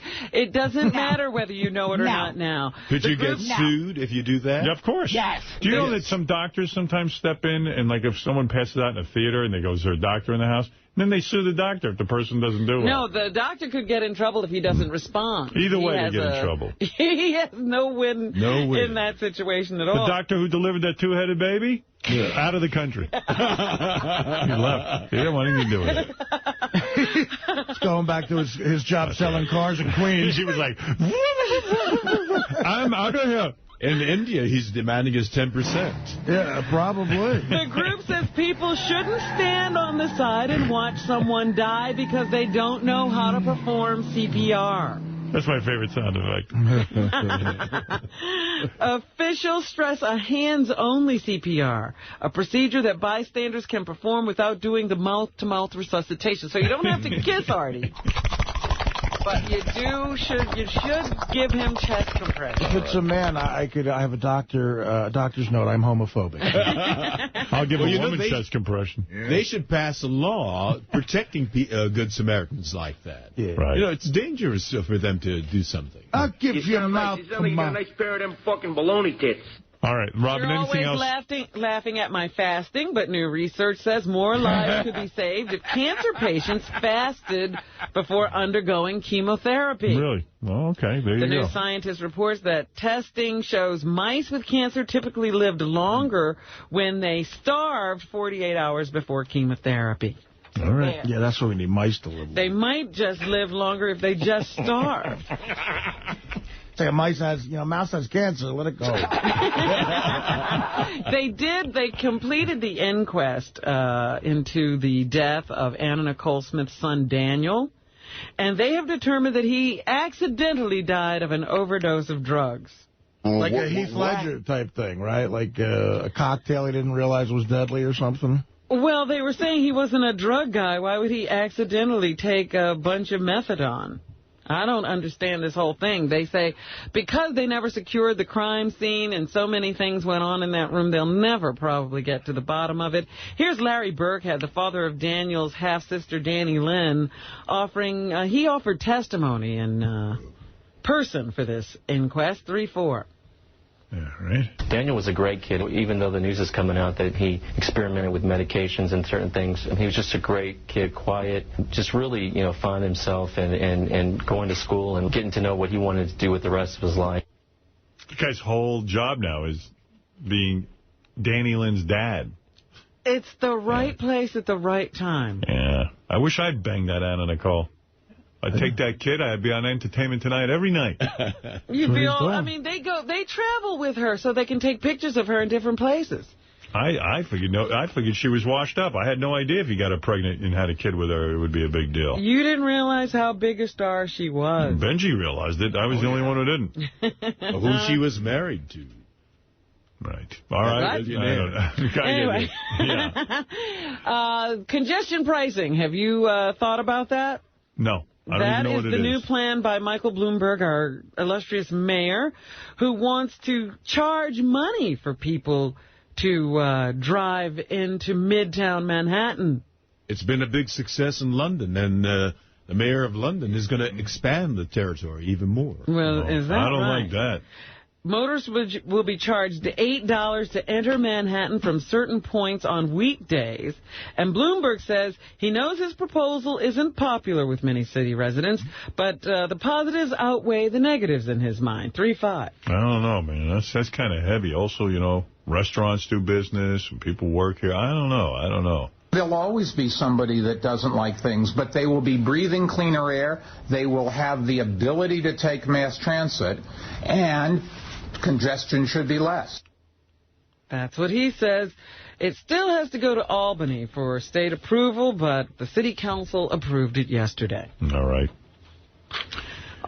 Anything else? Yes. We were talking about Dancing with the Stars earlier. I don't know exactly what the judges said to Adam Carolla yesterday. They liked him. Did they? Yeah, they felt he improved and, you know, put on a good show. Well, here's his co-host, I mean, the woman he's dancing with, his dance partner. Julianne Howe. Yeah, Huff, actually. Oh. She says that she thinks the judges are harsh on her partner. 3-6. All right. Here's the thing, and I'm serious. I don't know. That's Adam. Oh, well, how's that? Hold on, let me see if I can find 3-6. I think I made a mistake. Yes, I did. Actually, I've had so much fun with Adam. The first couple of weeks were hard. He wouldn't stop talking, but, you know, the last week he was doing... My theory is she is so repulsed by Adam, she can't put enough clothes on. And is he jabbering away because he's nervous in front of the pretty girl? Yeah, it's a disaster. Sounds like things are working out perfectly. That girl used to wear next to nothing every week when she was sort of attracted to the guy. Yeah. I mean, she just really feels no chemistry with Adam. Why else was she covering up? She was... Get your hands off me. I don't want you looking at me. Right. Well, weird. Here's Carrie Ann Inaba talking about Adam. 2-3. All right, let's take a listen to that. I cannot believe I'm going to say this, but Adam Carolla was quite sexy out there. Well, I was happy for Adam. Yeah, that's a nice thing. I'm sure he's never heard that before. Mm-hmm. He's sexy. And Donny Osmond is considering joining Dancing with the Stars. Donny Osmond. 111. All right. Because his sister did it, you know. Yes. I wish Artie would go on that. I'm seriously considering next season, but no decision yet. All right. You know, it's a big deal. He's got to really think about it. Yeah, I'll sit by the TV. Donny Osmond. You really should. Yeah. Yeah, show your grace. You thought the PSA was a good idea. Donny Osmond has been a goofball in, 4 separate decades. Like a prominent goof. It's hard to do. Yeah, he's got that nailed. Let me see. Chelsea Clinton, they're now asking her again and again about Monica Lewinsky. Last week she told someone it was none of their business what went on with that affair in the White House. But now everybody's asking. So here's Chelsea Clinton saying she won't respond to questions about her dad and Monica Lewinsky. 1-4. It's none of your business. Monica Lewinsky was a dry hole. Bill's still talking about it. That's right. She says Bill's affair with the intern is the nation's business. Is our business because actually, this is the question. He was president at the moment in time, and his first duty is to be chief citizen. Duty. So everybody thinks it's their right to ask her these questions since she's out on the campaign trail. But Chelsea says don't vote for her mom based on what her dad did. I don't think you should vote for or against my mother because of my father. I served in the invasion of Monica Lewinsky. It's none of your business. Where do you stand on this? Can you ask Chelsea about Monica Lewinsky? The proper thing to do would be no. She has nothing to do with it. That's low. It's a low blow. Yes, she's out there stomping for her mother on the campaign trail. I understand that when you're out there and you put yourself in the public eye, anything goes. But let's face it, she's a kid of a president. She loves her mother. She loves her father. You would no more go up to your friend's kid and say, how do you feel about your dad having an affair? than you should the president's kid. Don't people do that all the time? You can ask Bill Clinton about the affair. He's the one who had it. Nobody asked him. Nobody. He could care less, and nobody bothered him. It's past. It's irrelevant. Well, the question is whether Chelsea Clinton should be asked that. The answer really is if you've got a decent bone in your fucking body, you would not bother her. So you're bothered by these college kids who are asking her these questions? I'm not really bothered by it, but if you ask me... No, but you're thinking they're not very... Well, you know, there are two sides to the coin. I'll give you the other side of it. If she came in here and was interviewed by me, as part of her life story, I suppose I would go into that area. So why shouldn't a college kid be allowed to? I think if you come on this show, you have certain expectations. A college kid on the campaign trail is probably just doing it to bust her balls. You know what I mean? And that's what you have to expect when you go on a college campus, don't you think? Maybe you're right. Well, all right, she answered. You can't go out in public and expect everybody to be on their best behavior. Who's on their best behavior anymore? Yeah. I'll tell you, the only way those reporters have a decent bone in their body is if George fucked them. They'd be decent if they'd allow me to. Maybe Kathy Lee Gifford is back on the Today Show. Has returned. That's right. That's unbelievable. Daytime television. Well, they're smart to hire, and I'll tell you why. I am no Kathy Lee fan. I don't get it. But the fact of the matter is, who even knew that the Today Show has more than an hour? This show evidently goes on for 10, 11 hours a day. Yes, it does. So they hired Kathy Lee hoping to get some, I guess, publicity. And if she does well, that's great. But well, here's Kathy Lee and some of her new co-hosts talking about getting older. First day of school, it's like a bicycle, I'm a little wobbly. Yeah. But pretty soon it'll be, look, Mom, no hands, That was the second one. 1-8 is her talking about feeling older. So how are you different? I mean, back from the days... Older. Much older at all. You're still the same Kathy Lee. It's funny. I don't think she's particularly witty or interesting. And when she would be without Regis, I didn't think she was particularly good, but... Look, she's looking for a job. She made the dumbest bonehead move of her life. She left that show, that Regis show. She had a great deal. She left and nobody cared. She thought she was going to be a sitcom actress. She was going to go do some Broadway shows. Nobody even paid attention to her. And she's hungry for the spotlight. Now she's back. I think she's very pulled back. So her allure, if any, was that she was a cute young girl. But now she's, listen, she's an old bag like me. You know what I'm saying? Nobody, nothing worse than seeing an old woman. Nobody will be tuning in to look at her anymore? They looked at her because she was hot. All right. Is she hot? I'll ask you. Is she hot? I haven't seen her. She used to be a shithead who was hot. Now she's a shithead. Right. That's my point. Thank you. Thank you for clarifying that. A puppet show on Hamas TV. That's why I'm here in hour 5. A puppet show on Hamas TV. It's time. Shows up. I'm keeping you because you didn't show up yesterday. Stop it. Don't punish the rest of the class. Well, just remember this. Keep him Everybody suffers. You better show up for the test show tonight, Robin. Right, a puppet show on Hamas TV shows a boy stabbing President Bush over policies in the Middle East. 2-9. 2-9? Yeah. 2-9? 2-9. That's supposed to be President Bush? Yes. Doesn't even sound like it. I'm so sick of shitty puppets. I was a puppeteer. I try to sound like the person. Well, they're not doing the president justice. That's the president? Yeah. I take offense. All right, Robin. The show allegedly takes place in the White House where the young boy accuses the president of making him an orphan and then stabbing him. So that's very nice. That's on Hamas TV. That must be a load of fun, Hamas TV.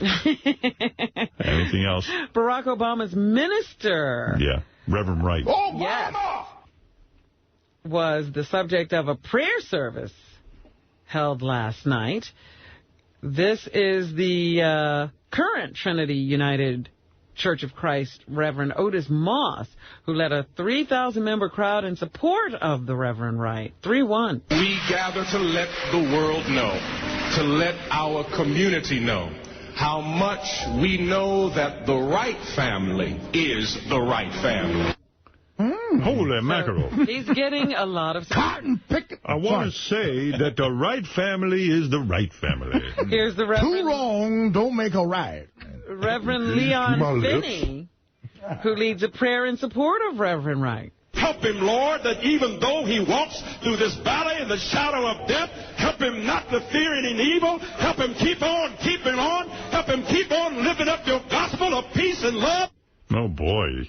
Hey, wasn't there another reverend who spoke there, Fred? You have the tape. Obama is a long-legged Mac Daddy. Obama pimps white women and black women. Obama! That's where you first saw his name. That's the first place I saw it, on two great big old tits. And make a screw with another screw. Community activist Conrad Worrell compares Wright to Jesus Christ. 3-3. Jesus upset the status quo. Hey now. Disrupted the comfortable. So it is that Dr. Wright speaking truth to power at this hour in history. Make a joyful sound. So